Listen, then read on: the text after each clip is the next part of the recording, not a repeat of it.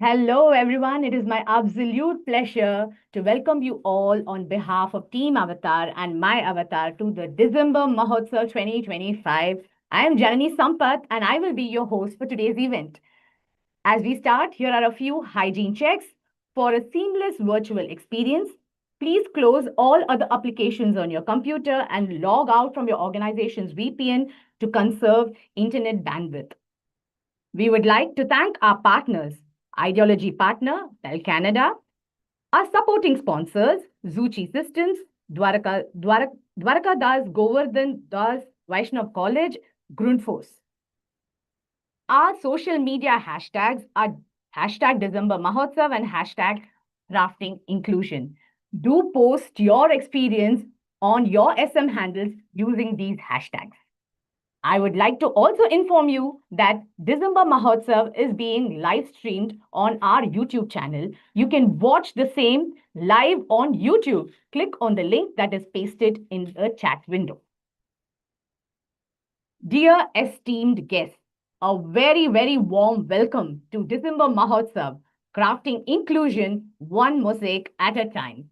Today isn't just another date on the calendar. This one day celebration is actually a vibrant platform where ideas meet action, where individuals meet inspiration, and where inclusion becomes a lived experience. Over the next few hours, you will be in the company of professionals, change makers, and industry leaders who are shaping the future of work. This is your space to learn, to engage, and to truly discover connections that spark new possibilities. Whether you're here to gain insights, exchange stories, or simply be part of a collective movement towards a more inclusive world, you are in exactly the right place. So settle in, bring your curiosity, and let the day unfold into a mosaic of conversations, ideas, and breakthroughs. We are so excited to have you all with us. And we begin the event with a powerful and an inspiring welcome address by Dr. Soundarya Rajesh, MD Avatar Group. Dr. Soundarya is a renowned social entrepreneur and she established Avatar in 2000 as India's initiative dedicated to bolstering women's workforce participation.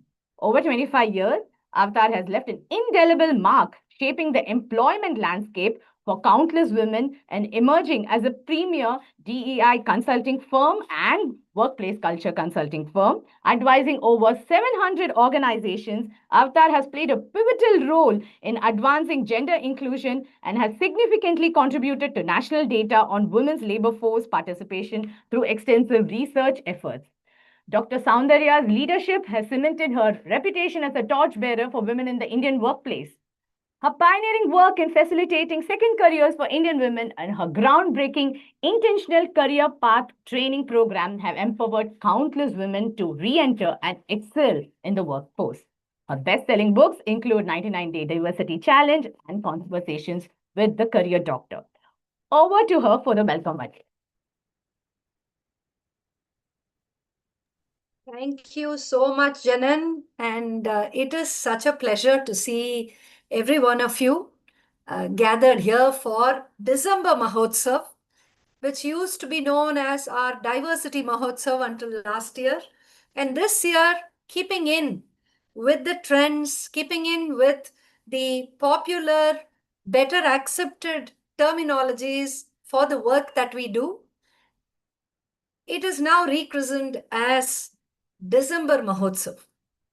But then we all know a rose by any other name would still smell as sweet.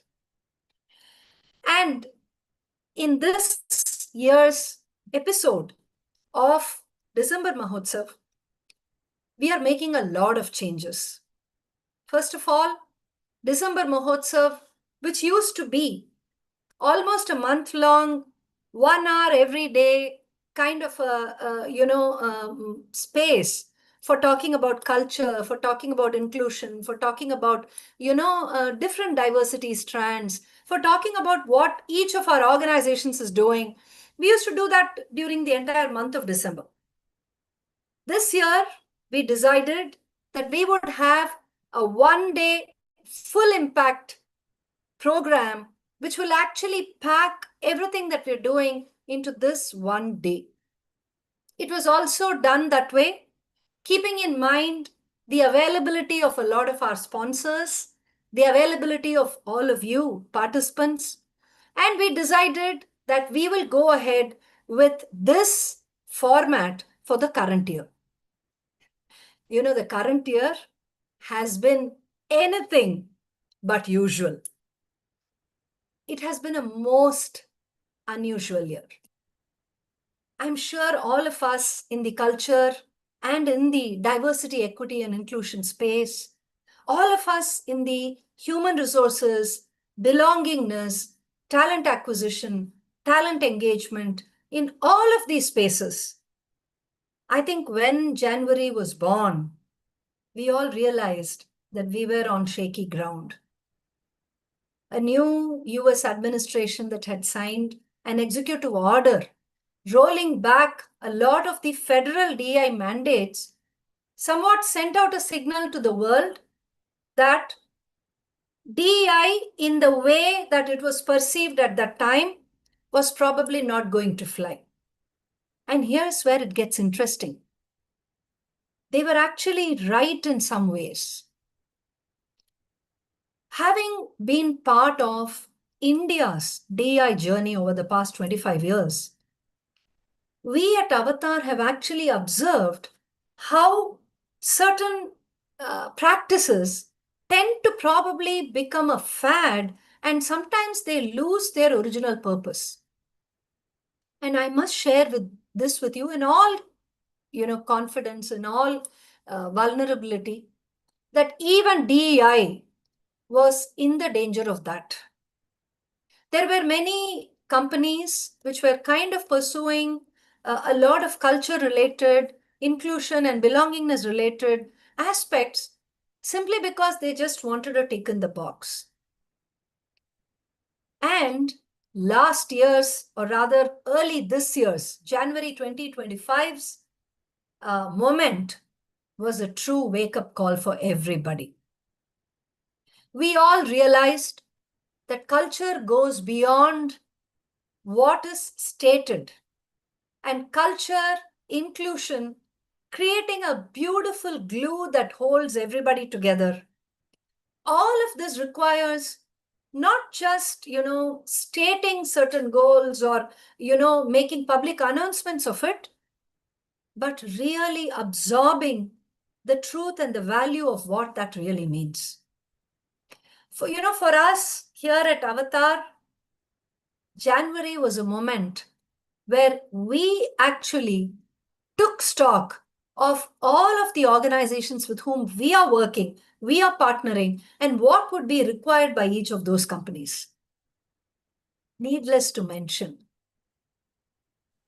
it was a fantastic moment of rejuvenation, of actually understanding the role and the value that Avatar played in the space of inclusion, in the space of research relating to women's workforce participation. Because let's not forget, Avatar is a for-profit social enterprise which actually works in the space of women's workforce participation. And the route that we take to making sure that India has a 50-50 gender balance of men and women is by creating gender champions amongst organizations. So this was the goal all along. And so early this year, when this entire thing happened, and yes, funding dried up for many inclusion initiatives, there were many corporate legal terms which whispered caution, to their clients. And you know what? Social media actually went to the extent of declaring that diversity is dead. But here we are. Here we are, 11 months later, another few weeks of 2025 to go. And I can tell you with all assurance that the data refuses to die with the headlines. We celebrated Avatar and Seramount's 2025 best companies for women in India last month. And the study that usually accompanies this showed something stubborn and beautiful. 70% of the top ranked organizations report higher profitability. Top ranked meaning top ranked within the large number of companies that apply to the Avatar and Seramount best companies. They reported higher profitability on account of continuing their inclusion efforts. 75% reported better customer satisfaction. All of this is because they believed and continue to believe that there is a big business case for inclusion. So I would say that even though 2025 began with a lot of these doubts in the minds of leaders, in the minds of practitioners like us, I think in December, there is immense clarity. I think the way in which the world has today been seeking solutions and going really to the absolute fundamentals of it by saying that what is every employee in my organization actually gaining by way of these cultural pursuits?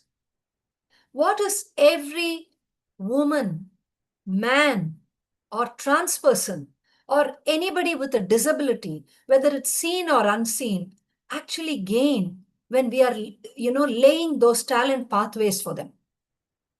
These were the questions that this year has seen. These were the questions that the clients asked us, that our partners, like all of you, asked us. And you pushed us. You told us that we want solutions which will still work. You may call it something else. Like I said, a rose by any other name. So call it anything else, but we want it to work. And that is why last month, when we had our amazing Best of Best conference on the back of the best companies for women in India, we called it Unboxing Inclusion. Because when you unbox inclusion, you're actually removing all of the labels that kind of get stuck on it, which probably, really actually prevent its true value from shining forth. So I think this time in December Mahotsav, and we are still calling it December Mahotsav because when in Rome, do as Romans do.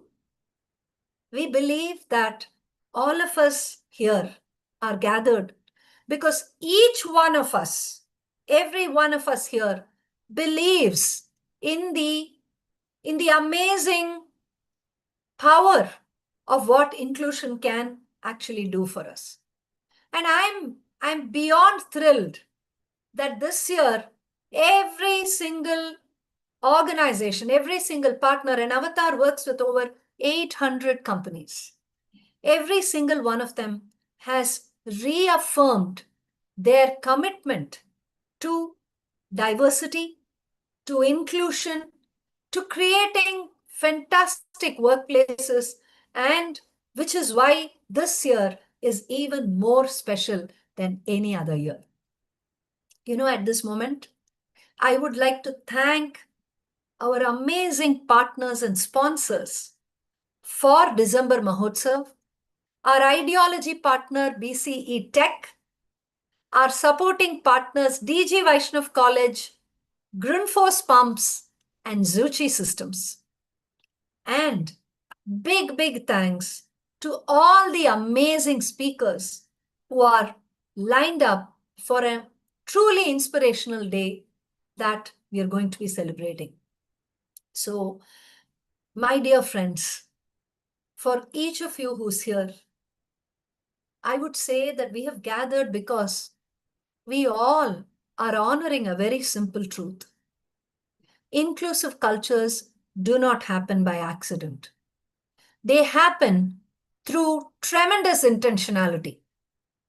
They happen because people like you are building very persistently the kind of cultures where people thrive and flourish.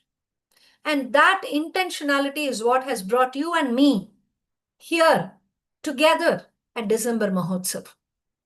We are intentional in creating exceptional careers for the people in our organizations. We are intentional in the environments that we cultivate. We are intentional in the opportunities that we extend to everyone who's probably been marginalized, underestimated, or probably overlooked. So, December Mahotsav is a celebration of that belief that true inclusion happens in multiple ways. It happens when a new joinee into your organization does not really understand how things work, and you take enormous amount of time and patience to reply to them really powerfully. Inclusion happens when a leader who has made a shift to a new role wonders whether they will be accepted in that role in all its myriad dimensions, and the culture of the organization assures them that that will happen. Inclusion and a powerful culture manifests when the organization undergoes a lot of change and everybody within the company joins hands to say, we got this. So, this December Mahotsav is a celebration of the belief that true inclusion is not about counting policies or counting heads. It's actually about making every one of us count. It's a call to every leader here who believes that impact is not measured by financial outcomes alone, but by the number of lives, careers, and dreams which we enable. So, this is a call to all of us to actually unleash the power within us, to be able to shift a narrative, to open a door for someone, to sponsor a voice, and actually shape the future of work. Thank you, everybody. May the day unfold with amazing purpose and pride. Thank you so much for being part of December Mahotsav. Thank you. Thank you so much, ma'am. And what an inspirational and motivational dose from the career doctor, from nobody Thank else you, but the Janan. career doctor. Yes, so intentional inclusion is the name of the game. And with those powerful thoughts, we begin the conversations today. And the first one coming up is from bias to brilliance, using inclusive L&D to unlock hidden talent across the organization. And in this conversation, we have Preeti Sendil Kumar, lead business analyst, Ruchi Systems. She is a versatile and results-driven professional with over 13 years of experience in IT project delivery, with a specialization in business analysis and strategic collaboration between business and technology teams. And as a certified product owner, she guides and leads technical teams to deliver maximum value to the business. Her career spans diverse domains, including investment banking, asset management, insurance, healthcare, networking, supply chain, and postal logistics. This cross industry experience has helped her adapt and deliver across complex environments. And joining her is Dr. Hima Elizabeth Matthew, Divisional Manager, Research and Solutions, Avtar Group. Dr. Hima hails from diverse backgrounds as well. She has that comprises psychology, journalism, and human resources, and she holds a PhD in organizational behavior from IIT Madras. She did her research on the broad area of organizational culture, and her thesis was on not so often research topic of workplace humor. During and after her doctoral degree, she has participated and presented her work in several national and international conferences and has published her research in numerous academic publications. She has 13 years of experience in HR training, research, and coaching, and she also has a certification on DNI in the workplace from Essex Business School, France. Over to Dr. Hima for this conversation. Thank you so much, Janani, and welcome, Preeti, to our session. Good morning, everyone. It's wonderful to have all of you here for this fireside chat. Our fireside chat is titled From Bias to Brilliance. So it's a conversation about how learning and development, L&D, can be a genuine engine of equity and how organizations can uncover talent that often stays invisible due to non-conscious bias. So I'm delighted that I'm joined by Preeti Senthil Kumar, lead business analyst at Ruchi Systems, someone who deeply understands how technology, data, and skill intelligence are reshaping talent decisions. And I'm Dr. Hima Elizabeth Matthew from Avatar, and my work at Avatar is grounded around research on inclusion, talent behavior, and systemic barriers.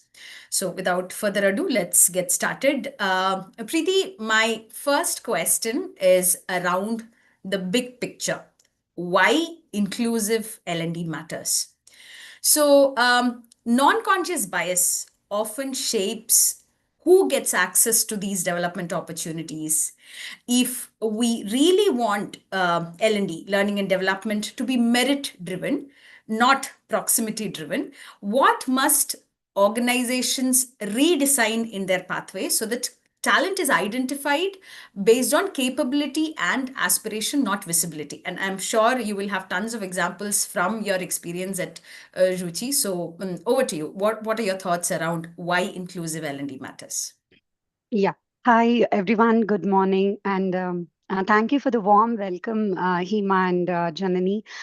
It was so inspiring to listen to Dr. Soundarya ma'am at the beginning of the session, right? Okay. So, getting directly to your question. Yeah, it's actually a fantastic topic, I would say, that inclusive L&D. So non-conscious bias.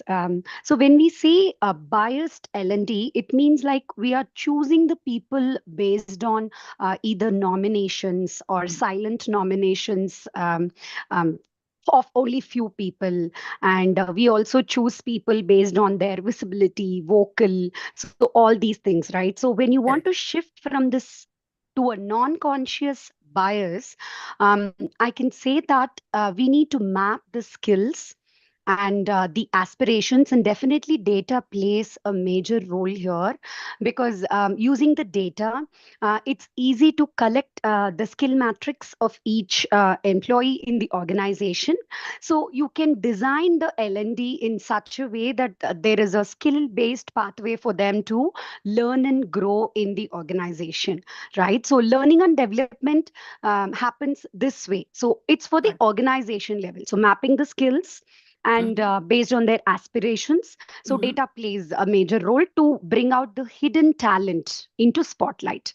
So that is something the organizations have to do. So here to give example, what actually Zuchi is doing is, our leader Kalpana Sudarshan, she heads our L&D with very close, inspiring L&D team she has, where we have brought in many sessions, I would say, like leadership SN programs.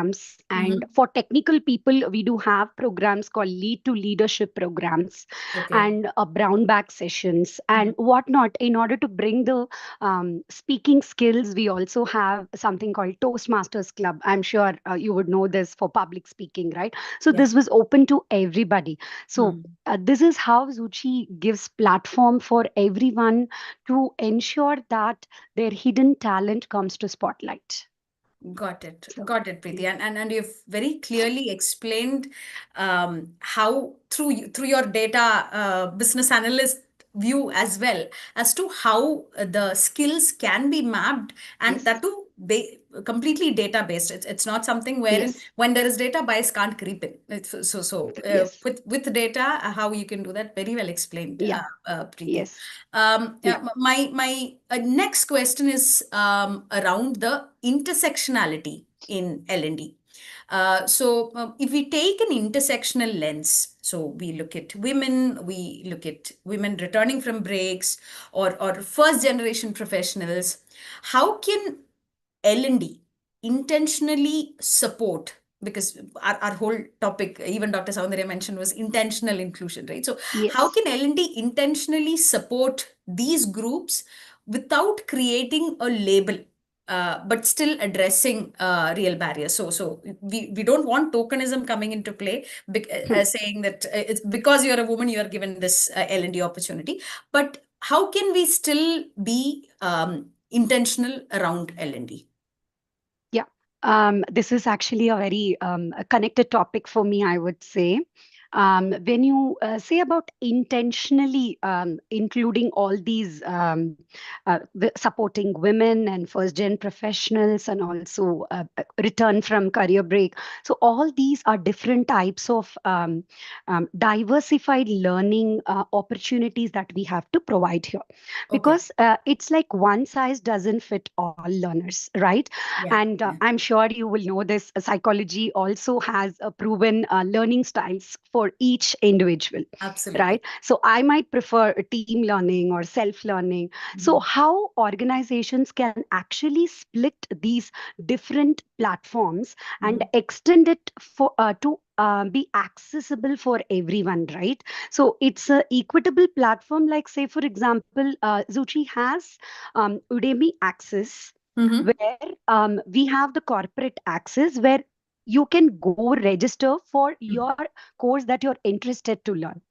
Hmm. And Hmm. we and how L&D does this, we give an open platform, and it Okay. comes to your learner's responsibility to register and go Okay. through the courses Mhm. that you want to complete.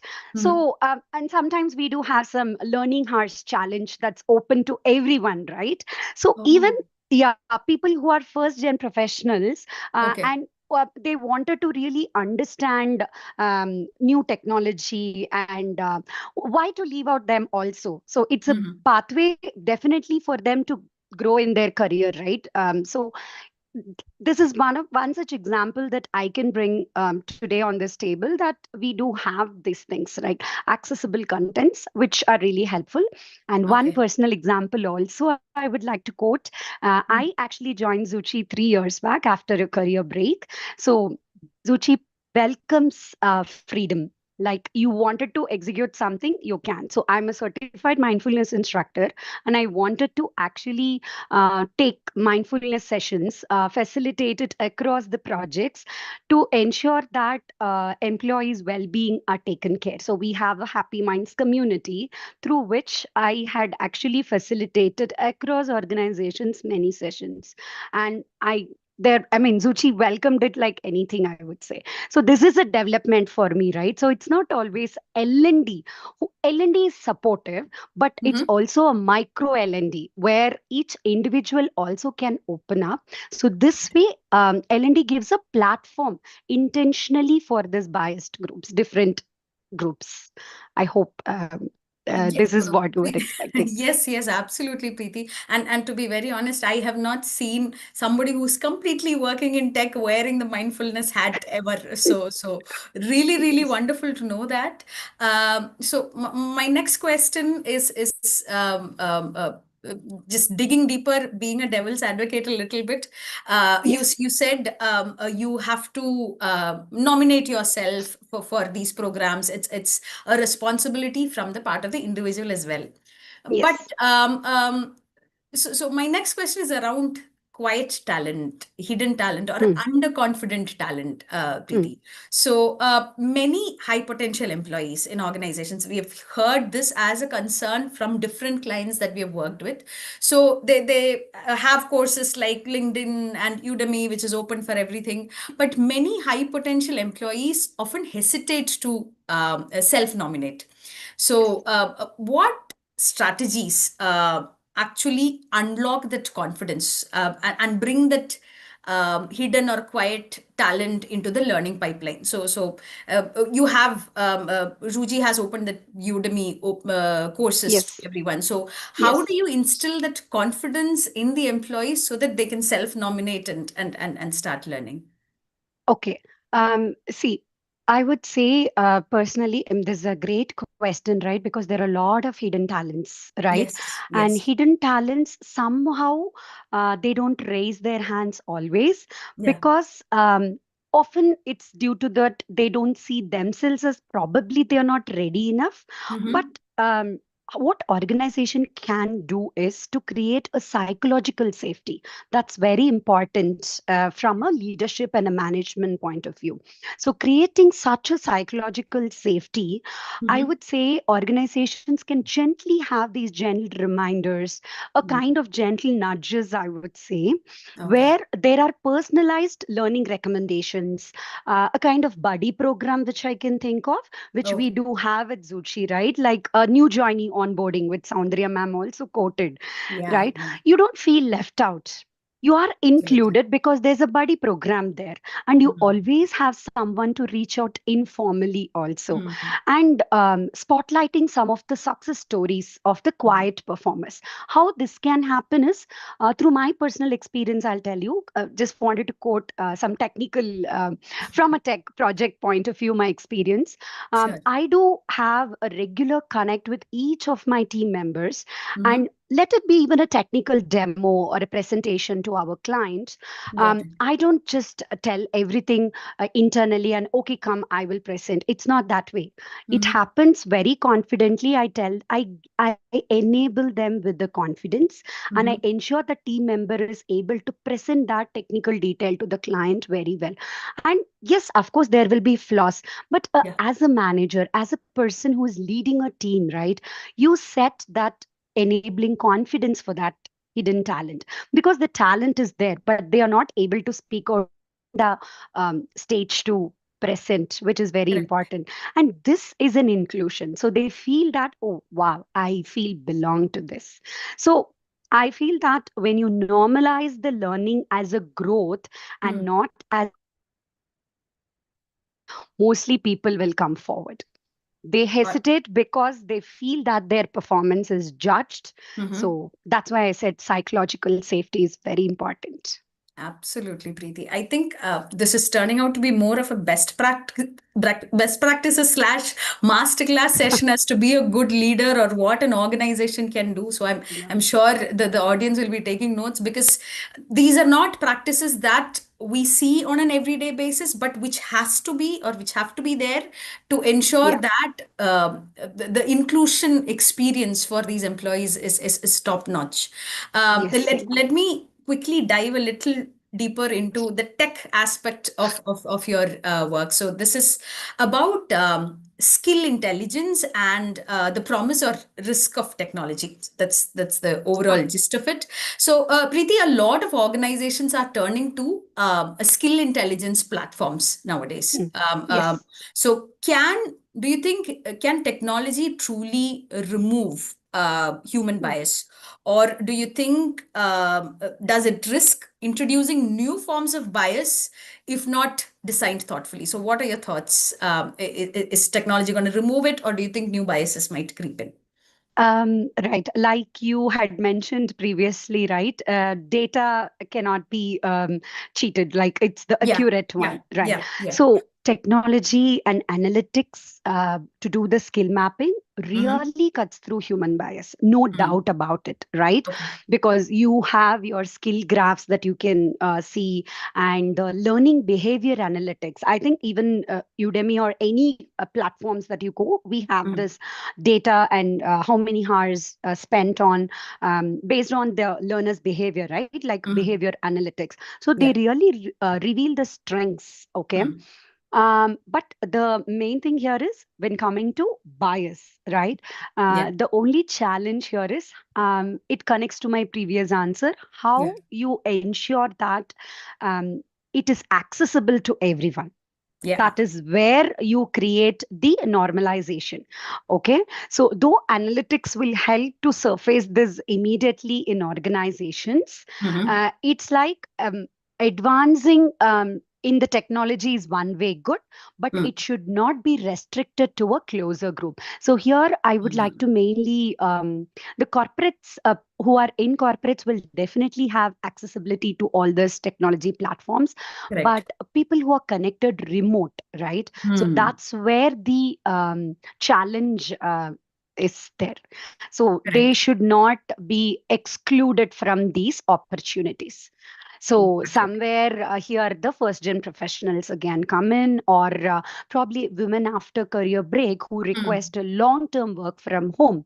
mm. So this group is should not be excluded, Got it. because they start focusing on the career, and only everyday tasks, project deliverables, those are there. But their Mm, learning is like, okay, mm. I'm not able to access because I'm working from home.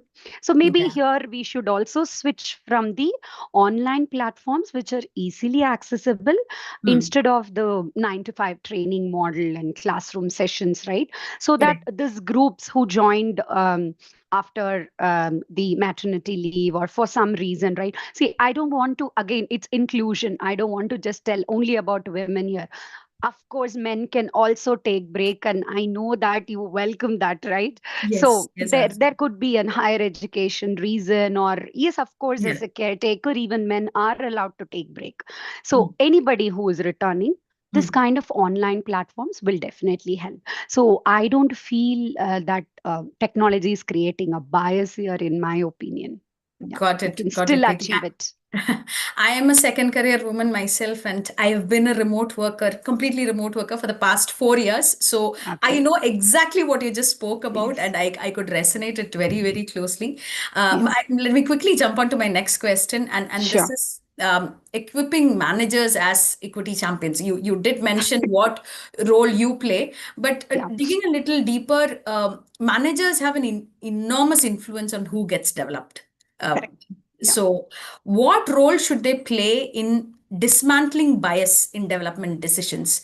And how can L&D teams equip these managers to do well? So, what can the managers do? And what can the L&D team do to help the managers be as unbiased as they can? Okay, great. So the first thing, again, I would like to reiterate on my word when it comes to managers, psychological safety, and creating an environment which has to be a bias breaker. Right. So, one to one structured conversation with respect to your career growth.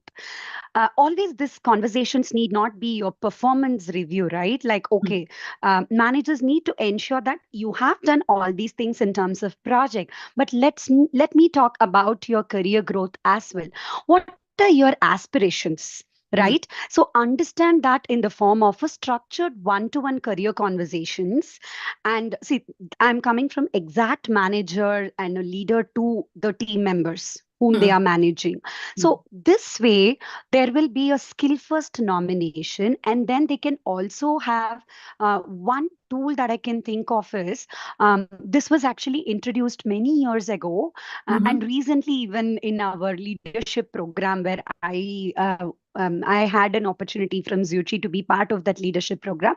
This Okay. tool will definitely help managers. I'm sure you must be aware Johari's window, right? Oh, So yeah. where you get to know, yeah, Yeah. the four quadrants of an individual.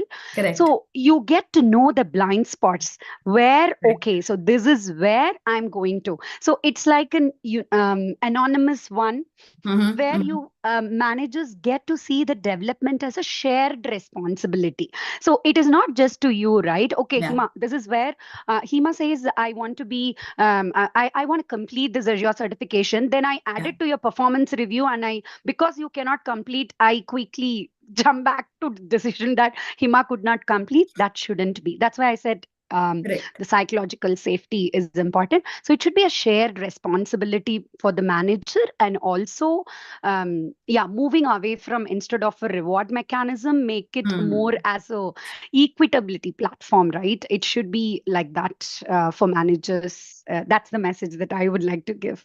Wonderful, wonderful, Preeti. And there are lots of Johari window fans that are that. Yes. It's something that we go back to time and again, Yeah. and we have these sessions Yes. among the managers to ensure that Yes. we are Yeah. as aware of our own biases than anybody else. Yes, Oh, exactly. Right, right. Yeah. thank you So, for I mean, bringing that some up. tools Yeah. managers can actually use, I would say. Yeah. Absolutely, absolutely. My last question, Preeti, we are still running short of time. So Sure, sure. consider Yeah. this as a rapid fire question. So Okay. um, if an organization had to take just one bold step tomorrow to make Okay. its L&D ecosystem truly inclusive. Okay. According to you, what would you recommend and why? If just one change or one bold step. I would say the learning opportunities from that organization should be very transparent and self accessible to each employee, right? So, removing the need for nominations and for someone to be picked up, Mm. and it should be self driven. That's Mm. another thing. Yeah. And when everyone can see, it becomes transparent when everyone, the employees can see Mm. what's available to them and choose what aligns with their aspirations, right? You will Mhm. be able to track the growth journey very nicely. So basically, it's democratize the development instantly, right? So organization can empower and enable every individual. So transparency, I would say, is the best and quickest way to break the bias. Wonderful, wonderful, Preeti. Yeah. Let me be very honest. I have not seen a bigger cheerleader for L&D who is from a tech background.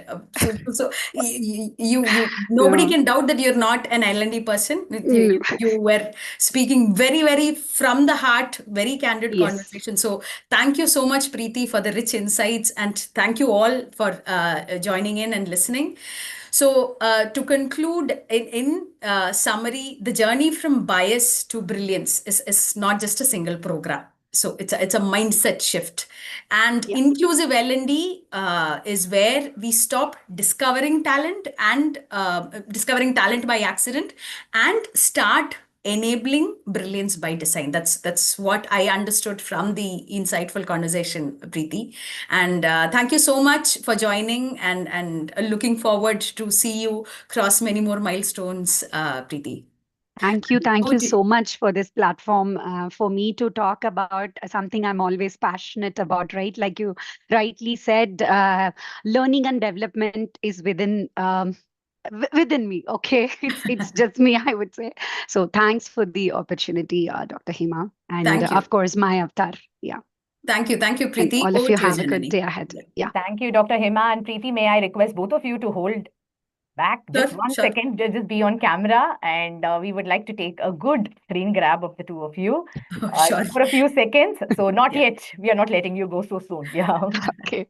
I think we were talking the entire time. They might not have gotten a good Yes. screen grab. Yeah. Yeah.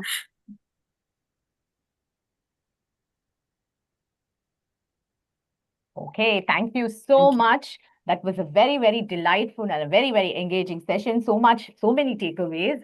And I'm sure that our audiences are enjoying this. And we now move on to the next discussion, the voice of authenticity, brave conversations in the workplace.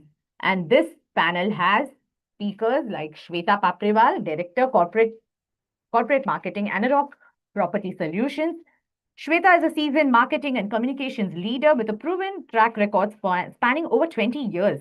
And her journey is a testament to her exceptional organizational skills, adept communication, and a proven track record of effective coordination, all deeply rooted in the world of marketing and communication.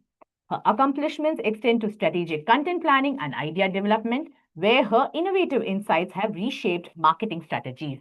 And we have Bhuvaneshwari Cheruvu, Chief Marketing Officer, APC and India, Credera, and Omnicom Group.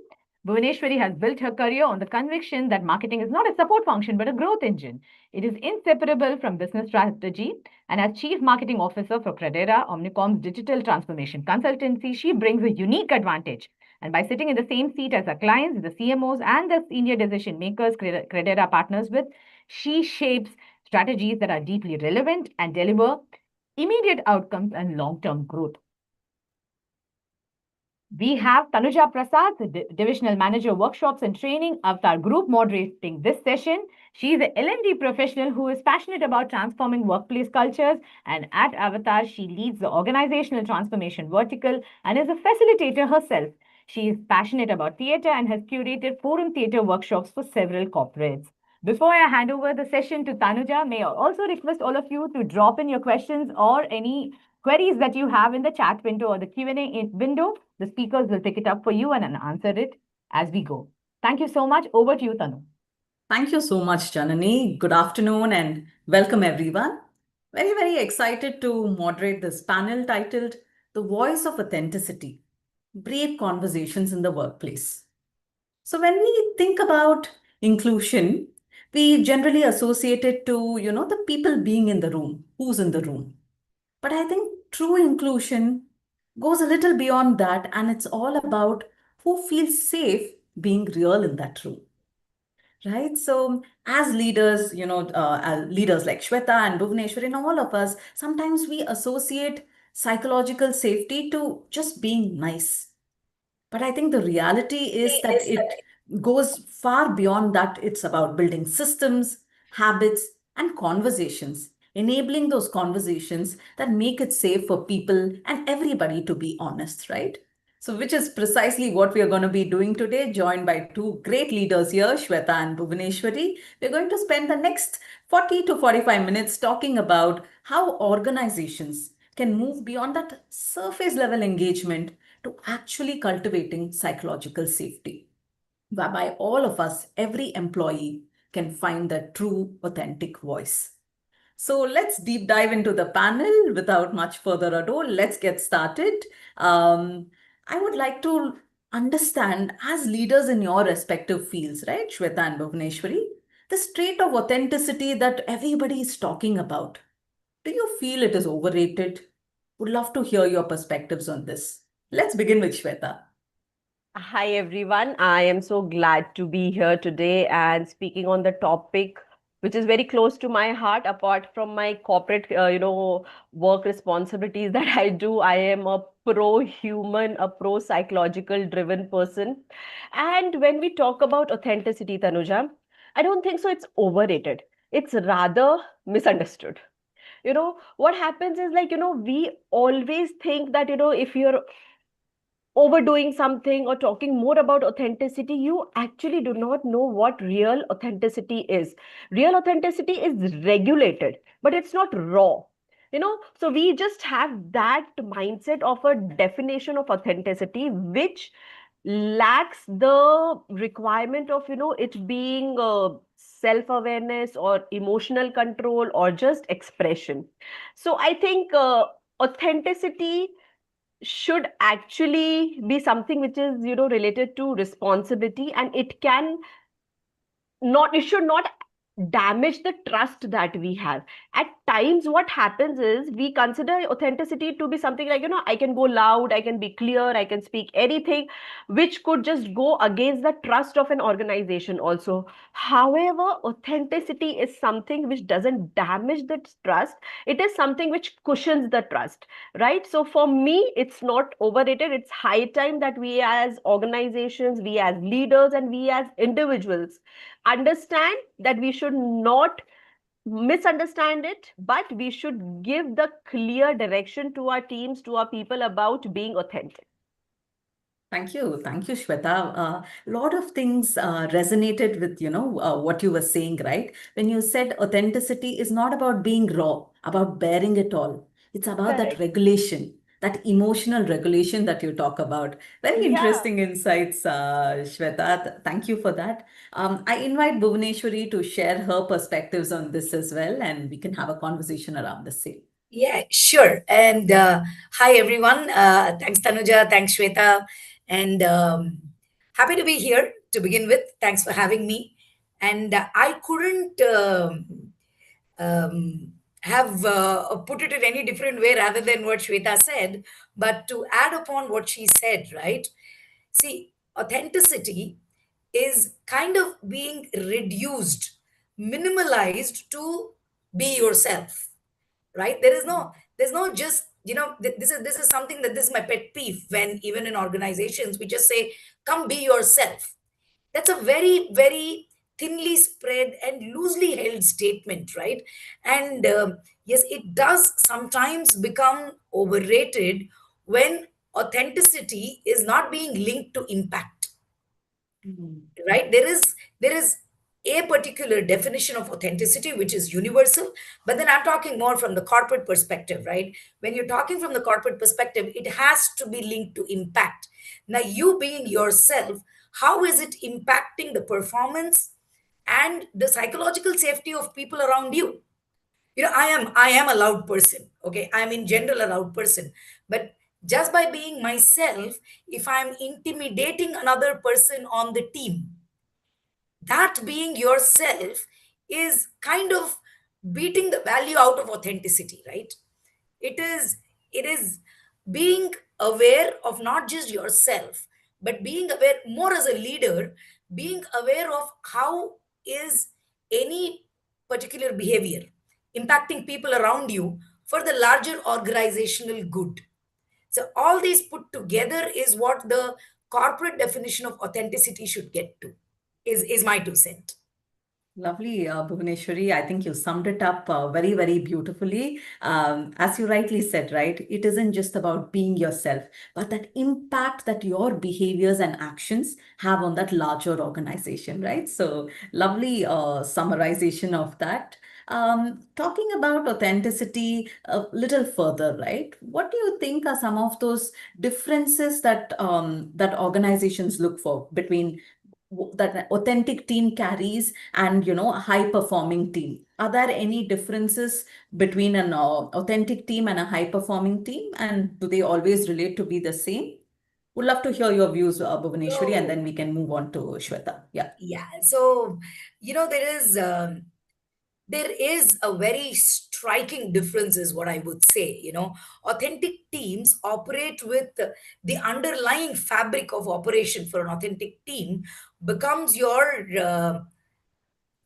honest capabilities to have honest dialogues, right? That is what an authentic team is, and they speak openly. Whereas a high performing team is what the corporate is always about, right? It is consistent delivery, operational excellence, ability to scale and deliver at pace is a high performing team.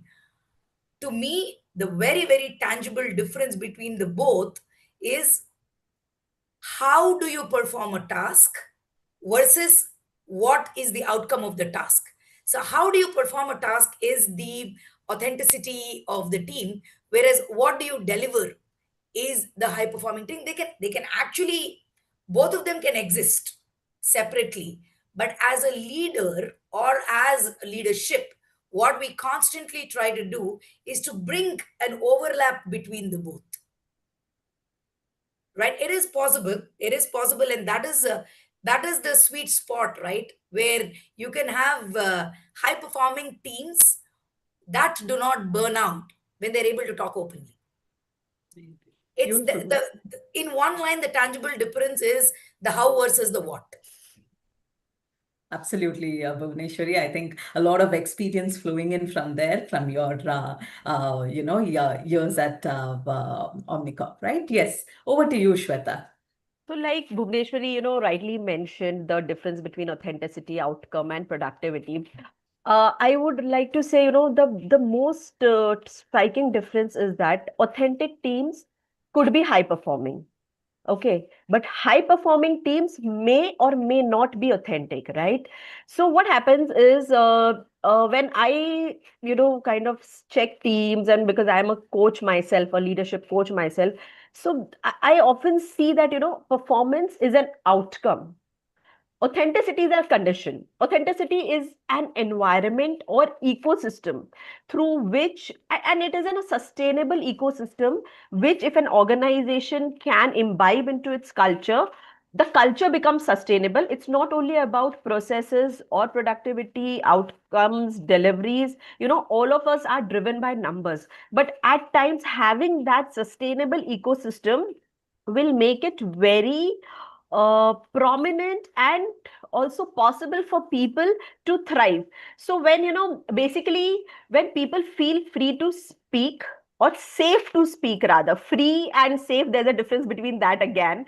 So when people feel safe to speak, they can disagree or admit, they can admit their mistakes, or they can disagree regardless of whoever is there, and have their opinion, speak out, explore.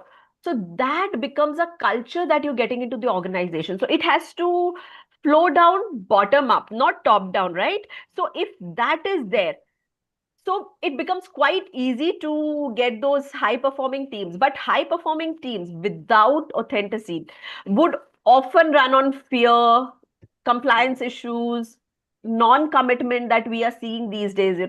So earlier there used to be so much of commitment. People used to value organization, their workplace. Now it has been more of they keep on moving out, and everywhere I get to hear when I interview candidates that the culture was not good. When I check what's the reason, so they say the culture was not good. But the culture in itself is quite a subjective matter. I mean, can you list down 3 4 points that culture was not good?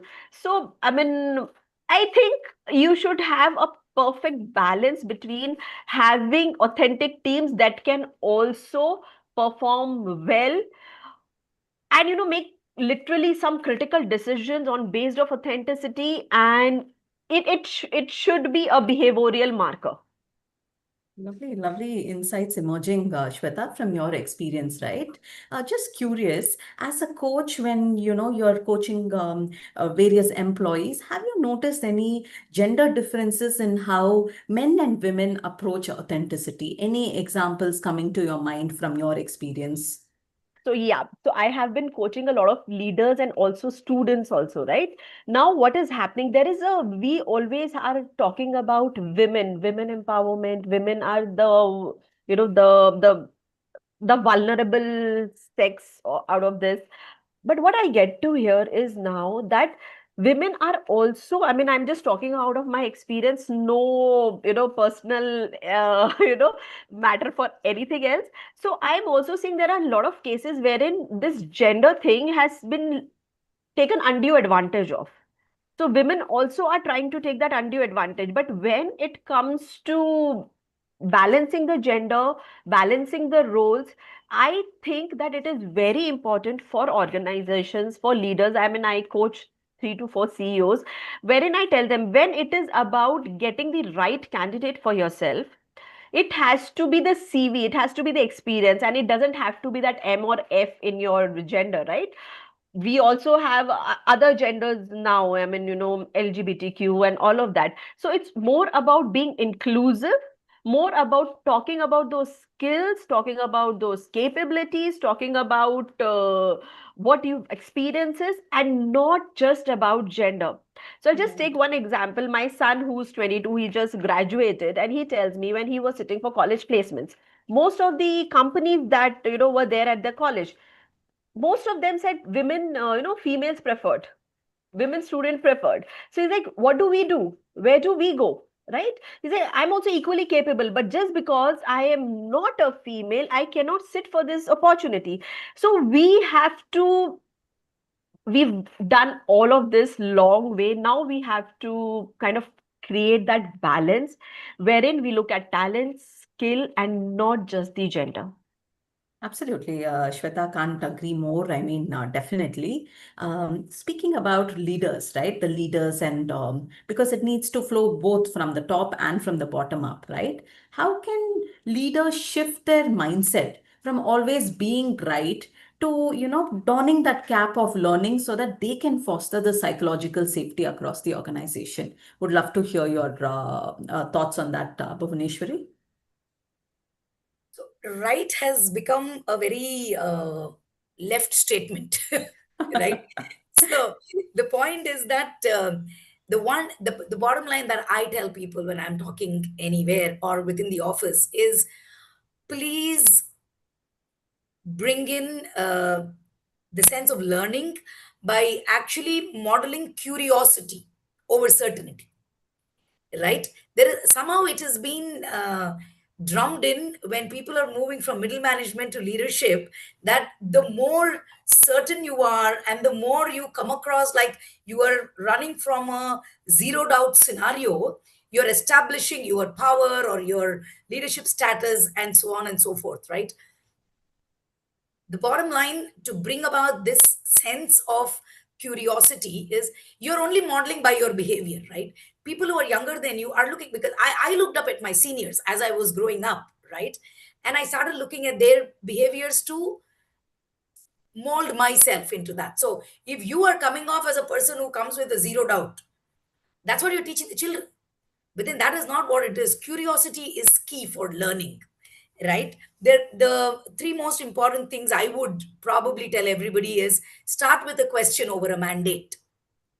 When someone comes to you with something, ask them why, rather than just telling them whatever you have learned. And also there is a huge difference in the younger workforce and us, right? What they are facing today as they're growing up is not what we have even imagined.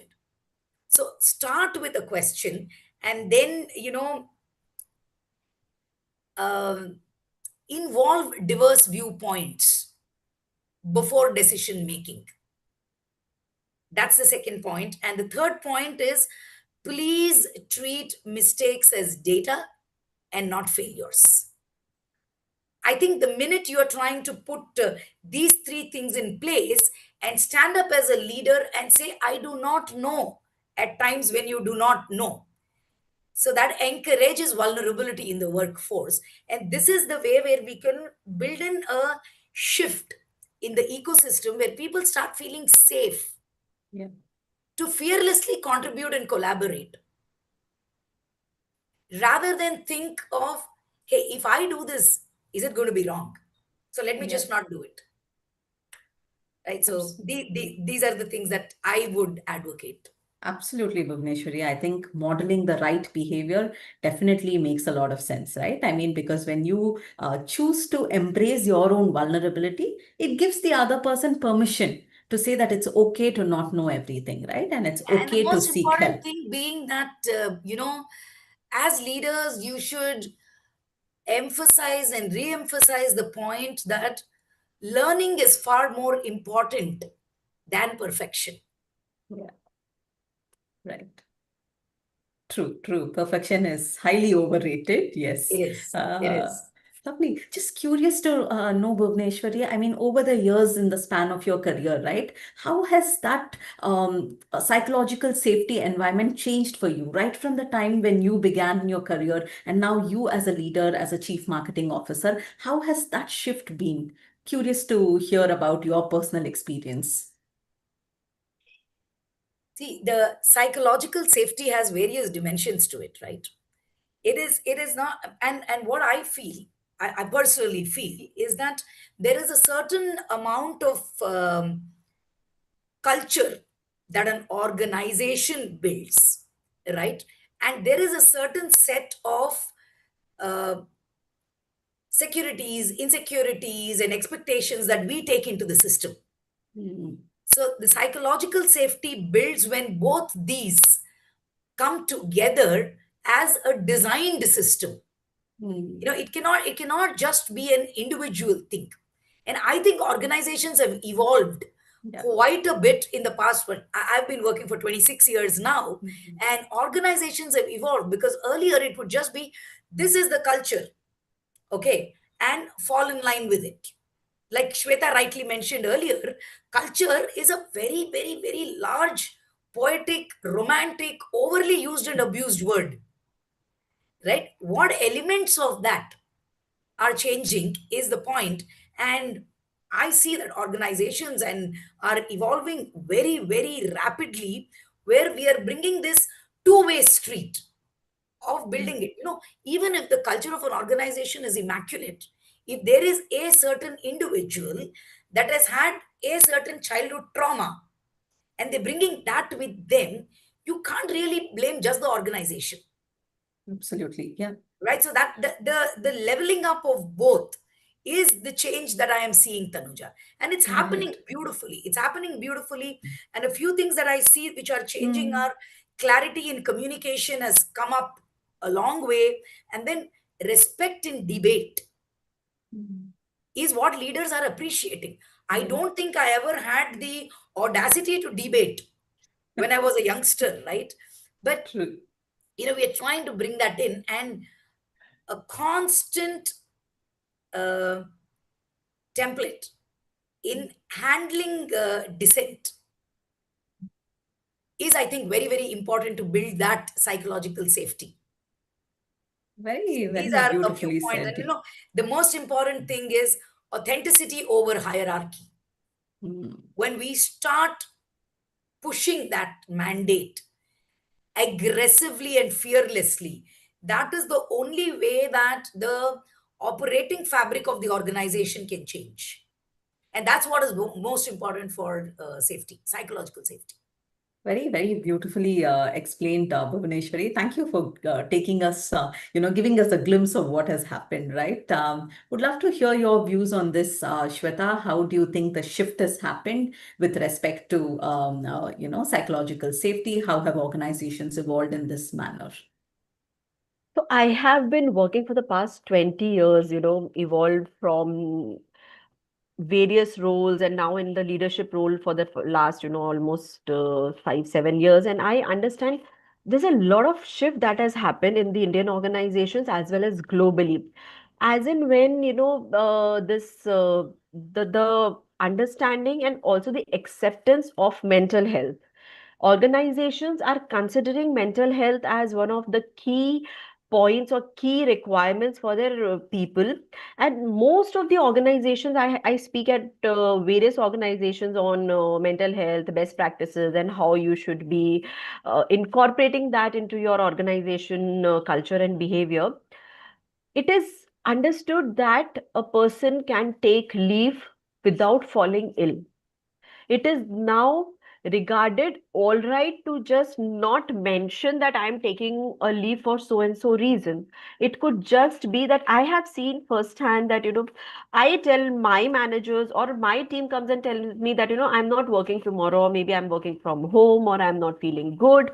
That's okay. So we as people have evolved from that mindset to this, wherein we do not measure the number of working hours with the output. And during the pandemic, this was quite rampant when all of us were working from home, and still we thrived, still organizations did well, and everything just kept on moving. All right, there was nothing that stopped or halted. So here this organization shift has happened. However, still we are at the very, very nascent stage.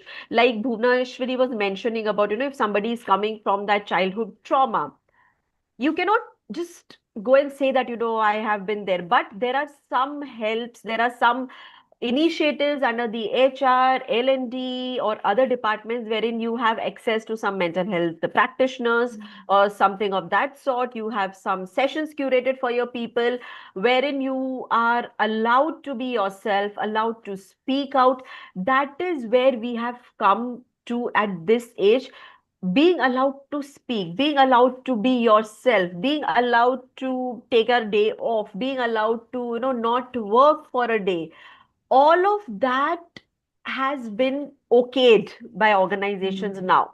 However, then still there is, that you have to have, as an organization, you have to have your guardrails, right? On the pretext of authenticity or mental health or, new age organizations, the output, the work, the deliveries, the projects should not suffer. So it's a two-way process, right? Wherein the organization offers all of these perks to you. As an employee, also you should understand your responsibilities. As an employee, you should know that you are actually liable to the organization for certain things. It is all about working with that ownership mindset, right? Till the time you start working with that ownership mindset, there will be very less scope of you having those excuses.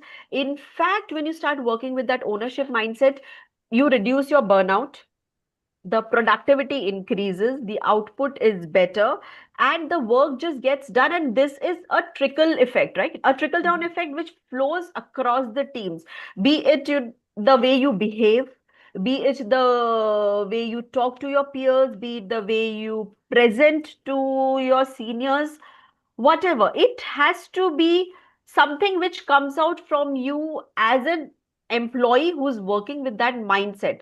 So, and also it's also about, shifting your mindset from ego to inquiry, right? It is very important because at times we as leaders, we would think that this is the way it should be done. So we come from a place of ego. We are operating from ego. Now, when we start operating from inquiry, that is the time it opens the doors for brainstorming, for doing newer things, for innovation. So I feel that, as a coach, when I tell leaders, I tell them, don't lose authenticity. You have to balance authority with learning. When you balance your authority with learning, you will not just pretend to be authentic, you will automatically be authentic. And that's the shift all the organizations are moving towards. It's a huge task and a long way ahead, but I think if we are able to do, take those smaller steps, it becomes good for the people, for the organizations, because I believe that, people is the wealth of an organization. Okay, if you're able to take care of your people wealth, your wealth will automatically increase. Absolutely, well said, Shweta. I think it completely aligns with what Bhuvaneshwari was also saying, right? How can leaders have that inquiry mindset, right? How can Correct. they model that curiosity that Bhuvaneshwari was talking about, right? So that you look at it and you brainstorm for solutions and you don't hold somebody accountable for that, right? And of course, all of this misuse of this will definitely reduce if employees start being more accountable, right?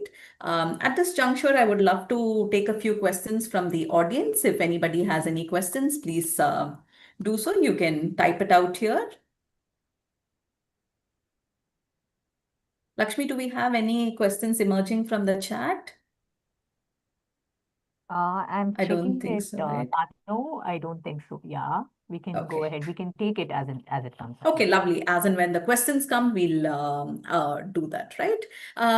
So how do we scale this up, Bhuvaneshwari and Shweta, right? I mean, because it becomes easier when it's one team.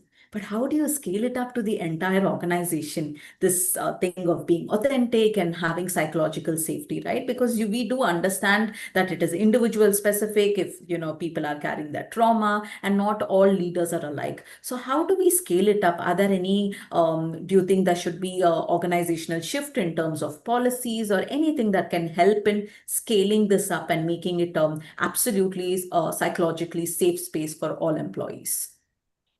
It's an interesting thing, right? When we are looking at the policies, historically, you know, these are all well intentioned policies, right? None of them have been made with, an intention of not helping the employee. But inadvertently, what happens is they land up affecting this particular point of authenticity and vulnerability that we are talking about, right? Some of the things that one thing that comes to my mind upfront is the very, very rigid performance reviews that reward perfection over progress, right? And then you have these cultures that are kind of they overdo the exec presence, right? You're drumming it into a child's head to be ready with an elevator pitch from the day they get into the corporate. That is something which is that's pressurizing. So what happens is they're not being vulnerable. But it's okay if you don't have an elevator pitch. So what? Right? When you're forcing that, that's again that comes from a very executive presence kind of a mindset, which should get diluted. And then another thing which is very prevalent among IT corporate cultures that I would specifically talk about that domain is where we are talking about very reactive problem solving versus reflective thinking. Right? Early risk calling out is something which is not very, very, very encouraged. So a few things that we can do. These are things which I have uh, first-hand seen, right? And Right. there is this escalation norms at the corporates, which actually are killing a lot of vulnerability. Hmm. So a few things that I think can be done around these are, you know, rewarding transparency as an Hmm. organization, Right. which will, help very much to allow people to be their very, very true selves, right? Embedding learning goals into performance metrics. Your performance metrics are just not about how you have um, outperformed in a delivery deadline versus how much of learning time have you given yourself. That's a thing. And one of the and a larger thing of normalizing leaders vulnerability, right? When that normalizes, I think people will automatically learn from that, and safe reporting mechanisms. That's an extremely important thing, which I think should get into the policy. And then to sum it all up, I would say when your policies reinforce honesty, authenticity becomes a strength. Absolutely, very beautifully summed up, Bhuvneshwari. And I think, yes, thank you. Over to Shweta for her remarks, and then we can sum it all up together. So when we talk about psychological safety in organizations, we have all heard about people saying that this manager is a good manager or beware of that manager, right? So I believe safety or psychological safety cannot be charismatic. It has and not be dependent on one manager. It has to be systemic, right? Organizations need to codify behaviors and not moods. So I think when we talk about safety, safety grows when respectful behaviors are standardized across teams and geographies. It cannot be that in a corporate office this is the kind of behavior which is acceptable, which is not there at the branch level or something of that sort. So you need to codify that in a proper manner and roll out a shared language. Like, you can disagree respectfully, right? The positive intent should also come across when you're talking to your leaders or your teams. So behavioral consistency is something that builds trust across organizations. All the managers across, like middle management, junior levels and higher levels, they have to be trained accordingly. So in coaching we always say that it's not only about the leaders, the middle managers also need to have that coaching mindset so that they can take their teams along. They can ask really correct questions. They can uh, just check the behavior of their teams. And I've read a lot about psychological safety, and one of the researchers says that psychological safety collapses most of the time at the mid manager level only. So we need to have that proper layer wherein the pressure needs to be sandwiched. It just cannot be just accumulated. So you need to have coaching, and like Bhuvneshwari was mentioning, that having those KPIs which measure that safety. So all of that also needs to be understood. That elevator pitch, I like really agree, because we at times we expect people to know it all, but when you know it all, then you stop learning and growing. So it is always okay to not know it all. Grow, learn, innovate, evolve. That's something which I always feel for us as people, as employees, and as leaders we should follow. So we should reward learning and not only outcomes. And results, of course, results, where it is something which is incentive driven or something which is numbers driven, of course there are other metrics to take care of that. But otherwise, a global alignment between the organization is very important. A culture specific adaptation is something which is the key, and that should be made available across organizations, regardless of your hierarchy, regardless of your education, anything.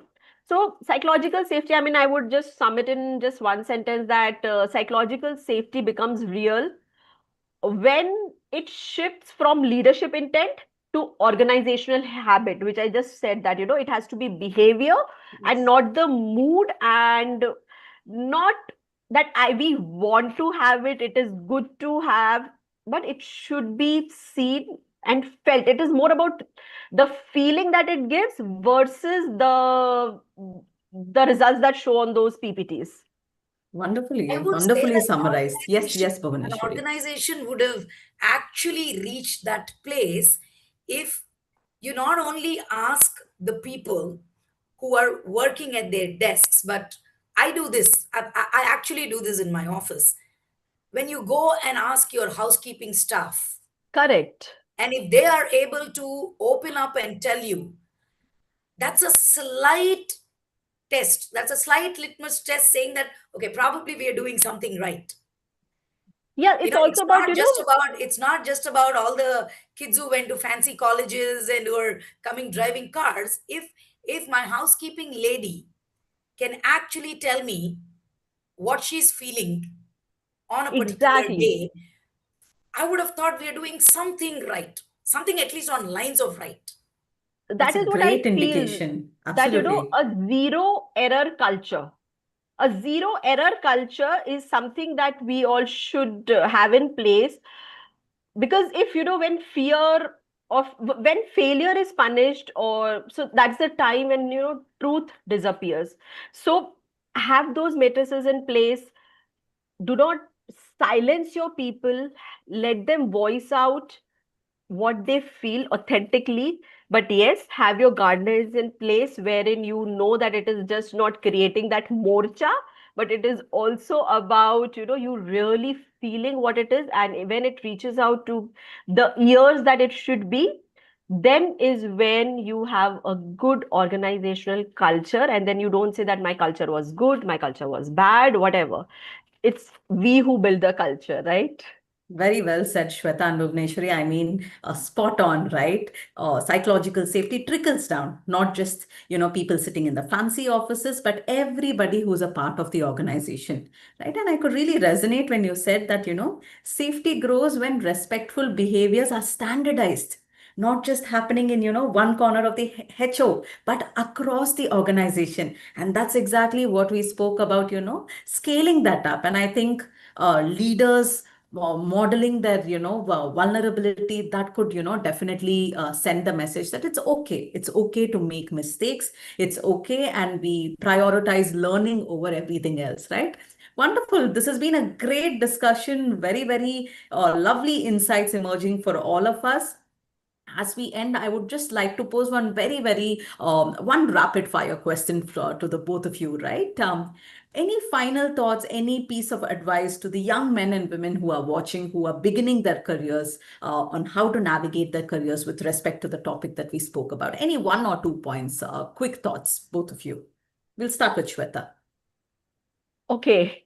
So when we talk about, these youngsters who are just entering the workspace, they themselves are quite intelligent, because whenever I hear about these Gen Zs and the culture, that I myself see that these Gen Zs are quite sorted. They know what they want to do. It's just that they need to also understand that their voice will not be strengthened if they just do not back it up with facts or data. It also has to, they need to be more self aware, and they need to understand that fitting in is required, and they should try to fit in with they can create their own molds, but they should try to fit in the culture. And the culture, the organization should benefit from their zest, from their new things, from their attitude of doing it all. So that is how they should be using their voice to make a difference at the organization level, and not just come from that mindset of that I am this, I will do this. And so fitting in is important for new employees, the newer workforce, or for all of us also. Change is inevitable, and we need to Of fit in course. there. Lovely, Shweta. So self-awareness, fitting in, but creating their own unique mold Yes. and ensuring that their voice benefits the organization, right? To make a difference. Lovely. Very, very lovely. Great summarization, Shweta, and thank you. Over to you, Bhuvaneshwari, for a couple of final thoughts on what would you I advise. would say Yes. only one thing to the younger generation. It is that in this VUCA world, being entirely driven by AI, the one thing I would like to tell youngsters is If there is something that no system or AI can take away from you, it is your ability to dream. So just don't ever leave that, because there is no amount of AI that can rip you off your dreams. Dream, because today's AI was somebody's dream someday, way back in the Absolutely, past. yes.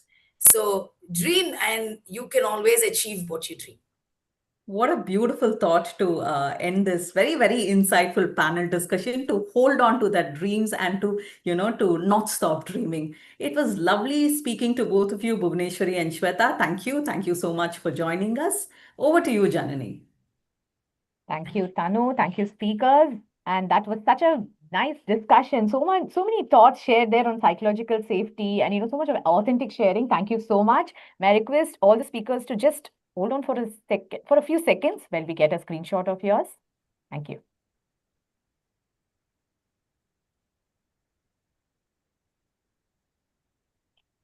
All right. Thank you again so much. We move on after these discussions. We have more action coming up, and in fact, a battle of inclusion ideas. So, next up is Diversathon, bringing together young minds from educational institutions, piecing together the inclusion puzzle. Please note that all these teams get 5 minutes for their presentation, and they will be followed by a question and answer round with the judges. And the judges for the session are Dr. Amleshwari Umapati, Management Professor at School of Management, DG Vaishnava College, Chennai, an experienced director with a demonstrated history of working in the education management industry. She is skilled in research, teaching higher education, leadership, and curriculum development. Strong professional, and she's a strong professional with a PhD focused on total quality management and culture, and she has the executive program in digital marketing from IIM. Next, we have S. Bhanukumar, Vice President ESG and Information Services Avatar Group. He's a technologist with an MBA in analytics and an ISO 14001 lead auditor with more than 3 decades of hands-on experience in technology relating to automatic identification and data capture analytics, and he is awarded among the 10 top 10 leaders creating global impact by Business Connect. His expertise spans strategic roles in automatic identification and data capture, project delivery, and data analytics, with demonstrated ability to architect and scale IT solutions and practices from inception to global standards. So get ready for the ultimate battle. And may I just tell you in advance that we will stick to the 5 minutes window for each participating team. Please watch out for the buzzer. Either you will hear the buzzer or you will see me on screen, so you have to stop. Okay, so may I call upon the first team from KJ Somaya, comprising Anand Kumar Jha, Sakshi Palav, Priyanka Datta, and Simran Pandey. Good morning, everyone. Good morning, ma'am, and good morning to all the jury members present. Ma'am, can I share my screen now? Please go ahead. Thank you. Your time starts now. Yeah. Good morning, everyone present here. So, our topic for today is equitable student experience from entry to graduation. So, recently at our college, we had a DEI workshop which was conducted by our faculty. And truly, for many of us, including me, it was a moment of honest reflection. We became aware of our privileges, which we hadn't even noticed even till now. And it reminded that Kirisumaya is one of the topmost B schools in India. But year two, this workshop was just a start of an like inclusion journey, and it was just the beginning, not the end. Being a part of the admissions committee here as well in KJ Somaya, I also realized that equity isn't achieved through the admission gate, it has to be lived throughout the entire journey. India, in this case, today, in the current landscape, it has progressed so much, and there has been reserved category students like from SC, ST, OBC, now making up to 60% of higher education. And also, the women participation is at high this time. Considering this, across campuses, students still face language and academic preparedness gaps, social stigma around caste, class, gender, and other such things which we cannot even imagine of. So the challenge for here as educators, as institutes, and DEI advocates is simple but urgent. Not just open the door to diverse students, but make sure the environment helps them to stay, grow, and truly thrive. Because true equity is not an entry, it's an ecosystem. With this question, I would like to move forward with our teammate Simran. Equity isn't just about getting students into college. It's about supporting them from entry to graduation. Many students face hidden barriers like language gaps, social stigma, and financial stress. That's why the entry and orientation stage is so important. The first 90 days can shape a student's confidence and success.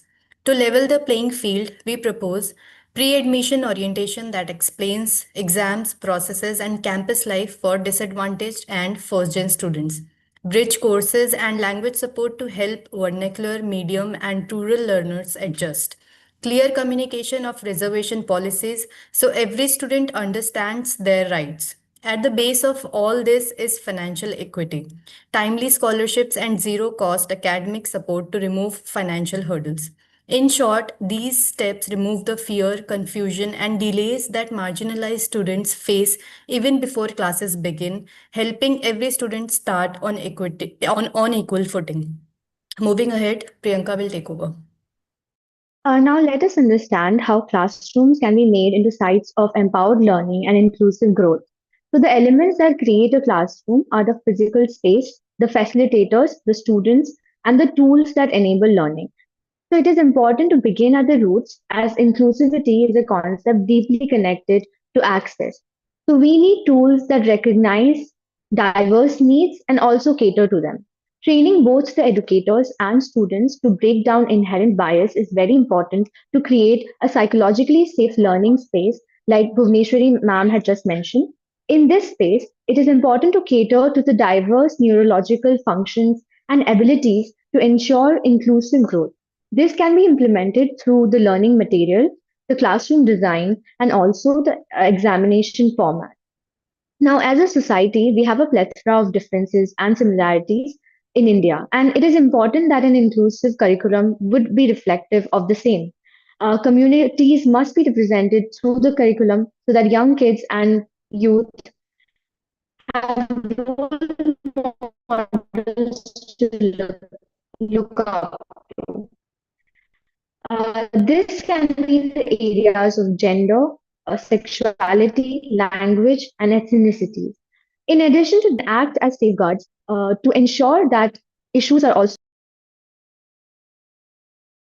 Moving forward, as we discuss now, the way ahead towards the campus life and the career pathways.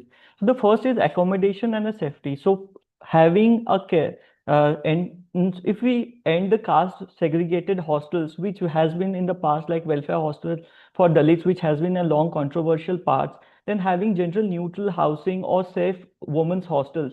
So small interventions like having a name tag on over a toilet, which is a gender neutral, can go a long way and which do not require a huge initiative. It's a small intervention which can help us. Once the students are into an organization and accessible infrastructures for the PWD students, which comes under the accommodation and the safety parts.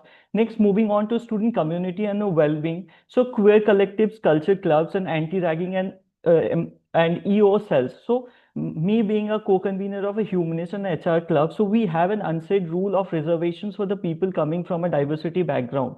So, and also having a DEI trained counselor. So whenever any person is coming in an organization, if he or she is or them needs any kind of counseling or help, can go and approach to them. Coming to the equity at work, internship pipelines for marginalized groups. So people as a PDP department in an organization have to keep eye on what's happening and what's the proportion of the people who are in the organization and how can we help them to get into the market or into the organizations for their jobs. So tracking placement equity data, skill building clubs, and to make them more of a free and more of an accessible for them can be a helpful for the people who are in an organization and moving forward. Next slide, please. I think you're already past your time. Maybe you can quickly wrap it up, next 20 seconds, maybe? Yeah. Yes, sure. Yeah. So as we see the towards the end, what we can do as an organization, we have reservation policies for which comes under the rights of the PWB people, or we can have a data-driven dashboards where we can understand what is the proportion of the people there.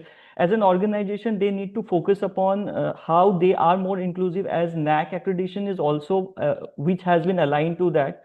There are multiple examples. I can quote my organization's example or my institute's example, or as well as other organizations like this, which have an orientation program where they try to educate people about the competitive exams and how the organization work as an institution, so they can be prepared way before when they are going into that organization. And collectively, if we say, when institution embed DI into their system, culture, and daily students' life, they create a campuses where every student has a dignity, access, and opportunity from the entire graduation. So they live a happy life of that 3 year or 4 year of crucial journey where they will be going forward in an organization or in the market for jobs.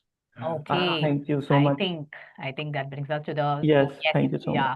Thank you. So over to the judges.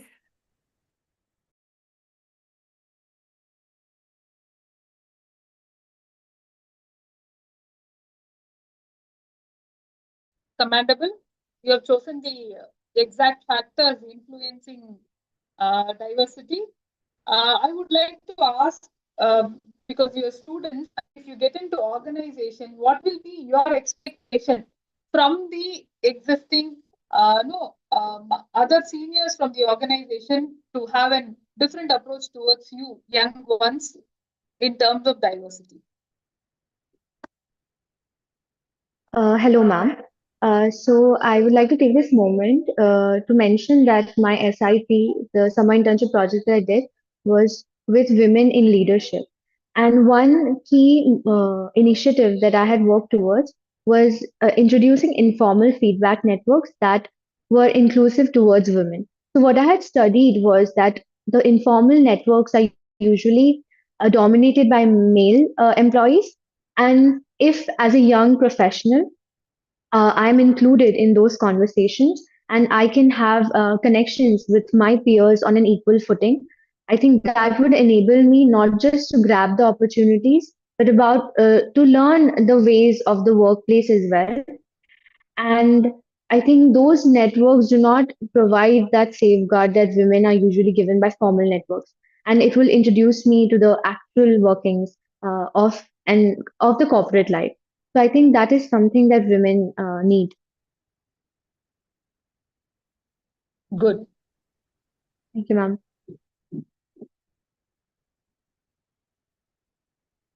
Okay, just one question. If there is one practice that you want to suggest for all educational institutions to achieve this, what would it be? So I believe that, as I also mentioned in my presentation, that we recently had a sensitization DEI workshop, and that was only for the HR batch. So I believe that if we do it throughout all the batches, at least it would be a start, and it would help students to understand about themselves, about the other people, and notice their privileges as well. So that is only the start. So I believe that just one step towards starting this practice in all the educational institutes would help a lot. Okay. Okay. Thanks. Generally, we can move on. Thank you so much. So the next team that's up is MS Ramaya College of Management. Team 1, Pranav Verma, Ayman Shakira Ahmed, and Sharbani. And your time starts now.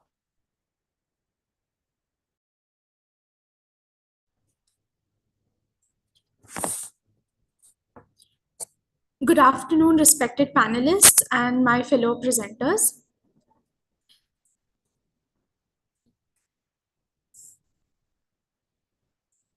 Go ahead. We can see your presentation. Please go ahead. Yeah. This is Ayman along with Pranav and Sarbani, and we're here from the Ramaya Institute of Management.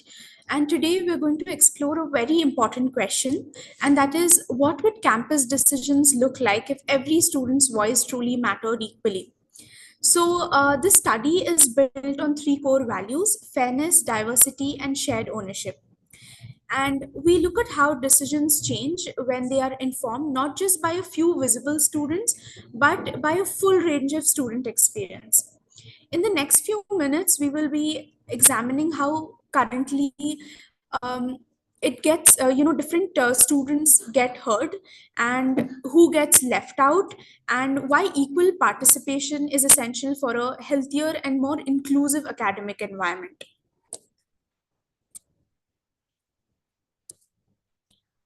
To understand the need for equal voice, we must look at current reality. And on most campuses, certain students, such as the club leaders who are confident speakers and those who are active in campus systems, tend to be heard more often. But many others who remain unheard are the students who are quiet, who are new to the college, and who commute long distances, or who face language or cultural barriers. Some of them hesitate because they feel the fear of judgment, or they feel their opinions won't make a difference. And this imbalance means decisions don't always reflect the needs of the whole current student body. And recognizing these gaps is the first step towards building a system where every student's voice contributes to campus improvement. Now I have my teammate Pranav who will take over.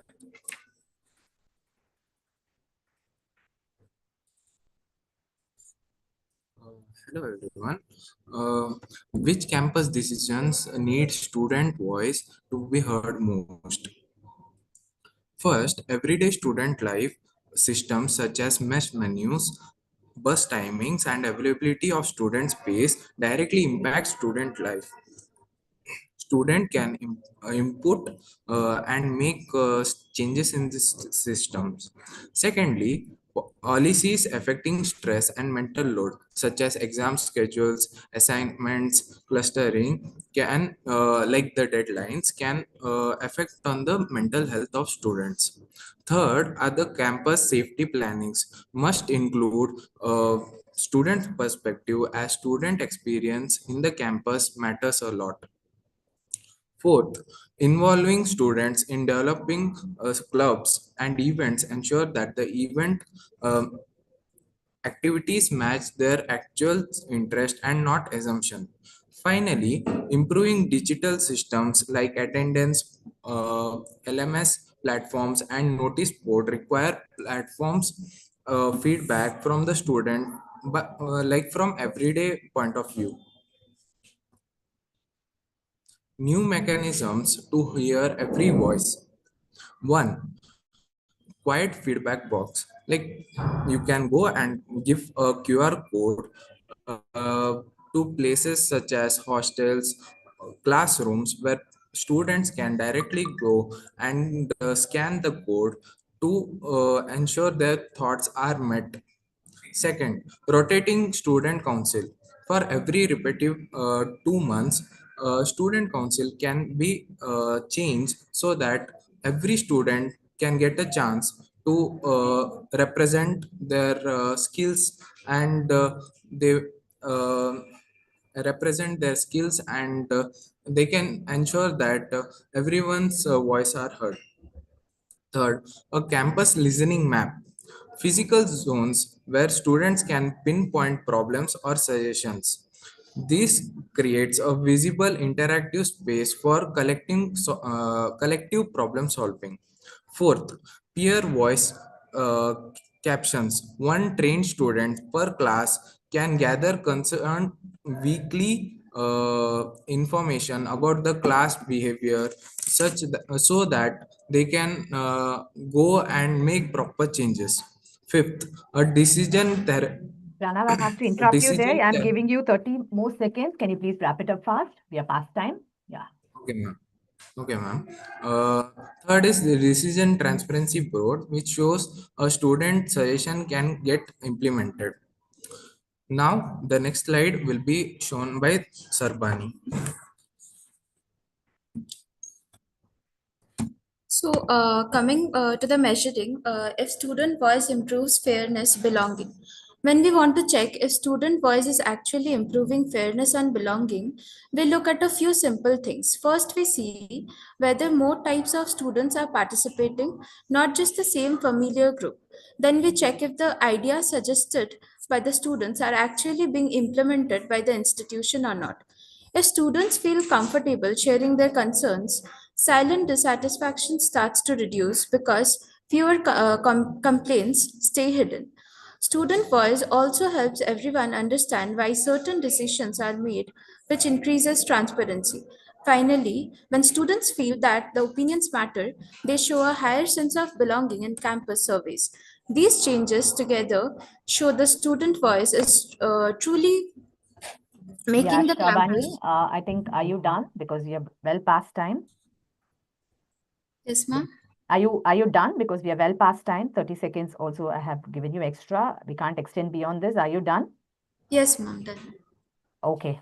So I'll open the sessions for the judges' questions. Please remember, don't repeat your names because we are already introducing you. And since we are timing it, you lose that precious few seconds also. So just stick to the code presentation. Now over to the judges for the question. So I would like to ask the team regarding the matter that you were concerned about voicing out as a student, right? So there are few more things the team should have pitched in. What is your opinion about equal opportunity, right? Since we are into the diversity forum, what is your thought about equal opportunity? See, there is a cell called as equal opportunity cell, right? Are you aware of it? Ma'am, I think equal opportunity, talking about equal opportunities, especially keeping, like I think even the previous team had highlighted this point, stating sensitization towards different genders. And I think now equal opportunity has become even more diverse since there are not just two genders and there are a lot more diversity that has come in even in that sense. So we need to create that equal opportunity, provide equal platforms, and give platforms and confidence to such people who are not just diverse in terms of culture or language but also in terms of genders in these days. So I think that that topic has become even more diverse and more dynamic, so we need I space understand for more what you say. I discussion and understand improvement what on that. you say. Yeah, yeah, yeah. You are very clear in what you have said, but what my suggestion is, you would have pitched in some more innovative ideas regarding what would be the voice of, no, a student inside the campus, which would make changes in the decision. Can you give any other thing apart from your presentations? Like as we mentioned in the presentation, like one student can be trained and so that they can hear out what actual problems are going on in the class. And I think this is one of the unique point that we mentioned in the presentation. So there should be a mention of grievance redressal cell. Are you talking about the grievance redressal cell every institute has? Yes, ma'am. Okay. So what about anti-ragging then? Like outsourced by the government, like the government has plans, and even there is a toll-free number for child safety and ragging issues. Even the like the campus has anti-ragging. I think those should be the concern of a student, right? When you voice inside the campus. Yes. Over to Banu sir. Thank you, ma'am. Quick thing, just trying to put the thread together. So if you remember, the topic is on students' voice mattering equally. How is the campus decision changing? So is this slide that is being presented the change that you are envisaging based on suggestions you are given? Or what is that one change you are looking at with that voice being heard, student voice being equally heard? What is it that you're looking at? Are these five bullets that is on the screen that is what you'll achieve at the end of it with your decisions, or is there something else you're looking at? Sir, I think these are the 5 things that we would want to achieve by enforcing or by implementing the suggestions that we had given or ideas that we had pitched in. So this will be what will be the outcome of those suggestions if those are implemented. Okay. Okay. Fair enough. Generally, move on. Thank you so much. So we go to the next team, Jain University School of Sciences, Team 2. That's Mariala Neha and Srinidhi Swaminathan. As I said earlier, please stick to your presentation. Don't repeat your names. And yeah, your time starts now. Yes, ma'am. Good afternoon, respected jury and other fellow participants. I am Neha and she is Srinidhi, and we'll be talking about how would an equitable student experience look like from day one to graduation. So, an equitable student experience basically is nothing but every student should have the appropriate support they need to succeed in their life. So, regardless of their economic backgrounds or gender or financial status, they should be given equal opportunities so that they feel included. So, we have our study shows the cycle of the life cycle of the students from orientation to the graduation and where exactly do these inequalities occur the most. So the first and the most commonly seen at, inequalities is in academics itself, because there are many students who come from different economic, different backgrounds, and they don't have prior knowledge about the courses they are doing, and also they learn disabilities. So which leads them to lower participation in events, and it also avoids their engagement and confidences. And next is financial inequalities. So there are many hidden expenses which are not usually talked about. The common are the lab coats, books, transportations, and unpaid internships. So these are the financial inequalities which are not usually talked, and the rural people who are outside in universities face a lot of problems.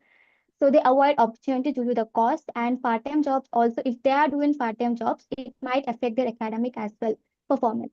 And next is the social and cultural inequalities. So when they enter the university life, so they take some time to adjust with the people around them. So because of this time period, they avoid participating because they feel like they are not enough confident or they don't have enough points or anything to show, so that they avoid in participating in cultural events. And the next is the opportunity inequality. So there are many opportunities which will be provided by the college and the campuses, but then there are many students who don't know when to start, how to start, and they only realize it when a deadline has already passed. So it's very important for them to keep updated about the all the opportunities the campus is providing. So if they are not updated about these opportunities, they self exclude, and also there is an confidence gap which they have because they feel like their English is not bad, like it's not good. So they don't they self exclude from events which has which requires presentations or anything. Now Miss Shinidi is gonna take it. Oh, hi guys. So we now know that inequities come in various shapes and sizes: financial, social, cultural, and more. That's when we came up with this question that what do we do now that there are so many inequities? That's when we came up with One Stop Student Success Center. The idea it is that it's like a central brain of student support, where every need, academic, social, financial, and career related, are addressed under one coordinated system that instead of 10 scattered offices across which students don't know about. So to help with this, we have a single student center where there are 4 major centers that solve student problems, starting with inclusion, language, and cultural integration center. A research study in Washington, Seattle conducted a large survey about 3,000 colleges, students from 170 institutes to discover that 60% said that inclusive orientation helped them feel more connected to their campus. Peer buddy system works best because it works on simple idea that students feel more included, adjusted, and they understand better how to deal with life when they see similar students walking through the same path. Sensitization workshops are also important because they help to cater diverse learners and careers. Student Life, Housing, and Wellbeing Center aims to support with quick grievance support and group therapy sessions, regular check-ins with one single platform for clubs, events to stay on track. So how does all of this work together, you may ask? A student struggling with academics and cultural events is connected to a mental health and peer tutoring support. Now, something like this cannot be set up overnight. You can always have simple, super effective, low cost, high impact solutions, such as 15-minute micro orientation videos. These are short multilingual videos to explain how credits work, how to set up ABC IDs, and more. A multilingual academic support hub is a campus wide offering where we offer bilingual peer mentors and academic development. An early warning system is not to do surveillance, but to timely support students. Because oftentimes students do not reach out until they're knee deep in stress. So the resources and rights card information is because we have put this over here because it's a small pocket size card for phone wallpaper that concises of all the informations that we can quickly access because information Your is the time cheapest is up, but I resource. extended by 30 seconds. Please go Yes, ma'am, wrap we're it up. done. Yeah. Yes. So the cheapest resource and the most powerful equalizer. In the end, everything we have shared leads to one simple truth. Equity in colleges and universities does not come through grand buildings or complex policies, but through systems that genuinely support students academically and socially. Thank you for giving us this opportunity to share our vision, a vision where every student is seen, heard, and set up for success. Because when support becomes a system, equity becomes a reality. Thank you. Thank you. Thank you for sticking to the time. Over to Yes. the judges. I would like to ask the team something in particular because your topic is like from day one, because there is a transition period from school to college, right? So when you come into a college from day one, right? So do you think that there is some sensitization happening in terms of diversity from your college campus? Yes, ma'am. So from our college campus, we had an event orientation program called Diksharam, where all the cultures were included, and we had a lot of cultural programs to just even make No, students aware. I'm asking about sensitizing about the gender because we all know that no gender sensitization starts during your schooling itself.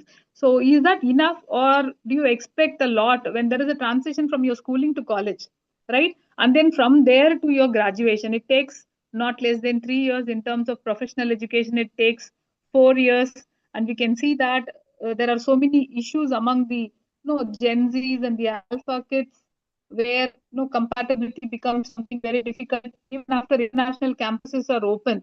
And we can see many of the Indian kids approaching the foreign universities for their undergraduations itself. Do you think that the school sensitization is supporting them, or do you expect something even at the day one level of your college? That is my question.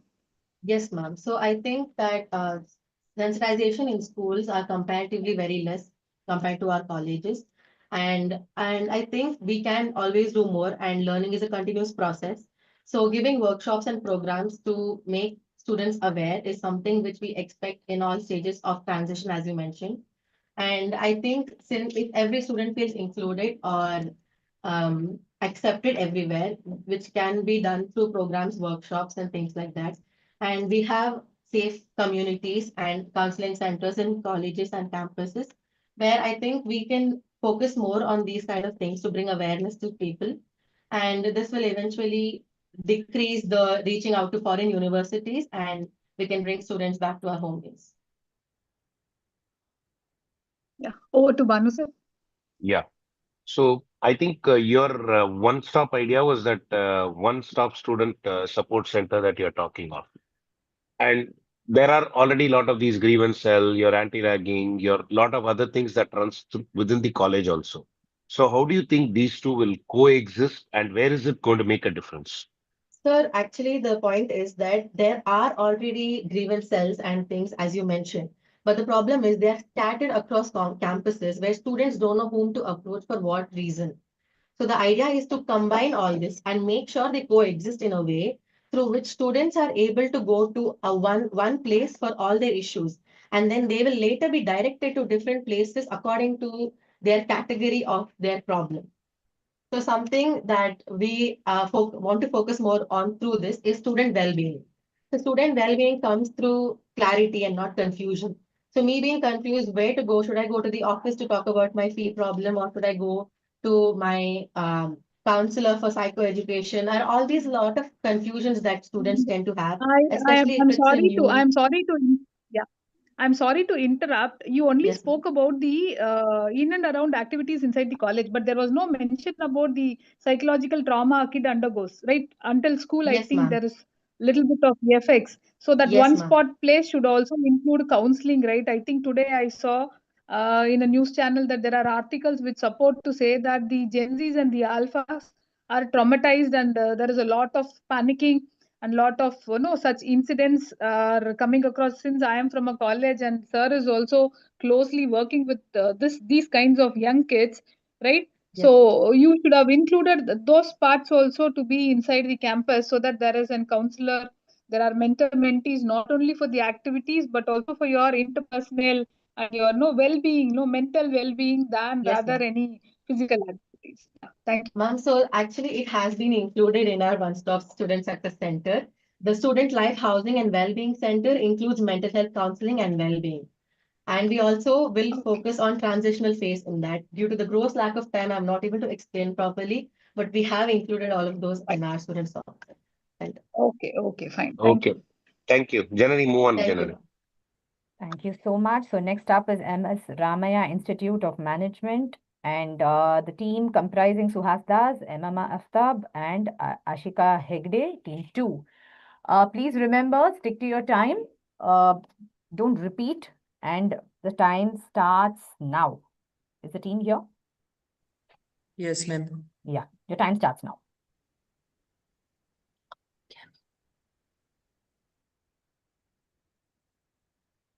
Yeah.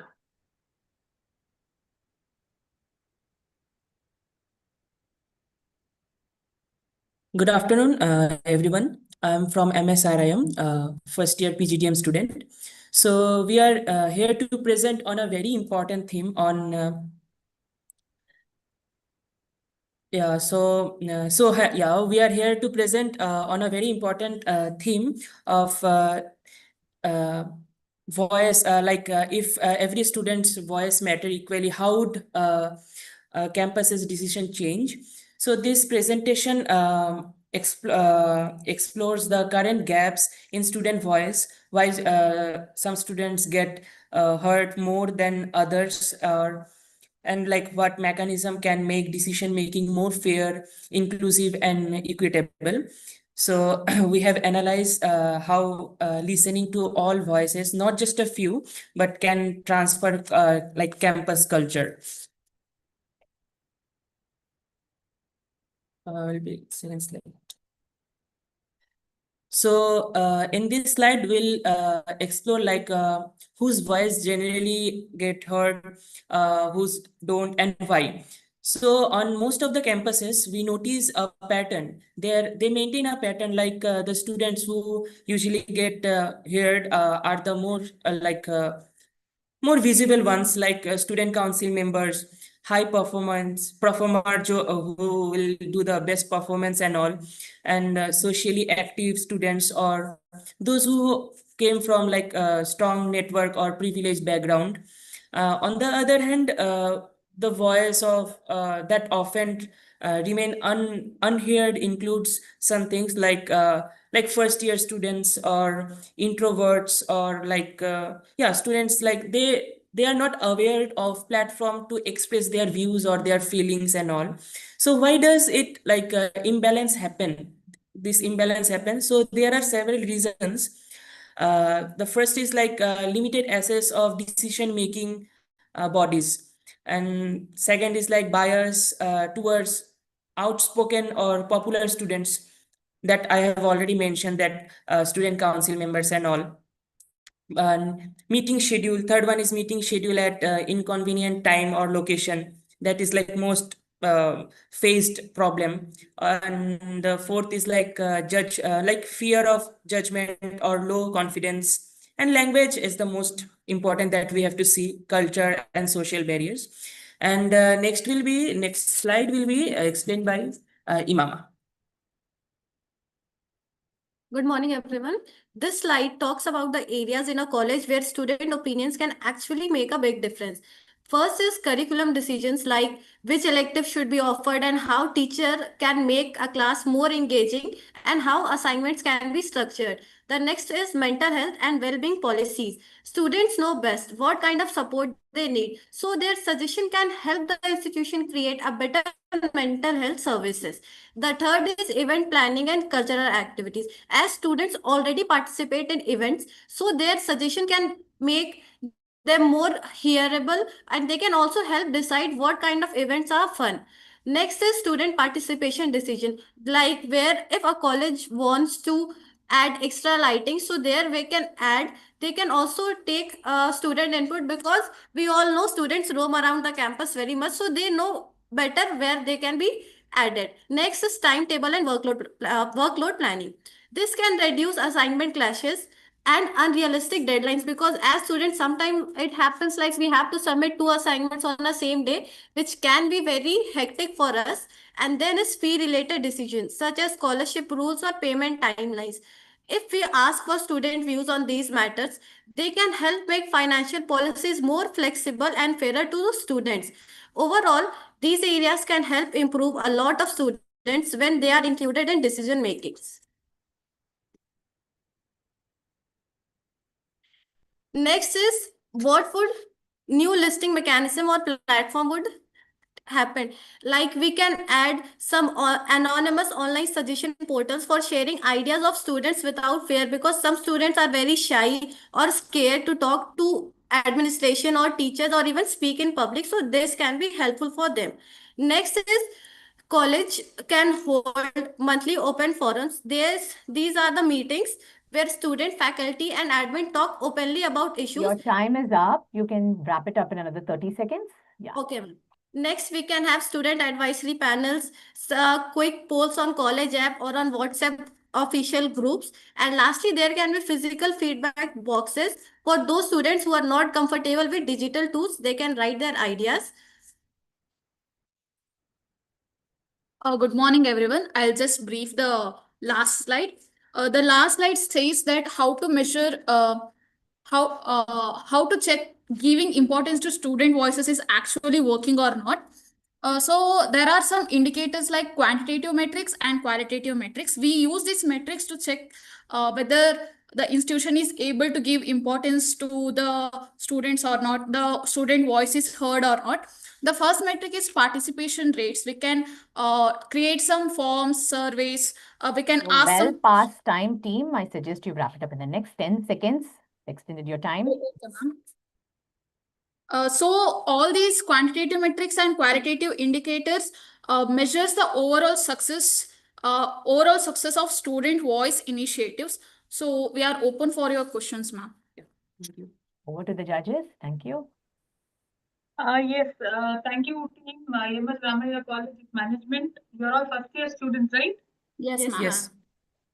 Can you just tell me your personal experience, right, from day one? How do you look into the campus activities? Whatever you have proposed, have you experienced them already in the college, or are they all new? No, ma'am. Actually, we experience a lot of things in our college.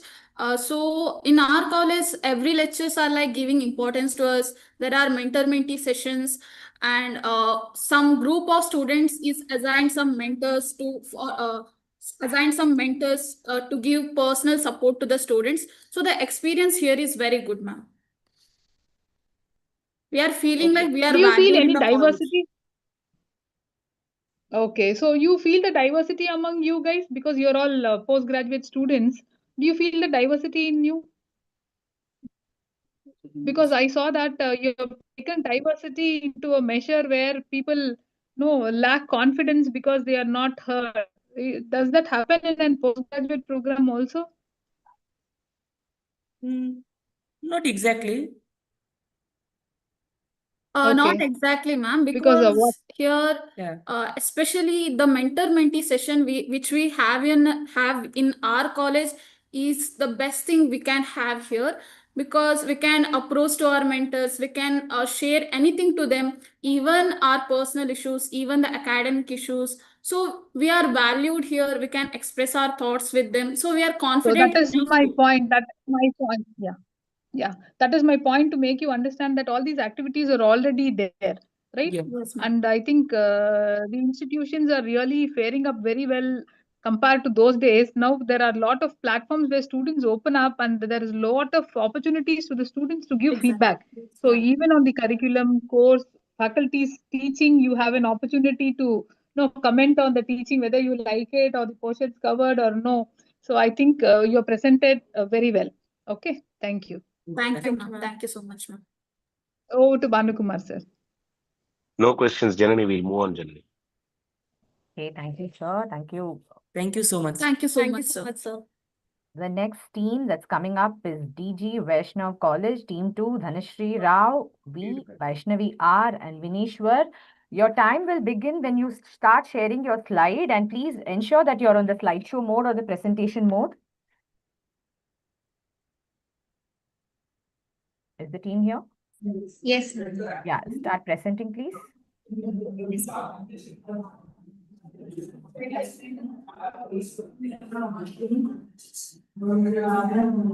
on PPT mode, please.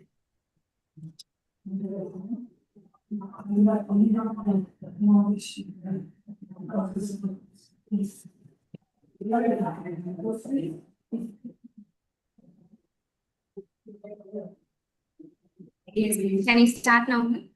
Yeah, your time begins now. Yes.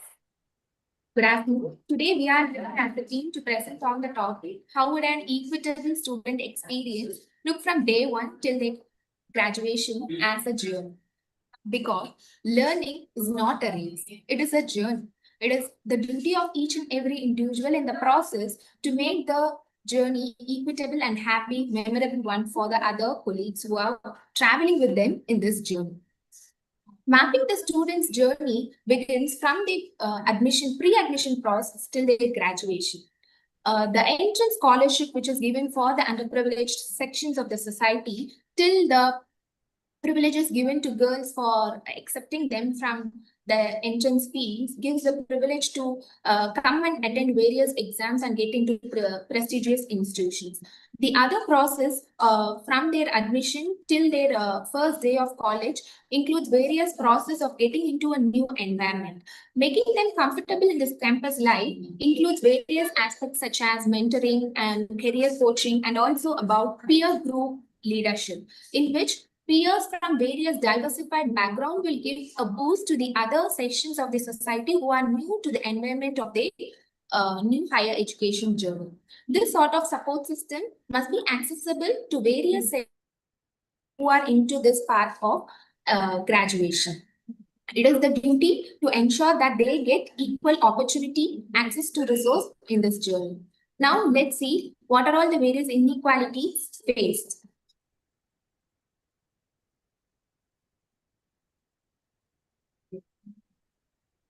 So moving on to where do inequalities appear.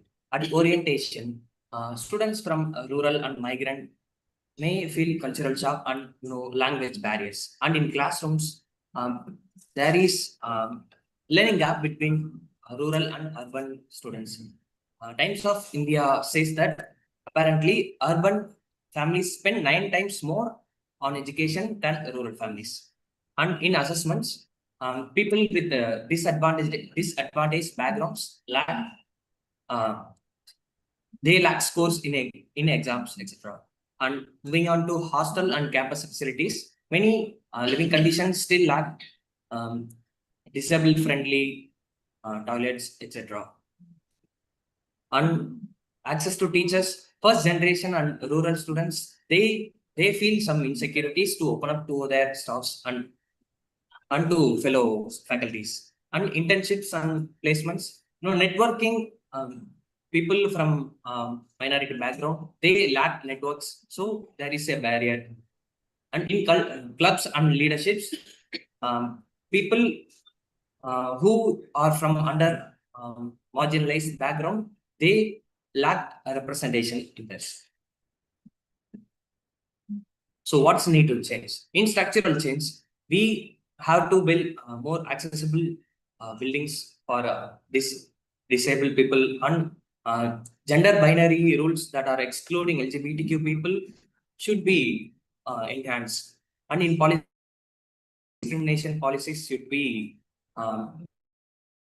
even though National Education Policy 2020 advises to include inclusive environment, but implementation is still in progress. And in cultural change, LGBTQ people and gender minorities should have more diverse and welcoming cultures. And practice level change, people with learning disabilities like dyslexia or any other learning disabilities should have more efficient practice, evidence-based practices. Moving on to the next slide.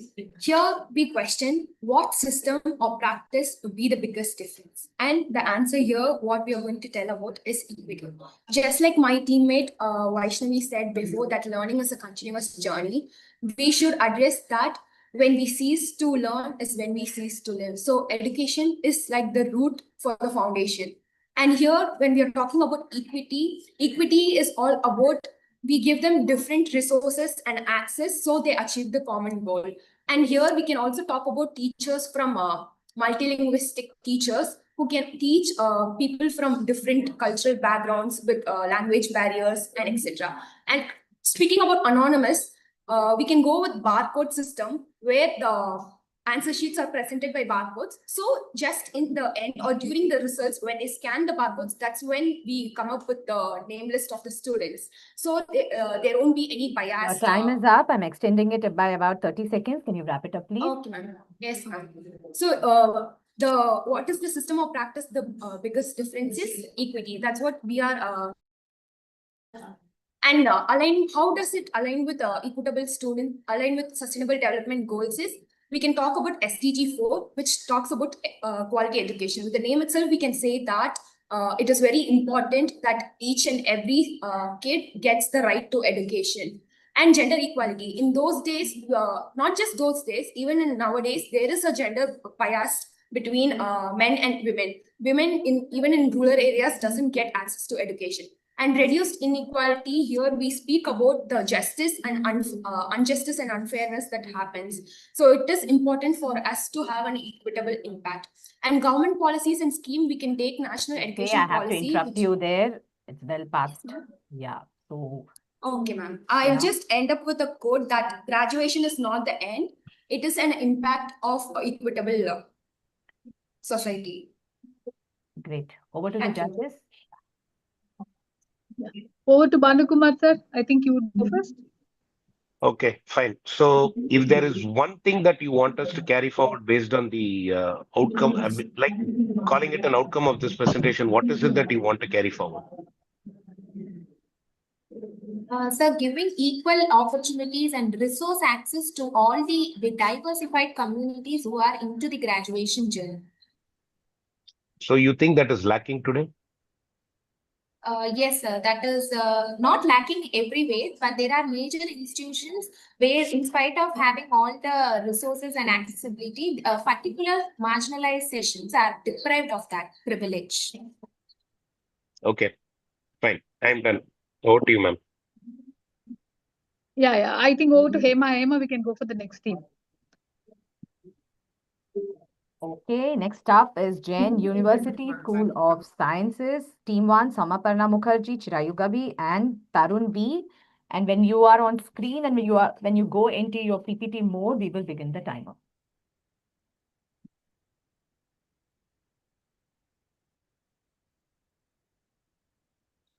So, Jain University, are you here? School of Sciences, Team 1?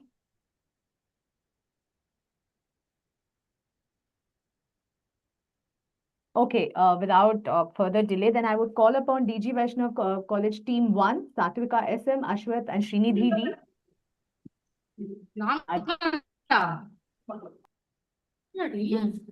I can't hear you. There is a lot of chatter behind. Can you be a little clear? Who is this? DG Vaishnav College Team 1 is here? Yes, ma'am. Okay, please start your presentation and go in the PPT mode. We will begin your... Okay, ma'am. Is the screen visible, ma'am? Yes. But there's a lot of disturbance in your audio. I guess you'll be a little, wary of that. Yes, please begin your time now. Oh, okay, ma'am. Okay, good afternoon, respected jury members, faculty and fellow delegates. We are from DG Vaishnav College, and we are here to present our thing. So for a long, we are in the old paradigm, we are just focused on equality. We have been focused on traditional one-size-fits-all approach, which was as seen in the McDonough and Fan research paper of 2007. And the new paradigm is currently focusing upon predictive equity. So the predictive equity is a concept that was emerging in the past decade, and it's also can be seen in the National Equity Project conducted by USA government. The core goal is to eliminate predictability of student success based on background, guaranteeing equal opportunity. So just one is richer, that shouldn't be a factor that he will be more successful in the education system. So we need to shift a new paradigm where we need to go to a proactive system that removes barriers to learning and belonging from the outset.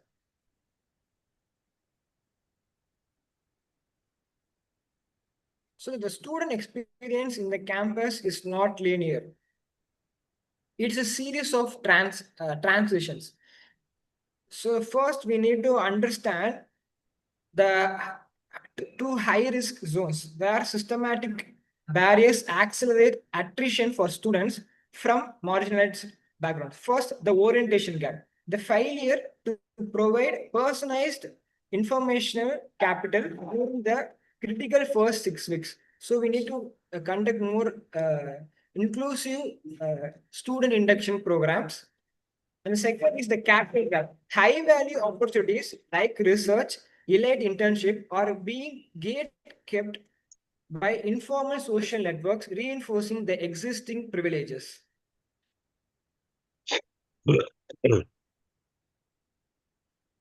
So what is the next? The next thing is we need to move from UDL, Universal Design for Learning, from to UDB, Universal Design for Belonging. The Universal Design for Belonging, or UDB, places a heavy emphasis on making the student to feel belonged to the campus rather than just a place for learning and upskilling. So we now are focusing upon the making the college campus more social and more jovial. So the solution is to by bifocal assessment, instead of keeping a one end semester exam or one main exam, we can split it up into multiple other assessments, which can be project based or oral defense. We already have those in our country, but it can be still furthermore decentralized so that the campus will be more lively. And the next thing is to gap the sponsor, the capital orientation gap. We can go for sponsor and not mentor, because we need to fund students not only to be to go to the college, but also to get to get an opportunity to learn and explore. For example, a student can get sponsorship for doing his own project. He can design some prototypes, such. Now, SM Satvika for the presentation.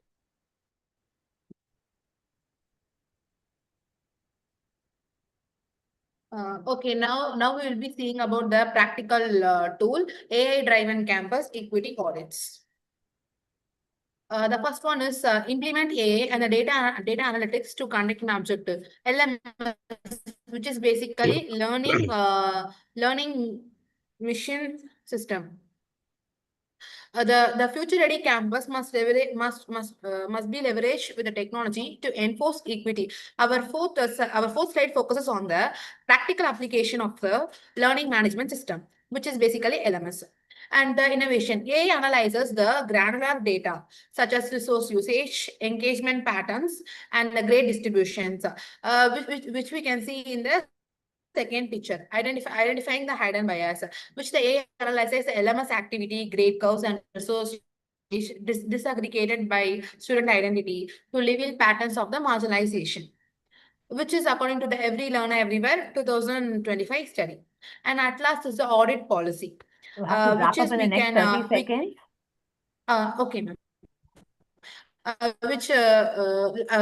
Which is basically the audit institutional language. AI can scan campus policy documents to ensure the inclusionary agenda. The last, now Srinidhi will be presenting the conclusion.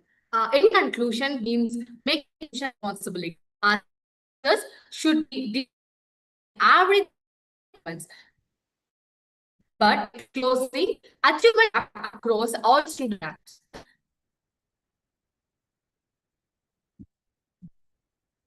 I think we're having a bit of a patchy internet there. Is there an issue? I think your time is up. Again, 30 seconds.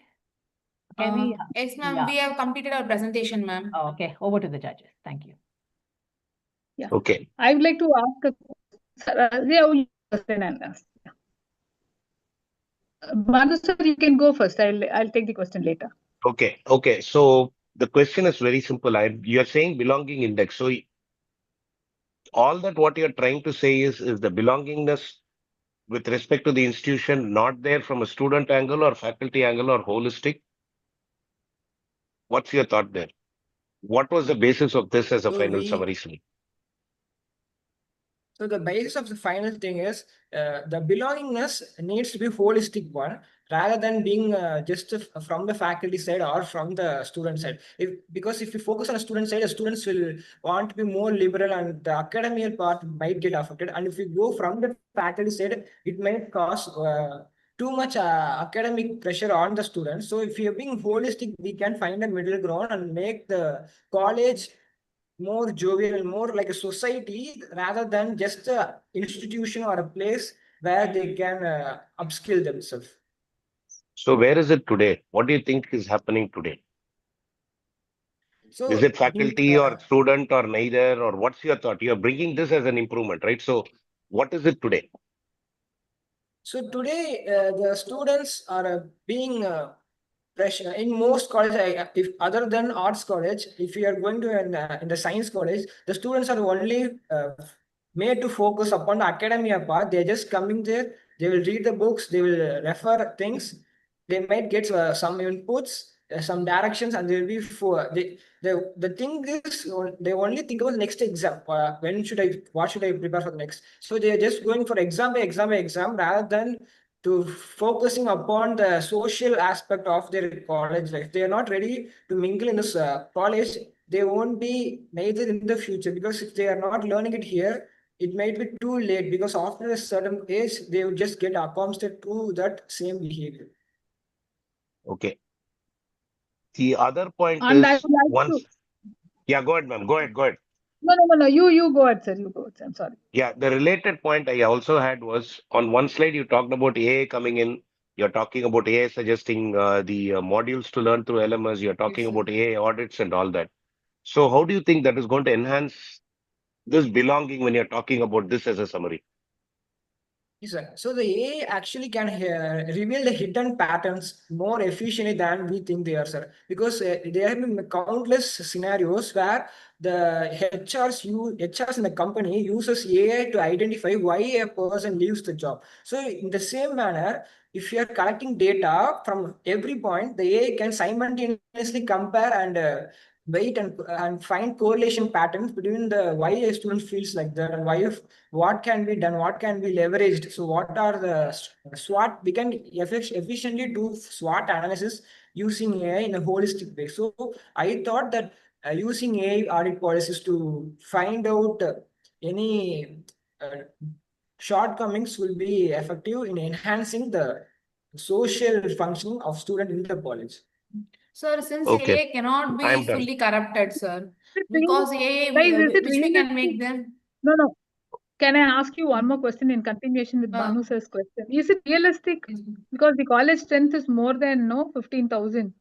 In that case, is it realistic? Where are the emotions being captured? And one more thing you were mentioning about marginalized groups. So are these groups available still today?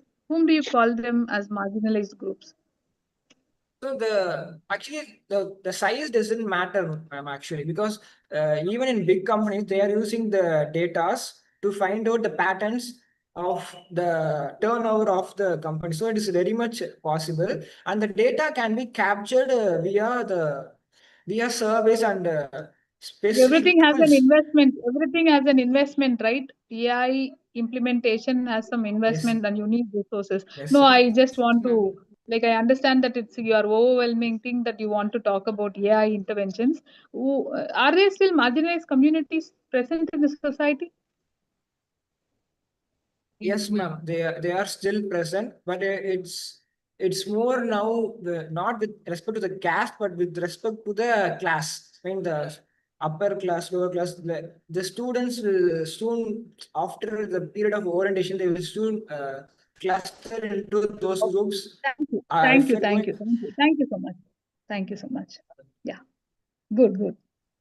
thank you. Thank you. Okay, Thank you. thank Janani, we'll you. move on. Yes, thank you. Calling upon Jain University School of Sciences Team 1, Samaparna, Mukherjee, Chirayugabi, and Tarun V. Are you here?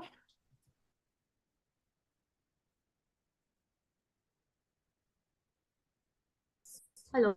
Yeah, you're here. Please bring up your presentation and go into the PPT mode. Yes, we're here. Are we audible? You're audible, but there's a bit of a patchy internet, I think, from your end. Okay, 1 second. Yeah. We can see your PPT. Please go into the PPT mode. Is our slide Yes, yes, visible, visible. Go into the slideshow mode. And your time will begin soon after that.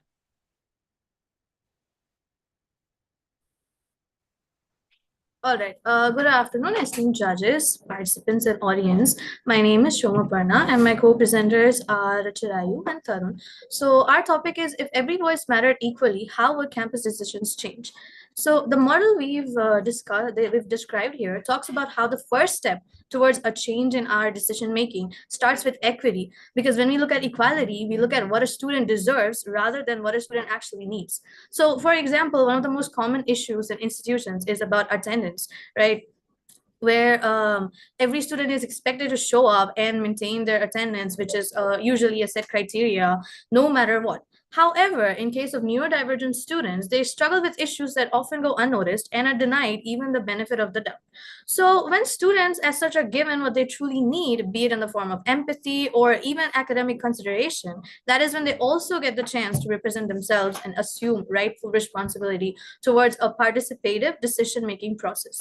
Now, some of the core problems and challenges that we've identified will be taken on by my co-presenter, Chirai. Over to Chirai. Greetings, esteemed judges and audience. I'm Shirayu, and a truly future-ready campus is not one that gives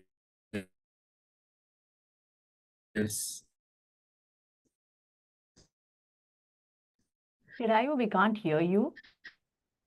responsibility, earns respect.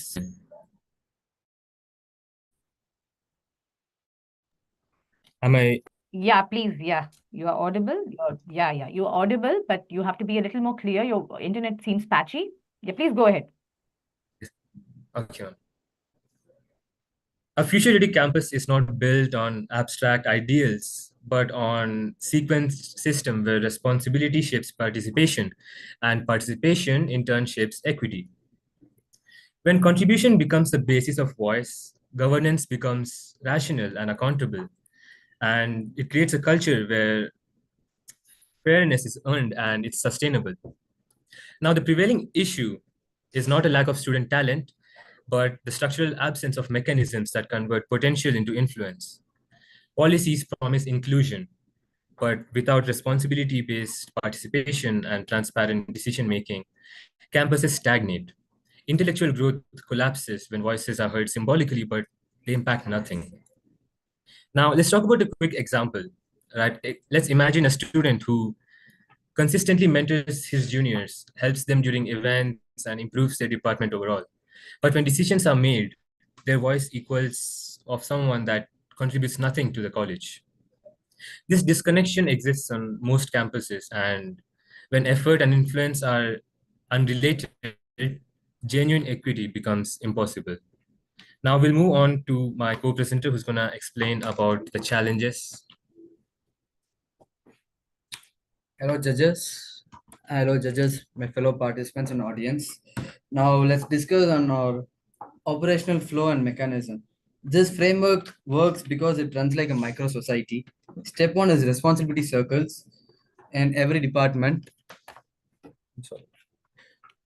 In every department, academic support teams, mental health peer wings, event management units, and innovation groups.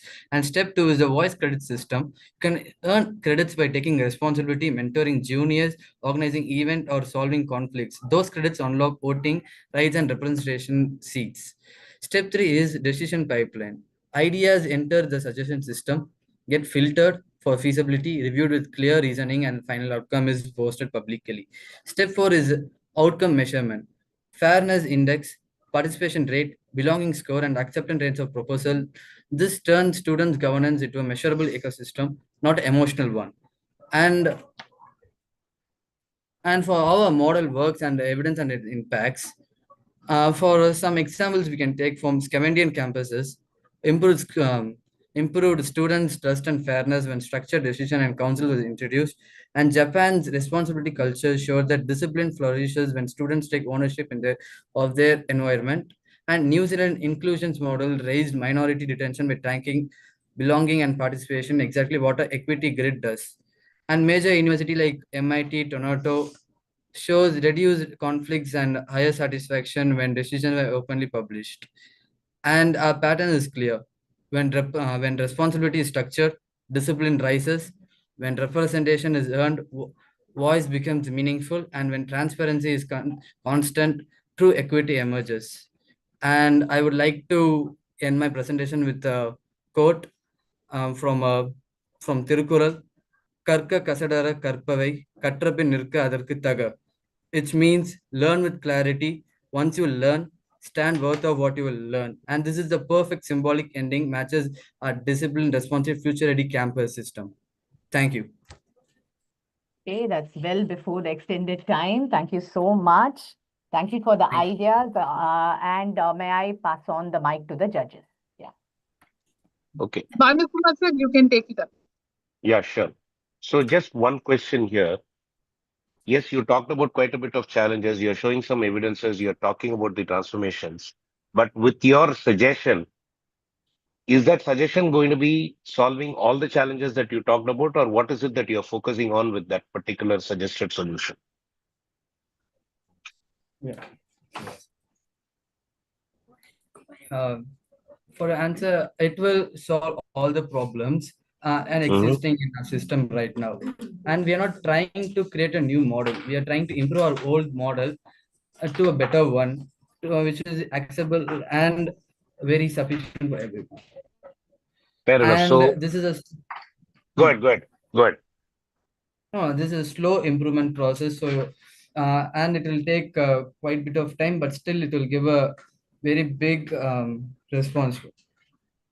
Okay, so what is the cause for the failure in the existing that you're trying to enhance in the newer model? You said you're not reinventing, you're only trying to enhance, right? So what is the issue in the current system that makes you think that has to change when you look at it in the futuristic model? Why do you think it's failing? From my point of view, I would say the responsibility by the students. Okay. So how do Why? you think that's Because being addressed here? How do you think that's being addressed here? I'm sorry. How do you think your model is addressing that problem? Our model is trying to make environment that has responsibility and governance here to representation and equity. And every voice matters only to extent, and improving that will help the system grow.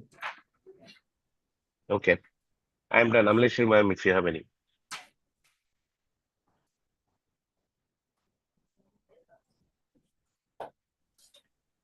Janani, if she has nothing, we can move on, Janani. Yes, I think I should appreciate the team. Yeah, well presented, James.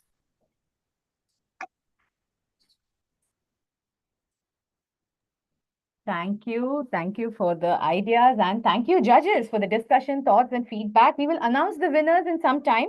And now it is time for some hands-on training with skills. We move on to our skilling workshop, cracking the second career interview with Lakshmi Jayaraman, Divisional Manager, Consulting and Solutions, Avatar Group. A gold medalist with 20 years of functional experience in sales, marketing, and training from organizations like Citi, ING Vaisya, Maruti Udyog, Able Nurtures. Uh, Lakshmi delivers sessions on customer orientation, people development, resource management, compliance, improving sales quality, team building, professionalism, communication, and presentation skills. She brings in the experience of training of organizations on diversity, equity, and inclusion, sensitizing the importance of challenges faced by marginalized groups and help the organizations identify and be far more inclusive in their approach. A range of programs delivered include DEI sensitization, non-conscious bias, and intentional career pathing for mid and leadership level women. Over to her. Thank you so much, Janani. Good afternoon, lovely people out there. Thank you so much for giving me this opportunity. So, being a second career woman, I'm also going to be talking about how do you kind of prepare yourself as you engage with this thought of, acing the second career interview. So, that's going to be our agenda and that's going to be our topic for the day. What are we going to be covering in today's session? Who is a second career woman in India? Why are we talking about second career women? What is happening with her? How can second career women help herself? Pre-interview preparation, what can she do? Then during the interview, what are the actual do's and don'ts that we all can look at? And last but not the least, how do you stay positive as you give your interview and wait for the right opportunity and the right result to come in? So that's what is going to be scheduled for all of us by way of agenda. So let me just straight away go into the topic of second career women, right? Who's a second career woman, right? I'm a second career woman. I have, I have told you all earlier, and I also mentioned that, I'm also mentioning that many of my colleagues in my organization are second career women. We pioneered, getting the second career women segue back into the career because one day, Dr. Soundarya felt that she was not given the right opportunity and the right money because she has had a break in her career because of childcare responsibility, and Avatar was born. So, second career woman is an opportunity given to all the women who want to segue back into the career. So, let me quickly help you all understand a quick statistics around this. First of all, we represent 48% of India, right? 48% of Indian women take a break at least once in their career. Secondly, it's about 70 lakh plus in number, huge in number and huge in potential as well, right? Took breaks for marriage, maternity, motherhood, the three infamous or famous M's that happen with all the women: marriage, maternity, and motherhood. And how do you kind of work with that? So because of which we end up taking the break. Took breaks for health related challenges. Few of us took health related breaks as well. Of course, few of us also took higher education, pursuing higher education to fulfill your next scope of academic achievement. We have taken breaks for that. Then over 80% took breaks before their mid-career stage. Now, this is very, very alarming. Imagine 80% of the women's workforce participation is not engaging because they are not given a conducive working environment and because of all the other reasons, right? 80%. Work flexibility is an important aspiration, and that's where the birth of flexibility came in. We pioneered this, and I'm very proud and happy to say that the flexibility we walk the talk. I am given the utmost flexibility to be a mother as well as a career woman, right? So flexibility became a challenge for people as for women as they engaged or as they wanted to segue back into their career. Over 100 organizations have formal second career recruitment. We started this and there is no looking back. We have influenced and inspired more than 100 organizations to help second career women segue back into their career. Now, that's a quick stats about these second career women. So what are companies doing to engage with them, right? They are going to come back after a break. So they will be a little low on their, confidence level and all the other things. So how are companies encouraging them? They're not only providing an opportunity, but making sure that they are given that right the platform to engage for a long term, right? So what are companies doing differently? They are training for technical skills, right? Anybody who is interested in training technically, upskilling themselves, organizations are here to offer you that, right? Training on soft skills, right? After a break, the interpersonal skills, all of your networking skills, your negotiation skills, all of that may, probably be a little, outdated. So how do you kind of hone that? So organizations are investing here to help you segue very, very seamlessly by helping you get into a soft skill training as well. Project-based assignments, right? A trial-based where, you are given a temporary project and see how you are faring, and then, helping you move up in the career or career ladder. Connect to mentors. Many of the organizations these days, if you have observed in the morning sessions, people spoke about mentoring, right? People spoke about buddy system. How do you give that, that space of comfort that helps a woman feel that she's belonged, irrespective of the break that she has had? So connecting to mentors, having that one-on-one conversations, helping the, women mentors, helping the women mentees to know where can, things go, where can things go wrong from her experience, and how can you ensure that there is a longevity and continuity in your career from there here and on, right? Leadership training. Women who are scaling up for leadership roles, organizations are open to giving leadership training as well. And last but not the least, boot camp training, very, very intense training, specific training that is also offered to second career women. These are the ways through which organizations are stepping up in order to engage with second career women, right? So what are these apprehensions that second career women goes through, right? You have taken a break. It's 2 to 3 years. Let's say even if it is 1 year, 1 year is like you feel a little outdated. Even if it is a 6 months, when we all join after our maternity break, you have left 6 months ago, and there is a change. So you go through a lot of apprehension. So let's quickly dig deeper into what these apprehensions are all about. As you enter, you're a little confused. You don't know lot many things, what's going on, and how will things be? How will things pan out, right? So we are a little confused. We are apprehensive. We don't know. We are like that cat on the wall situation. It can go this way or that way, right? So apprehensive. Fear of acceptance. Oh, I'm going to get back into this career after so many years. How people are going to be accepting things? Are they going to be challenging me? Are they going to be judging me? Will I feel belonged? Will I be involved? All of these fear of acceptance, again, we go through, right? Ability to integrate. How am I going to, now that I've taken a break and getting back into the work, right? Will I be in a good position to, be a good mother as well as, a good professional? Will I be doing justice to that? That also becomes, the work-life integration becomes a challenge, right? Lack of self-confidence. If this is not enough, then we go through a lot of imposter syndromes. What if I am not able to ace it? Oh, the organization is trusting me and they are giving me this opportunity, and it's such a huge opportunity. I need to prove my mettle. What happens if I fail? Lack of self-confidence. We go through that, right? What to wear? How do I present myself? Am I slim? Have I actually put on weight? Will I fit into my old dress? Do I need to shop? A lot of, will I look fat? Will I look okay? All of these, what to wear? Again, that becomes a very, very important, aspect, right? Am I looking good? As I sit for the, interview, am I presenting myself? Is my demeanor good? The way I'm projecting myself, the persona that I'm, presenting, is it good, right? What if I don't know the answers to the question, right? I mean, if they shoot and then I am blank, if I blank out, because at the end of the day, I'm going to be attending this session after an interview session after 2 years. Yeah, come on, give me a break, right? What if I don't know the question? So we go through that apprehensions as well, right?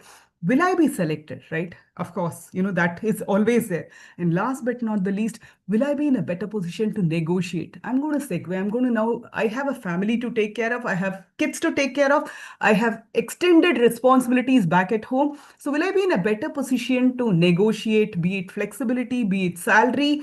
Will I be in a, will that happen at all? So these are some of those worries that we all go through. Here is a poll question for all of us.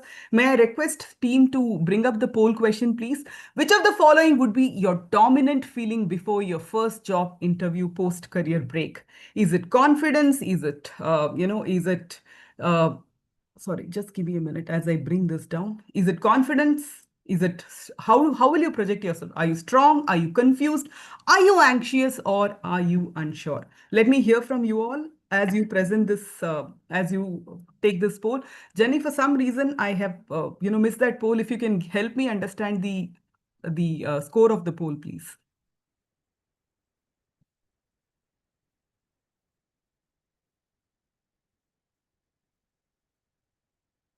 Okay, I think there's some problem. Not to worry. I'll come back to the poll results in a short while as Jenny is getting ready for the poll to share the poll results with us. Or can I see that on the chat? Is there a possibility for me to see that on the chat?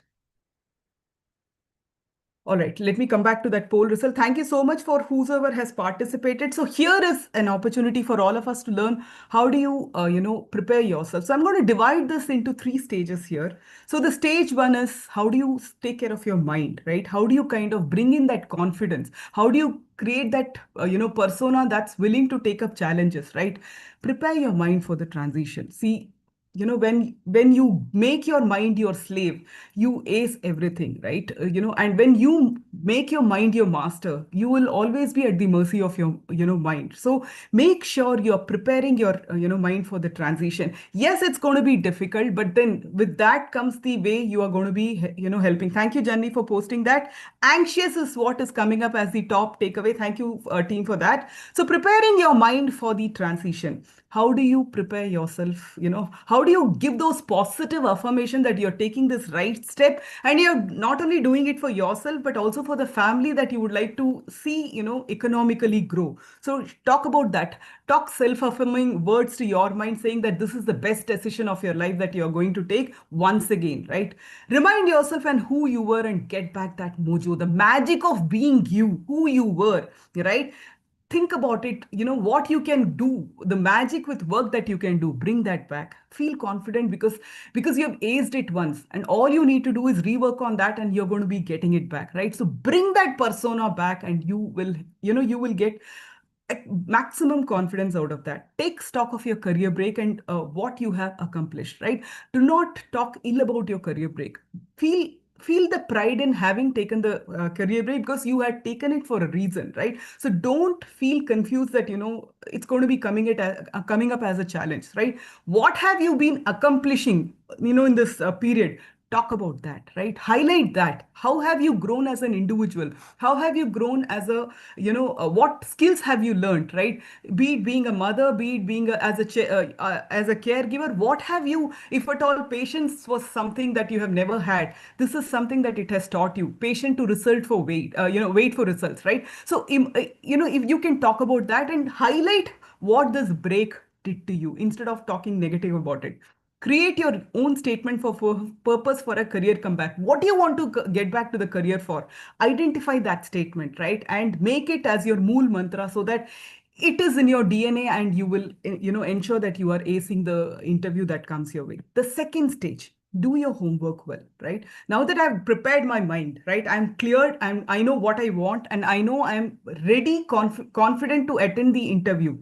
What do I need to do next? The next is doing your homework, right? So conduct your own market. How are you market survey? How is your CV getting accepted in the market? Reach out to people, talk to people, talk to your network, see how you are able, what kind of job opportunities are available, what you can take up. Do this bit of a homework from your side, so that it also gives you more confidence that when you know your market value, right, and you know that you will be able to talk about it, and you know what is the current trend there, and you will be able to ask for that salary or negotiate for that salary as well. Go through their web pages. Any organizations that you're going to be attending, right? We all were taught right at our college level. How do you do your homework before your interview? And it has not changed even now, right? Do your homework, right? Learn about the organizations. Identify something that has probably been different, and you can talk about that. I really like this, right? Talk about something that you saw different in the the website that they have done differently. It could be a CSR project, it could be anything, a new innovation that they have come up with. Talk about that. That will make them believe that you are following and you have done your homework well, right? Ascertain your skill readiness. Talk about it, how prepared you are, what are you willing to do, and showcase yourself as a willing learner, right? You're ready to learn and you're ready to upskill yourself. So talk about that, right? So, and whatever skilling that you have undertaken, please talk about that as well. Prepare an authentic break worthy resume, right? The reason we call it as breakworthy is do not feel shy that you have gone through, do not feel bad that you've gone through a break. Instead, feel the pride and see what you can talk about it, how you can highlight your your profile in a better fashion. Break worthy resume, talk about that, right? Do a SWOT analysis so that you are able to understand what are your pluses and minuses and prepare yourself accordingly. The next stage is your connectivity readiness, right? We are in this era of online interviews. Everything is taking place online, right? So ensuring that you are not having any tech glitches, make sure you're well connected, right?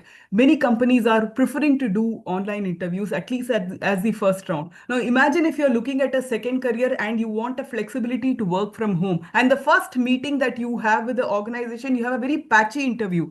Not a very good sign that you are sending it to the company, right? So make sure, right, invest and make sure you're having a good connectivity so that you are able to articulate whatever question is being asked in the best possible manner. To have the right preparations for the same, good idea to have the right preparation. If at all you need to go through some kind of a test, right, assessment, make sure you have done some sample question paper so that you are able to ace that well. You have computer, laptop, whatever it is, has the compatibility, and you have the tools that are going to help you log in. For example, Microsoft Teams, Cisco WebEx, Zoom, or Gmeet, whatever it is, whichever the company is asking. Make sure you have downloaded, you have checked it, you have pre-checked before you are the day of the actual interview, right? Check your internet connectivity. Last but not the least, secure a place at home for yourself. Make sure it's very, very peaceful. It's difficult, I don't deny, with kids, it may be sometimes apprehensive also, but please invest, have a babysitter, or probably you can give your child to some support system immediately so that you can attend this interview peacefully, and you are not worried about, oh, has she been fed, has he been given water, all of that, right? So give it to a reliable resource and just forget so that you can ace your interview well. Right. The next stage is be occasion ready. How do you prepare yourself, right? I mean, it's at the end of the day, I'm just attending it from home here. Do I really have to present myself? Yes, ladies, it is very, very important for us to project ourselves properly. So dress up well, right? Dress up well and appropriately. Whatever is interview ready dresses, make sure you're wearing it and bring in your best, persona that you can project to the interviewers. Keep your phone charged just in case they're trying to reach you because of some connectivity issue. Keep your phone charged, and make sure you are available on the phone as well. Carry a notepad and pen just in case there are some questions that they are wanting to shoot, and you want to make a note of that, or any points that you would want to ask them. Keep a pen and pen ready, paper and pen ready, right? Be your natural self. You don't have to fake it, right? Because you have had second, because you have had a break. All of us go through this, the challenge that I need to be my best. So it's sometimes we become a little artificial. You don't have to be. Companies or organizations will like you for who you are, the natural self. So bring in your natural persona, and they're going to be liking you for who you are. Okay, so these are the 4 stages that I have spoken about. So how do you work with this second career interview do's? What are supposed to be done, and what are the supposed to be not done as you engage with this interview? So reflect on your past experiences, right? Talk about your strengths, the do's, right? When you talk about your strength, you feel energized, you believe that it is in you, you have it in you, right? Go through that all over again. Visualize and talk about it. As you visualize and talk about it, you feel that pride, and your tone and your confidence, everything will be visible as you talk about it, right? So talk about your strengths, what you're good at, right? What you're really good at. I was a saleswoman back then in Citibank. And one thing that I learned from being a saleswoman was, how do I network, right? And networking really helped because I could, start a conversation with anybody. I travel by train, I travel by, where air, whatever it is, conversation comes to me very naturally. Connectivity comes to me very naturally, right? One thing that I took a cue from my being a sales professional is I am good at connection. So how do I connect with my audience? How do I connect even as I train, right? How do I connect with my audience? What are some of those takeaways that they are looking at, right? Understand your strength. That's my strength. And I'm talking to you about it because you will definitely have some strength. talk about your strengths. That is going to be highlighted, right? And as you highlight, you will definitely become animated and you will be in that groove to, talk, as you project your persona in a better fashion, in a very, positive fashion. Quote example of your past workplace, like just like that I did, right? Talk about your achievements from your past experience, right? Just because it's in the past, it is not, it is, don't nullify it. And just because you have taken a break, again, don't nullify it. Past experience and past glory still remains, but don't dwell in it too much, but take a cue from it and feel confident and talk about it, but don't keep ranting about it every now and then, right? So quote examples from your previous organizations. Acknowledge weaknesses. If there is some challenge that you have, please talk to them about it. And last but not the least, answer all the questions very, very objectively. Do not keep, going round and round. Whatever is expected, to the point, whatever answers you can come up with, please make sure you're sharing those responses, right?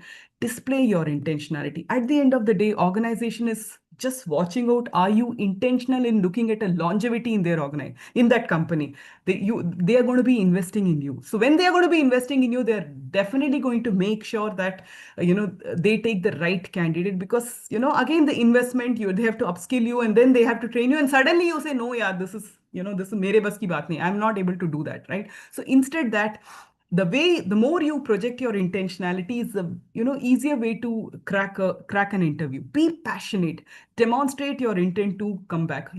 Talk about what you can do, talk about what you can do to your family, talk about what you can do to the organization, talk about what you can do to the economy, Indian economy, right? Talk about that. Be very passionate and don't fib it, don't fake it. Be genuinely passionate and talk about it. Speak about the support system at home. Now, this is the question that is reserved for second career women, so make sure you ace it, right? You have a very good support system in the form of a nanny or a people at home, right? Make sure you talk about it confidently so that the organization is willing to invest in you, right? Give a context of the various courses. If at all you have gone through any upskilling courses during your break, I did it. I have been constantly upskilling. Close to 8 years of break I've had, and I used to be a freelance trainer. I was never, sitting idle. So I used to do multiple sessions for multiple organization, and every session was a learning for me. Identify what you have, upskilled yourself with, and talk about that. Talk about that with a lot of passion, right? Gain clarity before you end the interview, right? Make sure you are getting a good understanding of what is expected of you, because you're going to be taking it after a break and you may be a little low on confidence. So it is very, very important that you understand what is the job role that they are offering you. Check if the role that you have applied for, it warrants for travel, and are you travel ready, and talk about it if you're travel ready. I used to travel right, after my son's birth, about 2 years, I was at home, and then I was able to travel. With my daughter, I used to travel with 6 months. Within 6 months, right after 6 months, I was able to travel. So talk about it. Say that, confidently, that yes, I have a support system back home, and they will be in a position to take care of the kids, right? So talk about that very confidently. About the number of days specifically, so ask the interviewer about the number of days specifically and the frequency, with which how many days you will have to be, let's say, to be working from home or working from, office. Gain those clarity as well. How are they projecting your growth trajectory? Understand your growth curve also well, right? And set your expectations. Ask the interview to help you how you a typical day would look like, right? Just understand how is it going to be. I know I'm running short of time, so please bear with me for another 2-3 minutes, and then we'll quickly wrap it up. Get clarity on what the number of hours. Have those candid conversation right towards the beginning, so that there is no surprises waiting for you as you start your career, right? It's good to have these conversations, right? These are some important conversations that you need to have. When do you log in? When do you log out? What is the, what is the travel? If at all travel will be required, how long you have to be away from the family? All of this, it's good to get it clarified right towards the beginning, right? What is the career enablement that the organization is providing for these individuals, right? Childcare support, elder care support, if there is any, what kind of a facility that is available for the company already. Negotiate, right? Put your prep work on market intelligence and come up with the best, salary that you believe you deserve, right? be flexible, but do not be rigid, but be flexible, but do your homework with respect to your salary. Be upfront about your salary expectations so that, you don't join it with a very, a bad taste in your mouth. Array, I'm not getting any, let me get it. Let me just join. No, don't go with that thought. Have those candid conversation. My trajectory is going to be, right now, if my salary is not as per my expectation, I see a great growth curve, right? So, take that as an opportunity, learn as much as possible, and then, eventually grow up the ladder. Be objective and be flexible, right? Towards a win-win situation. Do not be very, like I mentioned earlier, do not be very rigid with your expectations. Make sure it's a win-win conversation. This showcases your intentionality to segue back into the career. I'm going to pause. I'm going to pass this poll for the paucity of time. Some quick don'ts that you have to be mindful of. Do not be guilty. I have been harping about it for very, so long now, right? Don't be guilty that you have taken a break. Talk about it with a lot of pride, right? Do not put a false pretense. Again, I have spoken about that also. Don't fake it, right? Whatever is the persona that you want to, that you are, be your natural self, right? You gain this, you gain that. No, it's not required. This is what I am. I would like to, learn. I want to move up the ladder, and I'm willing to learn and upskill myself. Project that as a very, very, your body language should bring that up every now and then. And of course, do not dominate the conversations. Make room for the others also to dominate, because you're in that urge to get everything clarified. So don't dominate. Give them the pauses that is expected of you. Let them complete, and then you can probably project your questions. Do not ignore when the interviewer is avoiding. Don't just if it has to be taken outside of the interview room, make sure you are mindful of that as well. Some questions that you're putting it across, and it is deliberately getting ignored. Do not keep pushing that question under their throat, right? And last but not the least, now that I've cracked the interview, I have applied and I've cracked the interview, wait for it. Wait for it positively, right? Just keep praying that, it should come your way. At least you have gained a brilliant experience. If not the job, you have now started. All this while you are contemplating, will I be a second career woman at all? Will I fit the bill? Now that you have understood that you're fitting the bill, wait for it positively. If this doesn't happen, definitely there's something that's going to come to you really, really soon. So keep your positive affirmations on, right? We are, like I mentioned, we are the pioneers in the second career women, and there are close to 17 lakh women, in today's career, today is India, that are seeking a segue back into the career. 2006, we came up with the first recorded instead of second career women. We pioneered this cause. And we have helped curate second career programs for over 30 different organizations. Now, I think it's more than 100 organizations, like I mentioned earlier, enabling career break women to segue back into the career, right? So on that note, I'm going to end this presentation. I'm open to any questions that you all have from your end. I'm willing to answer that. So over to you, team, if there are any questions. Sorry, Jenny, I shot up by 6 minutes. That's okay, LJ. I don't think we have any questions. We will move on. Thank you so much for that interesting and informative session. And oh boy, what a masterclass it has been on how to crack your second career interview. So many tips and so many. I'm sure the participants have made copious notes about all those tips, and very, very practical ones. Thank you so much. Thank you. Thank you. And now we move on to another session, a fireside chat. It's not yet so cold in Chennai, but who doesn't like a fireside chat, right? So how to save career comebacks from turning into career police comeback? That's an interesting topic. And for this, we have Priyanka Aprajita, VP of Human Resources and Brand Communication, BCE Global Tech. Priyanka has over 20 years of human resources experience across geography. She has established herself as a strategic partner in driving organizational success through innovative people-centric initiatives. Her leadership is characterized by a deep commitment to fostering an inclusive and purposeful environment that seamlessly aligns with BCE Global Tech's vision. And with her is Anju G. Parvati, Head Workplace Strategy, Avatar Group. Anju is a CBSE national topper and a computer science engineer from BITS Pilani, one of the most premier institutes of technical education in India. Research has always been her passion, and in her career spanning 17 years, she has published several papers on women careers and diversity, equity, and inclusion in national and international journals. In 2010, she was chosen to present her research paper at the AAAI for Artificial, that is the American Association for Artificial Intelligence, a highly prestigious artificial intelligence conclave in Atlanta, USA. And she's a listed co-inventor of 2 patents at the USPTO. Her tryst with gender analytics started more than a decade back when the 3 M's in her life, marriage, maternity, and motherhood, reshaped her approach towards women's careers. So over to you, Anju, for this fireside chat. Thank you. Thank you so much, Janani, for the very warm introduction. I think it's been a very meaningful day with so many meaningful conversations and workshops.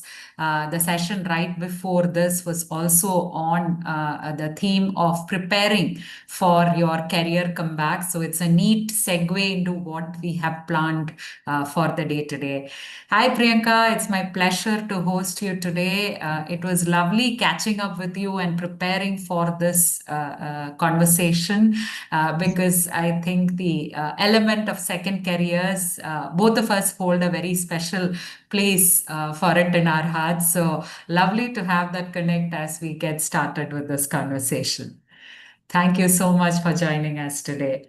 My first question to you, Priyanka, as a leader heading human resources and brand communication in your organization, from an HR standpoint, what do you think are those top structural enablers that turn a career return into a sustained, successful journey? Thank you so much, Anju, for the warm welcome, and I'm really thank you, Avatar team, for having me over here. Before I get into the questions, answering your question, I just want to take a few seconds to talk about my company, which is BC Global Tech. We are a GCC for Bell Canada. Came into being a year back with slightly 2 months over 1 year, and we are today at 500 plus employees. So this is like a huge. I mean, I would think that's a great achievement for the company to achieve those numbers in a year. And all this while, all these numbers that we have hired, we have been very conscious about and very intentional about keeping our focus on hiring talents with very diverse background. So that's what connects back to the question that you asked. We as an organization have been very active in back to work hiring. We've very very focused approach there, and my team actually has been constantly creating campaigns and program and reaching out and connecting through different opportunities with people with who have taken a career break. And today we actually have a great number of people who have joined after a career break, about 14 plus people who are that's a big number considering how many people are approaching and kind of reaching, and 70% of them are actually women. So that's again kind of reflects to what just the session that you had before this, where Lakshmi was talking about women taking that break, right? 48% of women have taken career break at some point in time in their thing, and that brings us to the point that there is such a huge talent pool that is available. So we are really leveraging that very consciously, very purposefully. And what I would like to highlight the key enablers that I would think, and it's there are so many ways to support this program, but the key enablers is basically having a reskilling and upskilling framework in the organization. It's important because technology space is ever evolving, and when it is evolving, there are skill gaps, and the organization should automatically build, not as an afterthought, but as a preparation for supporting such breaks. So a reskilling and upskilling framework, very critical. Flexibility of work life integration, that is not going to go away, because it is always, anybody who takes a break will need that kind of flexibility, where that they should be able to manage both fronts. So that the culture of the organization should allow that flexibility of work life integration. And thirdly, mentorship and networking opportunities. Mentorship, how much ever we can never talk enough about how much can mentorship actually support. It supports, if we support each other through mentorship, we lift each other, and I have seen people grow in roles. I have my own in my own leadership, executive leadership team. We have our finance VP, and I she's not there, but I'm just talking. I'm taking the liberty of stating that she took a big break and she has come back. And today she is as a VP of finance. So that's the kind of growth trajectory that she has had. So I feel these three are very critical from an organization structure perspective. And all these form actually an ecosystem in an organization. They create an ecosystem to be able to support and sustain this growth, because one just ad hoc reaction is not enough. You have to have a existing framework to be able to support and continue to grow in this space. And of course the mindset of the leadership, that's the most that's the most all presence. It has to be everywhere. The leadership has to have the mindset. It will enable the teams to create a sustainable environment to integrate all such talent back to work. Yeah, that was my thought about what are the key enablers. Yeah. Lovely, Priyanka. I think that was a little masterclass in itself on how organizations are approaching this. You spoke about the neat intersection between policy and culture, right? It's not mutually exclusive. You need to build both, very deeply to ensure that the numbers in organizations are similar to what you have at yours. It's very heartening to know that you've had, in spite of being a fairly young organization in the country, you have already established a robust, career track for second careers. And to have a role model at the C-suite level, I think that is absolutely brilliant, because that's going to inspire so many more women in the organization to, aspire for those positions and aspire for growth. So thank you, Priyanka, for sharing that. Thanks, Anju. Great. I wanted to ask you one thing, Anju. I mean, I know we have kind of, you yourself are a comeback woman, right? You have joined back after a career break, as Lakshmi just, sorry, when you were being introduced by, Janani, you actually, you have yourself been a comeback person. In your view, what would be something that would help you kind of there will be a workplace strategy that should be used by an organization for today's age and beyond as well, 2025 and beyond. What would you think would be a I think the first point from an organizational standpoint, and my comeback journey, of course, now dates back 13 years. Yes. And a lot has changed in those close to 1.5 decades, right? A lot has changed and evolved. But the fact remains that I was a pure play technologist. I thought my career in technology was set. And then the 3M's marriage maternity struck, and I took a career detour. I no longer call it a break, I call it a career detour. But when I tried making a career comeback at that point, even in a stream like technology and tech, where, so many of the elements could be flexible, could be remote, and all of that. I think the biggest differentiator there between organizations who invested in second career women at that point of time vis-a-vis those who didn't was the trust, belief, and conviction that these women hold value. These women are ambitious. These women are here to stay. Their aspirations are valid. It is important to honor their identity as a mother. And I'm talking, of course, this is my lived experience, and my career break was for motherhood. But it could be the case that one takes a career break for some other personal commitment. It could be a relocation. It could be elder care responsibilities. It could be a conscious break that one chooses to take around, for various reasons, right? So in spite of what the reason is, I think the trust, belief, and conviction the organization has that this talent pool has potential to contribute.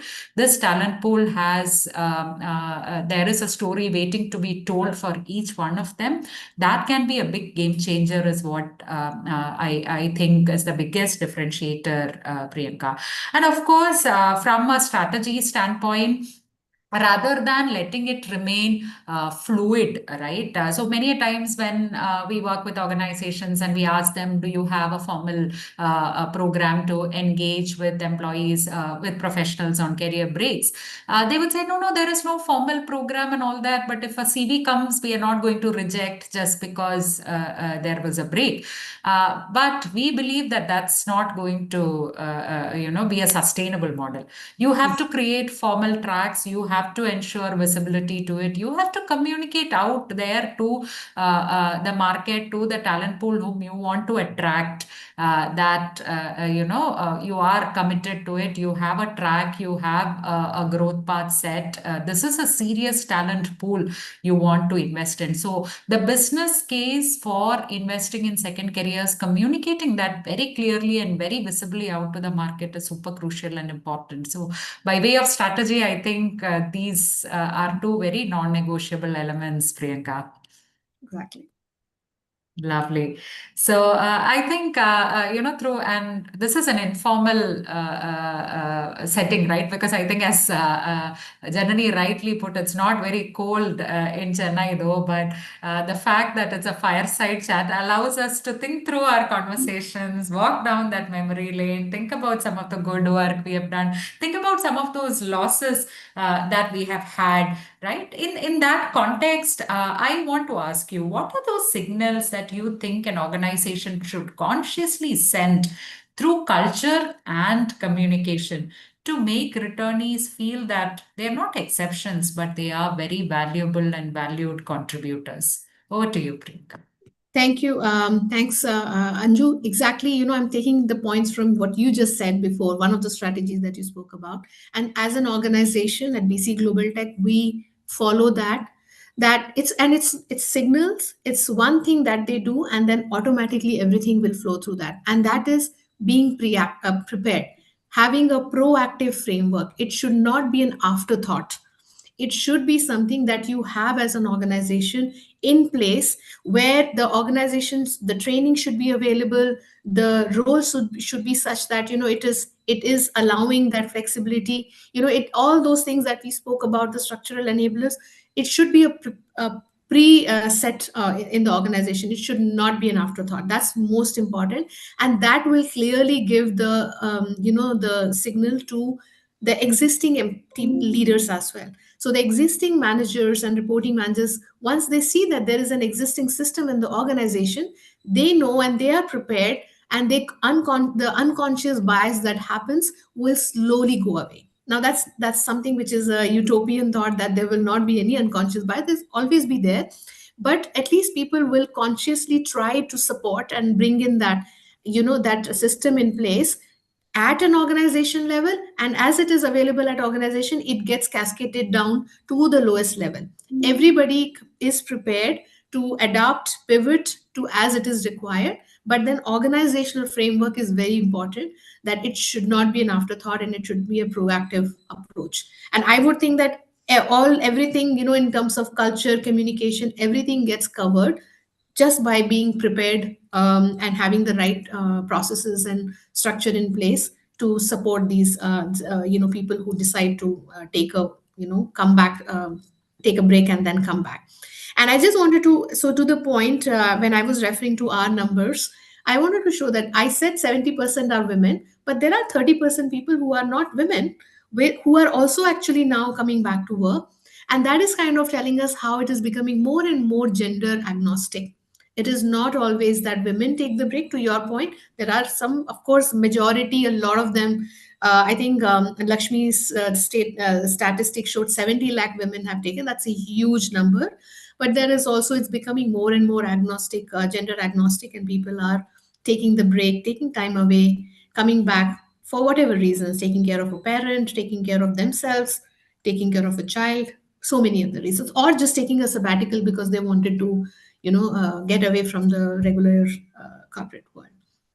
Absolutely. Respecting the break, it is, Priyanka. And I think policies, process, being prepared, being proactive, and very importantly, as you mentioned, not looking at it as an afterthought. Okay, we have our people strategy there. We have to do some good thing, nice to do thing. So let's just recruit people on career breaks. That's not going to work. Right? So Yeah, not anymore. Yeah, maybe a not few years ago, but not anymore. With the today's generation, everybody is so conscious and aware.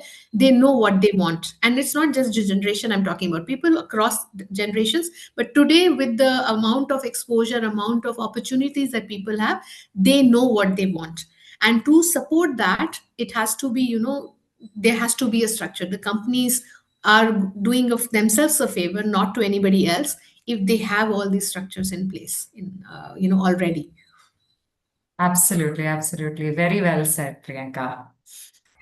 I had again because you said that about I refer to the unconscious bias, right? So and I said, of course, at the organization. But what are your thoughts? What, as a person who has experienced it, and I know the time has been long, but who has experienced and been with Avatar, what is that you think that leaders should do to reshape that? Take away that unconscious bias. May not be 100%, but at least work towards that, removing that unconscious bias that they would have. And I would like Absolutely. to take that as an absorption for my own organization to kind of build that. Absolutely, Priyanka. And as I think the fact that you mentioned it has to be top down, be it from a bias busting standpoint, be it from a culture transformation standpoint, it has to be top down. It has to be very visible at the leadership level that this is not something that's being done just for the sake of doing it, but there is a very serious business case, a very serious culture case, and a very serious talent case towards investing in it, right? So that kind of leadership approach, I think, is super crucial to bust those biases.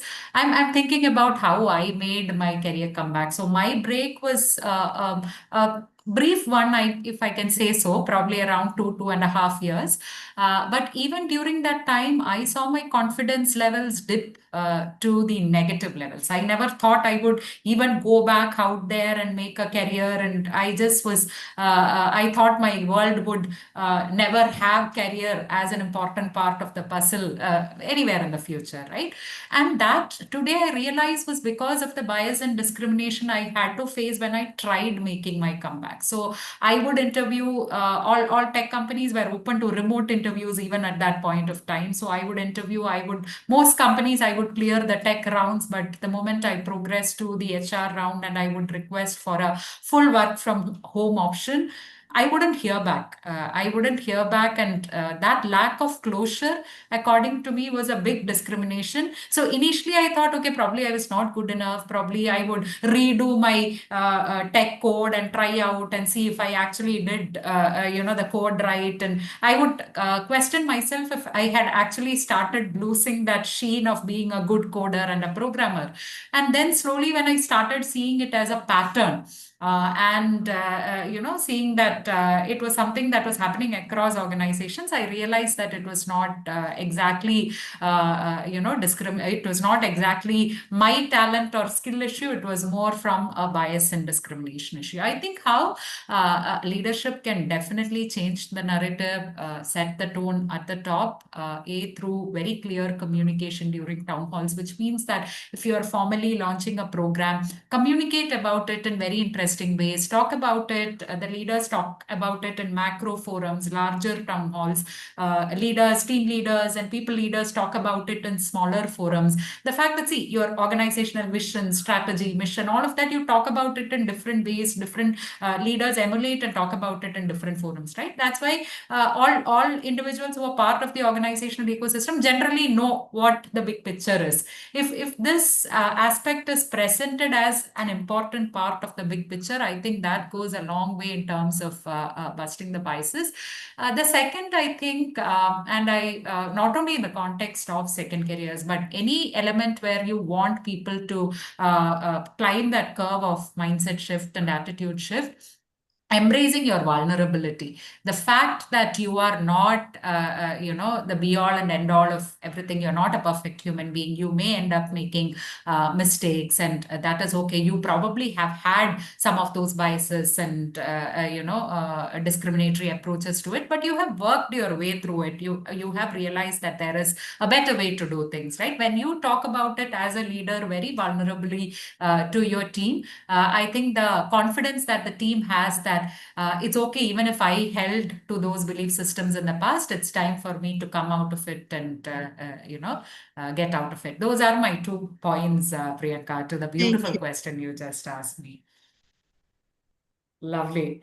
Priyanka, I would like us to tap into the 70-30 statistic that you spoke about, right? The fact that 70% of your returnee workforce are women, but there is a 30% who are, men and others as well. So, and the fact remains that second careers are increasingly becoming gender agnostic, right? So, with your experience working with returnees, what advice would you give women and returnees to position themselves confidently without over explaining their break? Yeah, that's something which I always think when I'm talking to someone, that always remember the company needs you as much as you need the company. It's exactly simple that it is a equal requirement. It's both sides need each other. And because of this realization being with the organizations also, more and more companies are actually adopting and valuing this experience, which the experience doesn't go away anywhere because of the gap. The experience is still there. So what is important, and in fact, especially for people who have the experience, the learning curve is much faster because they know where is it coming from and where is it going. So it's much faster. The freshers obviously have a learning curve, and which is they do learn, but even the people with experience is much faster. They're able to adopt much faster. So it is to everybody's benefit. And the people who are coming back to work, they should remember that the organizations that also need you as much as you need the organization. So, and women typically, and this is a known fact, that women have two one, they typically look for 100% match with a job. And especially when someone is coming back from a gap, they would look for maybe 110%. And they have to understand that it is not, you cannot be a unicorn. Nobody is looking for a perfect match. It is always, there will always be a scope for growth. There is always a gap, which is with experience or with the career gap or no career gap. So you just leverage what experience you had. Be proud of what you have achieved so far. And as I think in Lakshmi's session, she was talking about, what you have done. Do not forget that. Leverage on your experience. You cannot be 100% match. A 70% match is also amazing. And the second thing is the imposter syndrome. Women have this thing, women leadership, they always tend to think that, I don't deserve to be where I would, which is typically not for other genders. So where it's very important that women please remember that, you are worth it, and that is why you have to go for it. And it's not just women, people who are returning from work. You are worth, you bring in a great experience and great level of expertise. It's definitely there. Yes, things would have moved further, because especially in technology, in our space, technology is like grows like exponentially. And in that case, you will have that opportunity, and organizations which bring in, and organizations have to be consciously bringing in the upskilling and reskilling program to making sure that these people fit in immediately and are able to are productive as soon as possible. So, and but that experience definitely is as valuable as ever. So that, you don't need to over explain your break. You are worth what you have done so far. So go for it, and you will be welcome. And especially at BC Global Tech, you are really welcome if you meet all the assessment criteria that we have. And that's it I'd like to say. That's so empathetically put, Priyanka, if I can put it. So I think it's about telling everybody that people on breaks, that it's about choosing grace over guilt, right? Sometimes we just guilt ourselves so much, oh, we shouldn't have taken that break, or we should have pushed ourselves harder, or we should have invested in support systems. All those should have happened, but that's not required, is what I hear you say. Wear that very proudly, that badge of a break, because that you would definitely have picked up skills and so many other aspects of thriving during a break, whatever reason you had chosen to take it for. Great. I think we have another few minutes to wind up the conversation, Priyanka. So yeah. Yep, I think this is an interesting. One thing which I wanted to add is that the COVID with all its issues and all really brought the remote work option back to the it was that it became much more easier for people to, even for the organizations also, to adopt and be allowing people to be able to work. So I mean, kind of answering, but what flexible work models do you think really work in a long-term retention?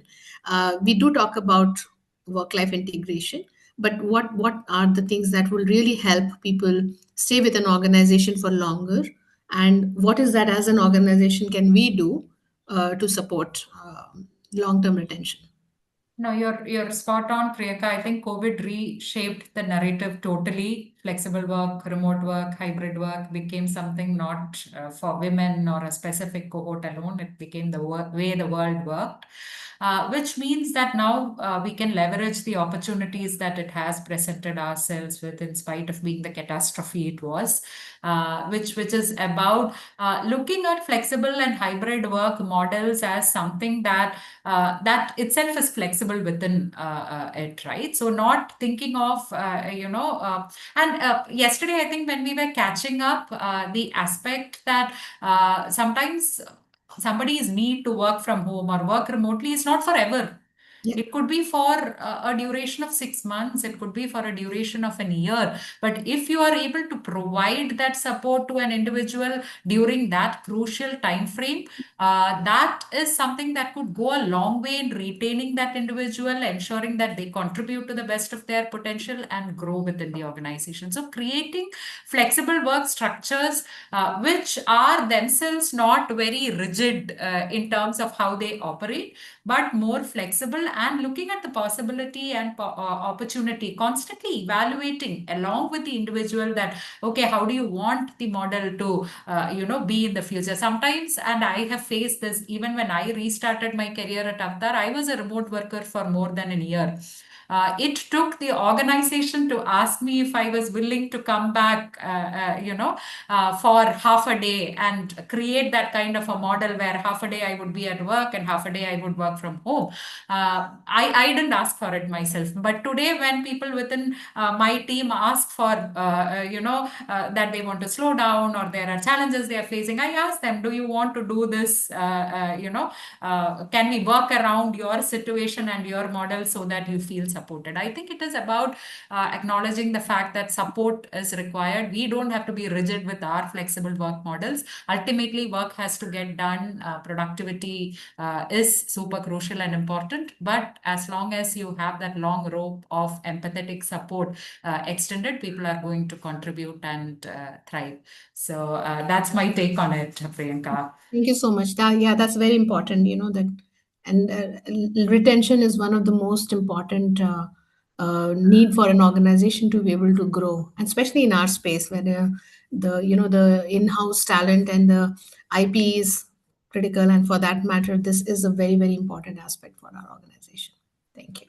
Absolutely, absolutely, Priyanka. I see a comment by Dr. Deepak in the chat window that COVID accelerated the adoption of digital tools. Absolutely true. The fact that it really changed the organizational infrastructure, even the cultural infrastructure, I would say, right? So lovely. It was Super, interesting chatting up with you on this topic and theme, which is very, very close to, I think, all of us at Avatar. So thank you so much, Priyanka, for joining us today and rendering your excellent insights. I think all of our viewers, if you are in the tech stream and you want to apply to be CE, you are on a career break, you know whom to approach. So all best wishes to all of our viewers here. Thank you, Priyanka. We wish you the very best and your organization the very best in your talent pursuit going ahead. Thank you so much. Thank you so much, Anju. Thank you. It's back to Janani.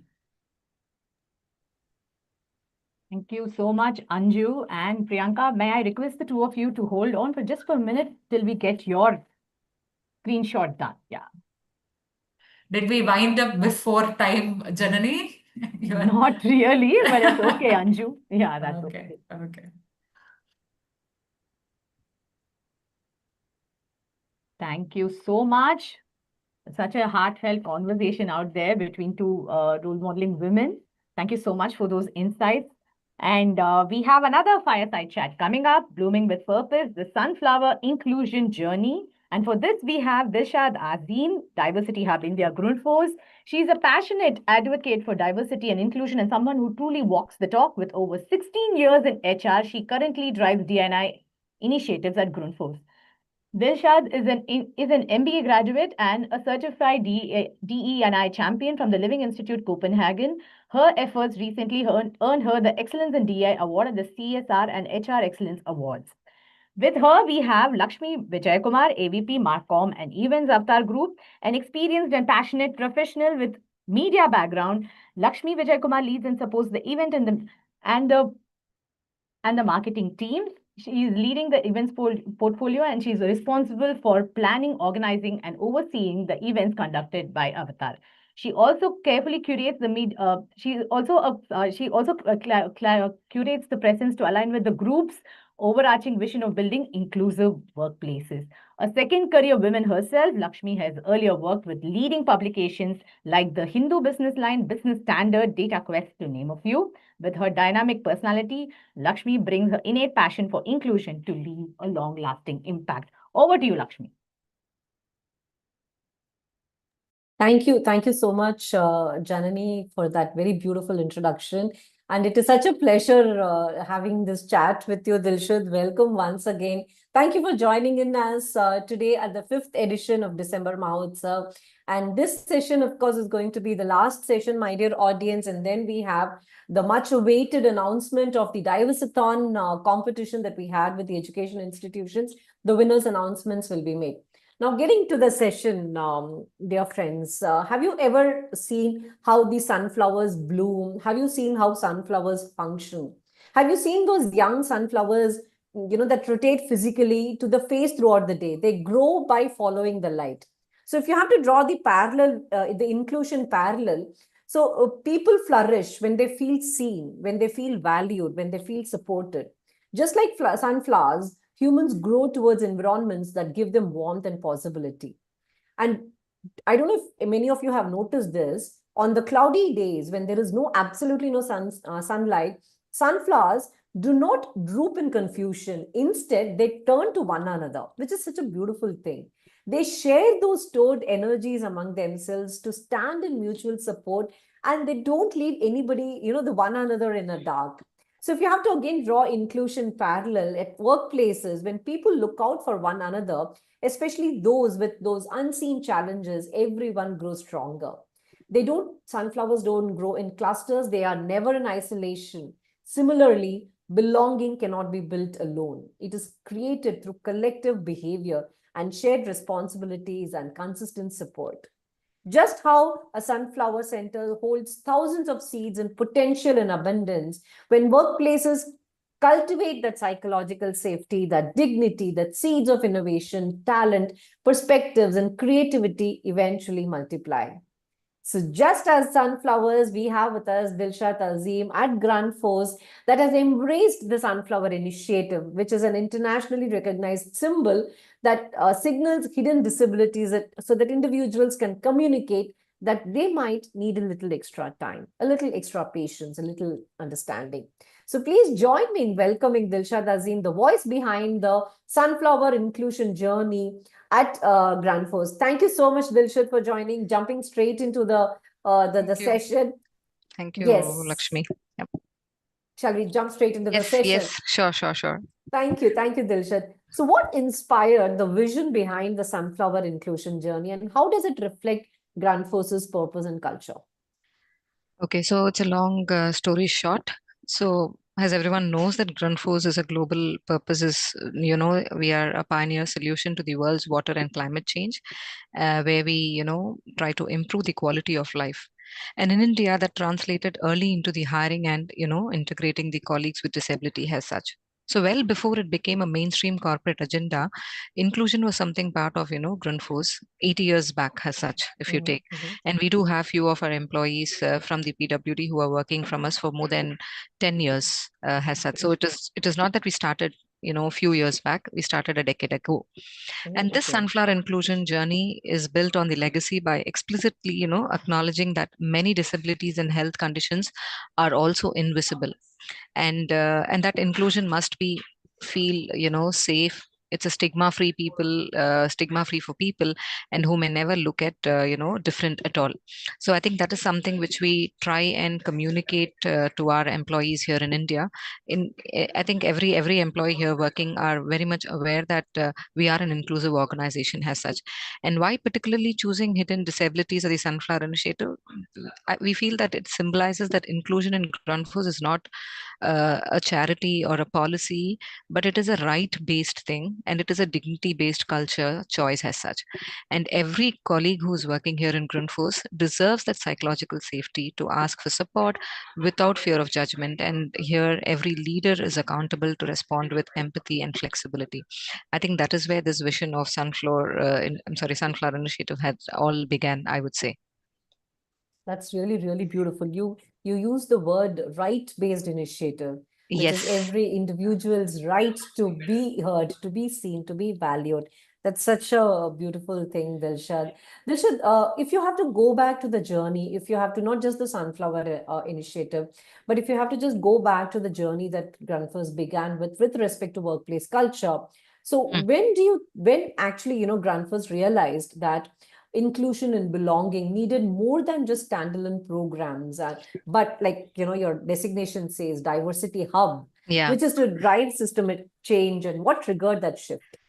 So over time in India, as I told you, we had already, around 14, 15 employees in the PWD category, in blue collars as well, the neurodivergent employees. So India had multiple strands of DNI activity. Like we did a few hiring in the blue collar. We have, International Women's Day platform in our organization. And of course, ERGs were also there. The chapters were also, well established, like the gender balance, where you have both for men and women. We have abilities ERG in Grundfos as such. The turning point of realization while these events and projects were happening, were creating awareness sensitization session. They did not consistently change the system, like the hiring, the workplace design, manage the capabilities, or the data driven decision making. So leaders, I think they wanted one place where the DNI responsibility, the expertise, the governance were clearly anchored. And I think that is where it led to, the diversity hub, which was there. I think no organization is having a separate person who would be anchoring this. And I'm very proud that Grundfos has taken this step forward. And of course, we have it in India, we have it in Denmark, and we have it in Philippines. So these are the three countries we have this diversity hub, with a dedicated a person who will work on everything, integrating the inclusion part of it, the gender balance, the data inside, sensitization, policy change, everything clubbed to one person, where we feel that Grundfos global DNI transformation with partners such as the diversity hub. And Also, what we realized, when they created this hub, it was more about, disability hiring showed promises, but the colleagues still hesitate to disclose certain invisible conditions as well. And this diversity hub also, focuses more on the white collars hiring as such, because we know that we have few of them in blue collars already. We thought how we can bring those people to the white collar space where we can also, broaden their career opportunities as well, the career path within the organization. When ERGs are also very active, but they're also not connected to the, they're always connected to the talent, the safety, and the customer strategies. And of course, the leaders who are, accountable for it, they wanted to have a structured data, impacting stories and the consistent, the India-wide approach, which we thought this hub will create, where it will be a smaller impact to start with, or a smaller step to start with, but the impact on a yearly basis, on a daily basis, by practicing it, will make a bigger noise as such. I think that's where it all started, Lakshmi. That's really beautiful, Dilshad. In fact, I was just thinking when you were, constantly saying the word hub. Hub is basically the central point where things come Yes, together, and it's true. the simplest form where the core, right, the connection point, or where the True. energies converge, right? The Agree. collaboration happens and all of that. That's really beautiful. Dilshad, just a follow-up question to what Yeah. the previous one. So when Grundfos welcomed, you mentioned 14 to 5 blue-collar neurodivergent Yes, yes, employees into yes. blue-collar roles, right? And that surely was a very meaningful, a purposeful step, and a very Mm. deeply human one, Yeah. if I may say so. Yes. So, but having said that, what were the sensitivities that your teams had to be mindful of during that transition? And how did you all work together on the shop floor, not only just the shop floor, but beyond, right, Mm. to ensure that all these employees felt understood, supported, and truly, truly included? So, as you said already, the sensitization, I think that is one of the bigger chunks in the inclusion part of it, is what I felt. And I think that was taken rightly in our organization. So, initially, we had two to three supervisors who are going to, interact with these people. And of course, the neurodivergent also, we have been including them through an NGO. So, we do have a support, a coach who would be, always with them as such, to understand if in case they are having some difficulties or not. And then the sensitization was given to the supervisors to make them understand how they need to talk, how they need to handle, and what is that, the do's and don'ts for them as such. Because neurodivergent, you have to be really very clear in, Absolutely. giving the commands or giving the task as such. So that was clearly iterated. That is one thing, the beginning part of it. And then, reviewing it on a regular basis as such. So weekly once it started, then, 2 week ones, then it went to monthly ones as such, where we understand from the supervisors and the coaches who are, accompanying those neurodivergent employees as well, the talent, to talk, to understand if everything is going right or somewhere there's a difficulty, where we have any scope of improvement as such. I think that had tremendously changed. Initially it was little, difficult as such, because they don't know what to do, because they were also trying to understand as such, being a supervisors.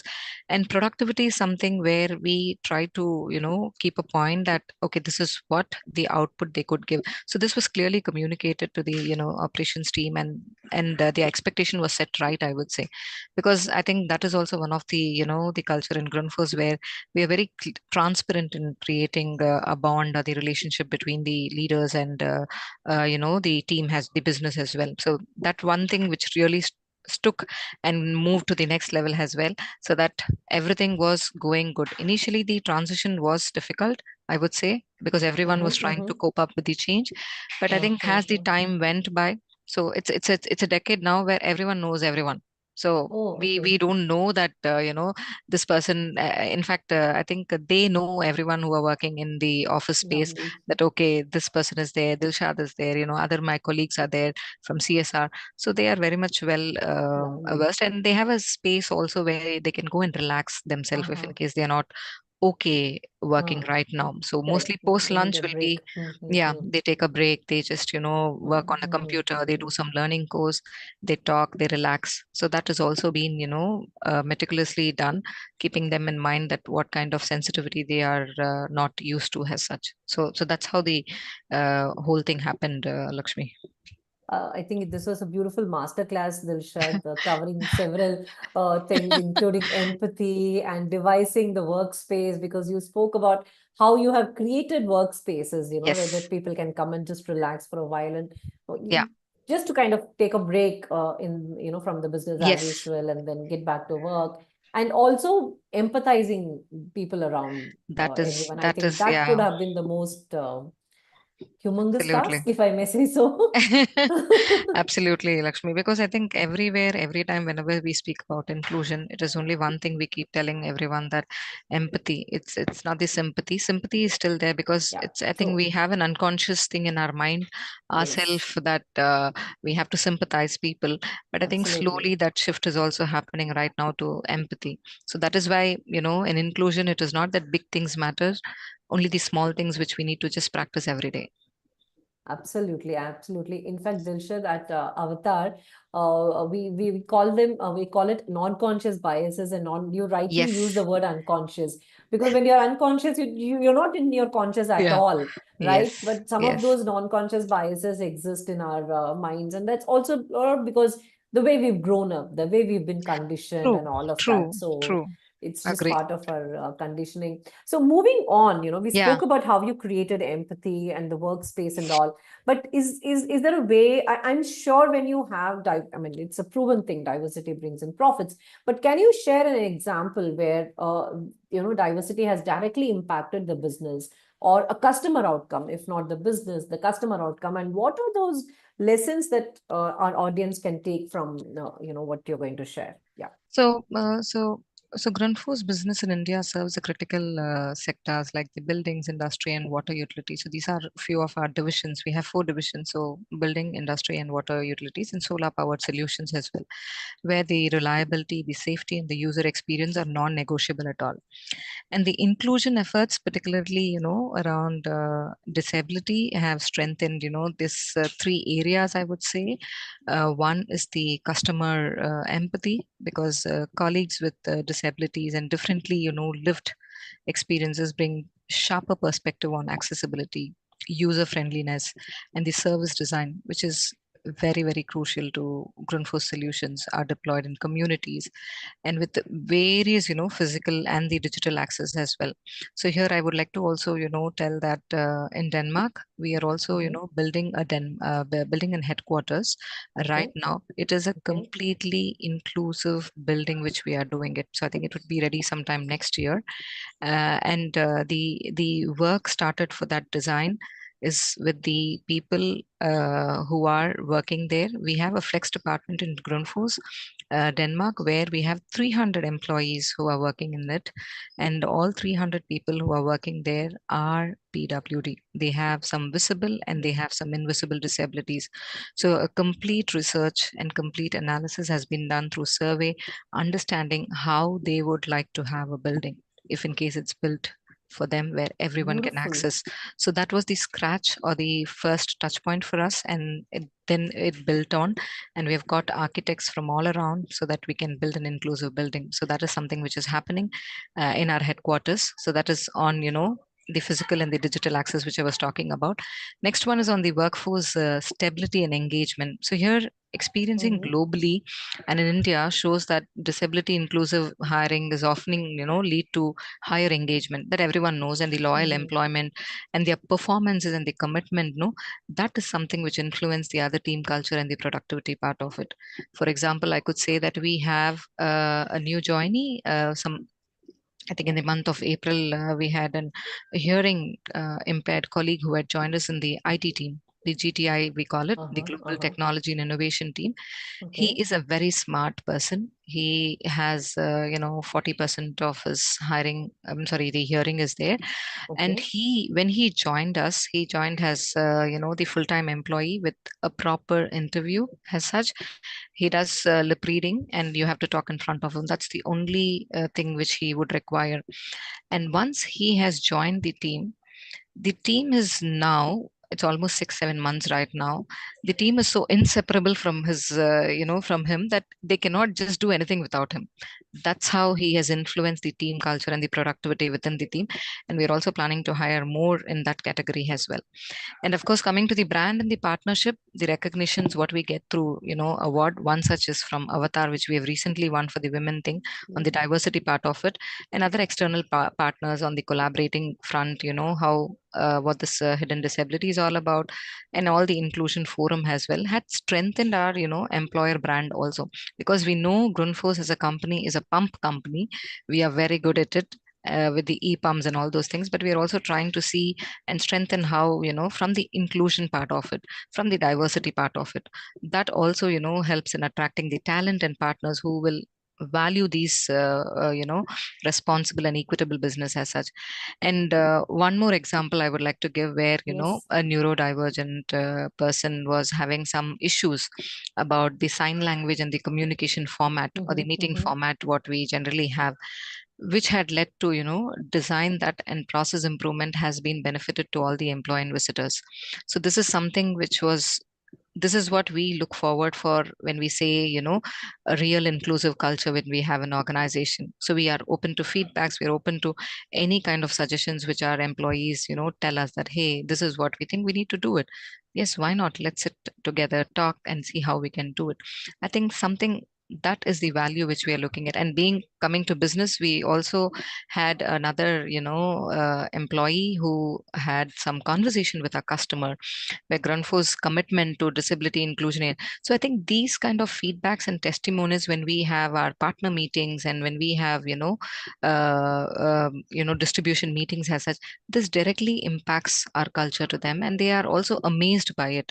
So we have another colleague who has a learning disability who is working in the sales coordinator in one of our divisions, and he is transformed like anything.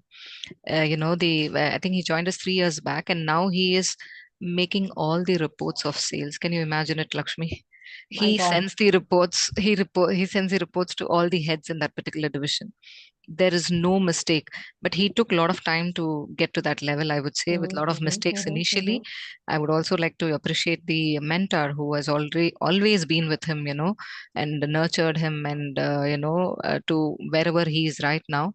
So this is the impact which we make from the business perspective as such, Absolutely. including them. It can be a small task. I'm not saying values, business numbers as such on the sales part of it, but the small change what we give them, it's really a fulfillment for everyone, I guess. Absolutely, absolutely, Dilshad. Here we have Dr. Deepak Deshpande, who has been with us through the day. He's just posted a comment in the chat box saying Gunfus is doing a commendable job in the Thank you. DEI space and excellent examples shared. So that's kudos Thank to you. you, Dilshad. Thank you. Thank you. With that passionate energy that you bring to the table. I'm sure, that is kind of, working through. Yeah. Anand, can you please go off video? Once we get to the next segment, we will request you in case you have to come on video. Thank you so much, Anand. So moving on, you spoke about, I'm speaking to you, always a pleasure, Dilsha, the passion that comes through. So, but your inclusion journey, I'm sure it had its pains, right? It had those No challenges. doubt. It had No those, doubt. yeah.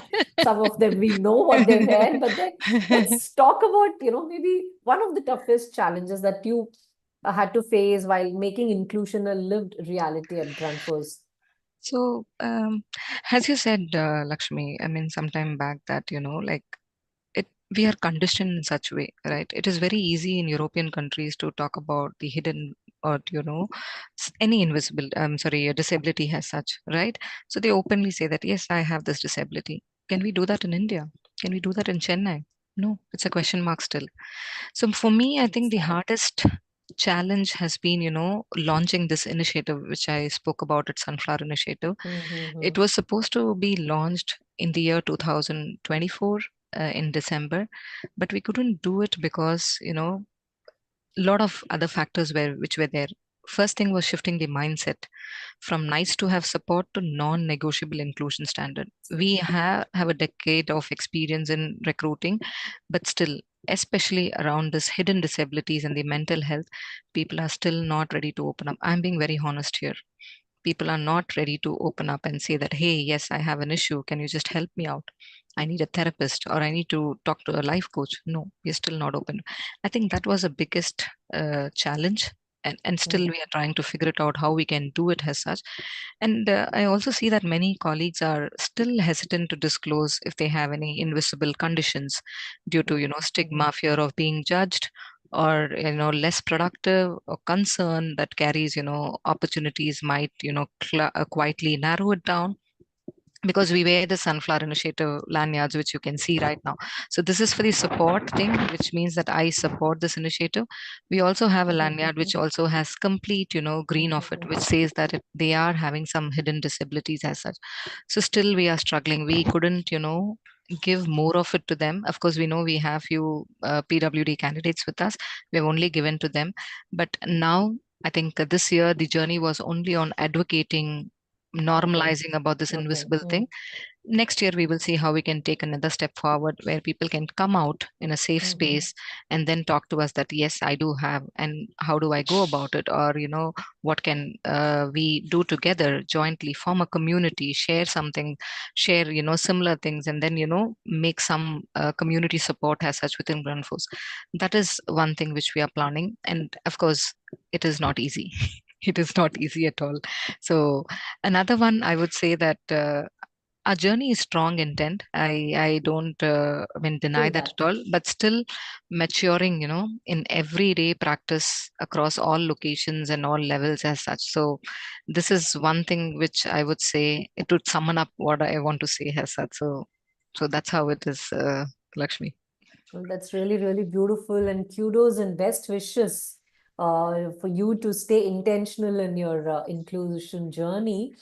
Before we wind up, Yeah, Dilshad, one final question I'm going to, sure. kind of pose that to you. So, if you have to leave our audience with that one sunflower principle for building inclusive workplaces, what would that be? Okay, so I think one practical, takeaways I would say that has, I think from the morning everyone must have told. So I'm just gonna, repeat the same thing as such.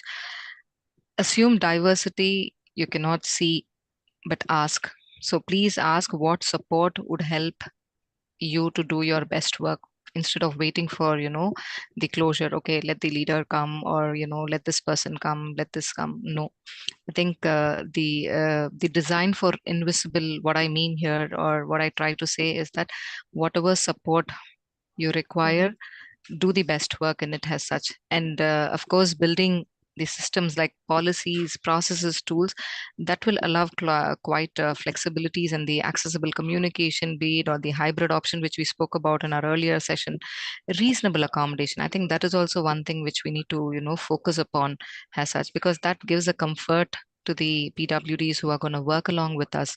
And confidential conversations, certain conversations are something which is kept only between those persons. So please respect those conversations as such. And colleagues don't have to perform courage every time they need help. They can just ask when we normalize certain things. So I think, yeah, this is what it is from my end. It's really, really beautiful. Dilshad, really, thank you very much. In fact, you know what I would want to say, Dr. Deepak has put it out here in the chat box. He says true progress on diversity, equity, and inclusion isn't about check boxes or annual trainings. It's about empowering every employee to Yes, think, speak, and act with DEI at the core of their daily work. We must nurture this mindset so it becomes instinctive, not a labored effort. And very true. leadership's role in making it natural is crucial. Leadership styles must evolve. Shift from top-down directives to collaborative empowerment. Lead by example. Oh my God, that's so beautiful. I Thank know. you, Deepak, for summing up the session for me, because I would have said all of these things. So you have actually summed up for me in the chat box. Thank And you so much. yeah, Thank you it's so much. always a pleasure to have any conversation with you. And this was really, Thank you. really beautiful, Dilshad. Any closing remarks Thank you. from you? We'll end the session. Thank you so much, Lakshmi, for giving me this opportunity. I think Avatar as well. We have been working for some time right now, but I think I wanted this session to be very special, because this is something very close to my heart, this Yes. project. And I want to also tell it to the other organizations that please do embrace this as well. This is also very important going forward. You may never know when is the need, but start now. And as everyone says, inclusion is not a one-day event work or one this Yes. thing as well. It is a journey as such. So let's start everyone with this journey so that we reach to our goal anytime it can be. So just start. Thank you. Thank you. Thank you, Thank you. Dilshad. Thank you Yes. so much Yes. for having me. Thank you, Dilshad. So audience inclusion is like a sunflower. It blooms when we choose to notice. So let's go out there and help every single individual to rise the fullest of their potential and bloom. Over to you, Janani. You want us to stay back so Yes. that we smile and Thank take a you so picture? much. Yes. Janani, we will do that. Yeah. Thank you, Janani. Thank you.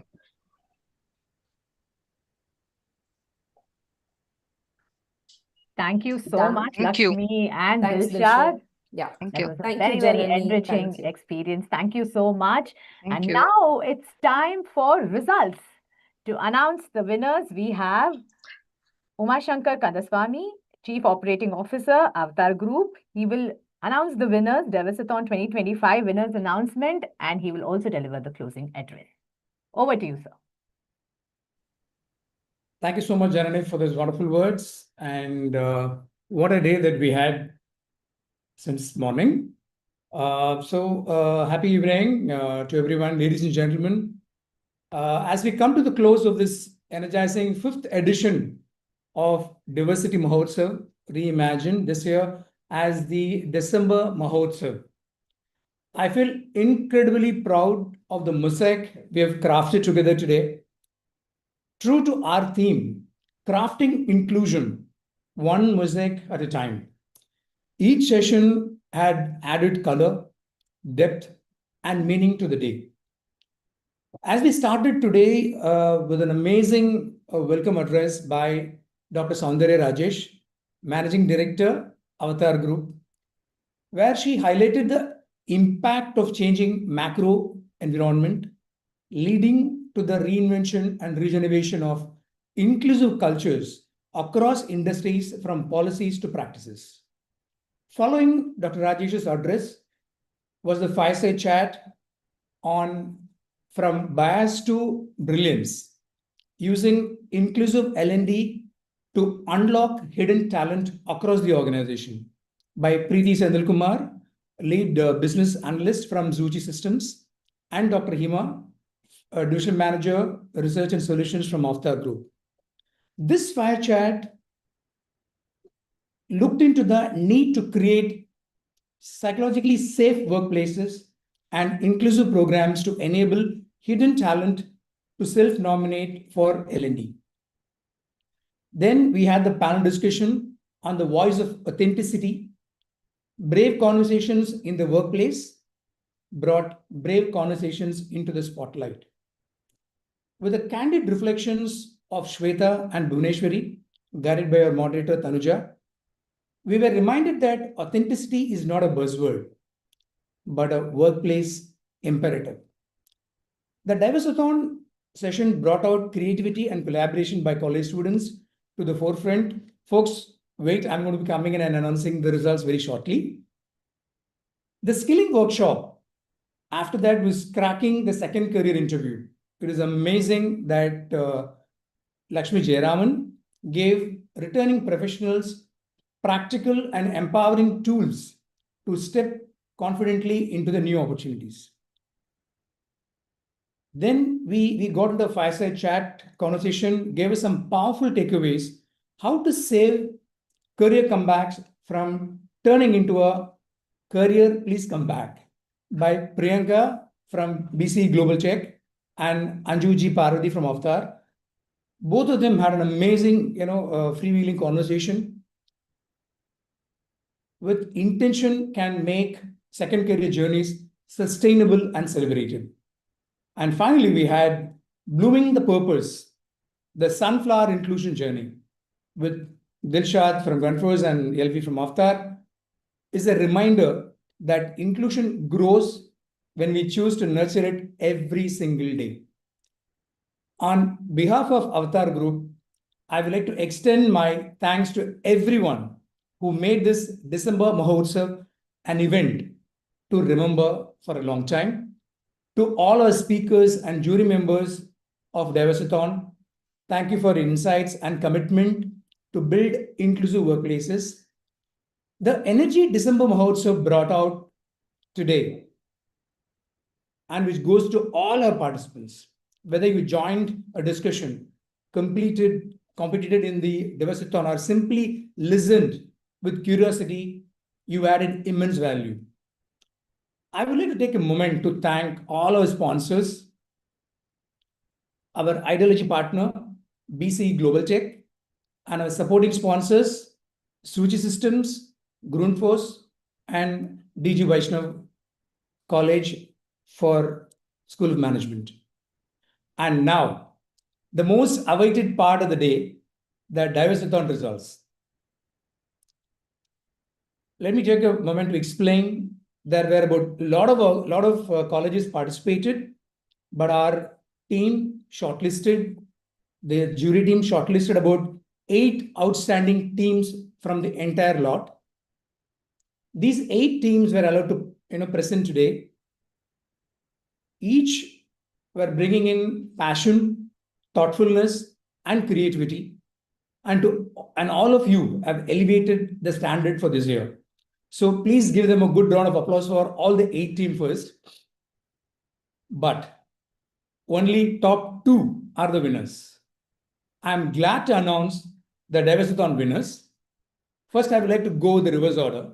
So the second place goes to a team which chose the topic, what would an equitable student experience look like from day 1 to graduation?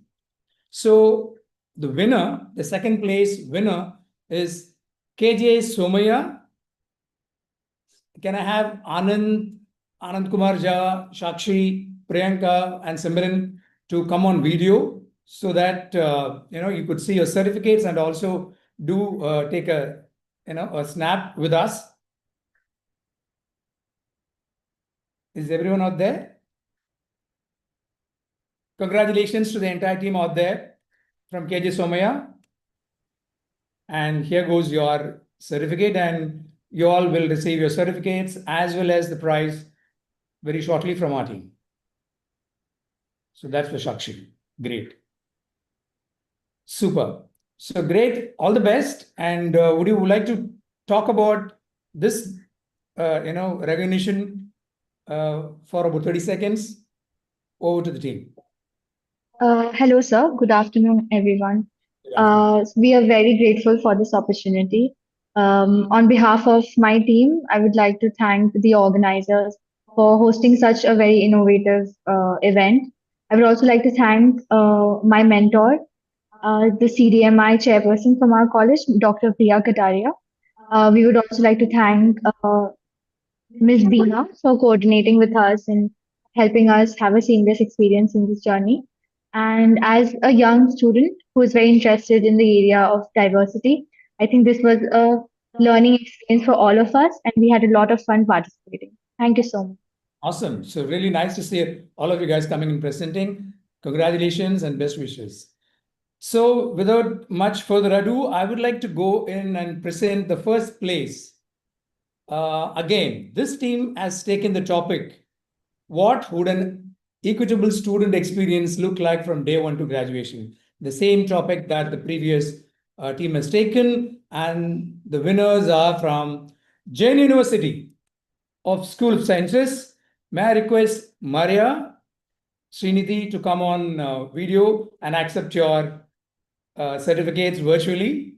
Hearty congratulations, Srinidhi. Thank you, sir. Thank you, sir, for this honor. Today isn't just a win for our team.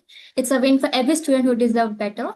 Also, I would like to thank our esteemed director of Jain School of Sciences, Dr. Asha Rajav ma'am, and our professor, Dr. Aishwarya ma'am, for giving us this opportunity.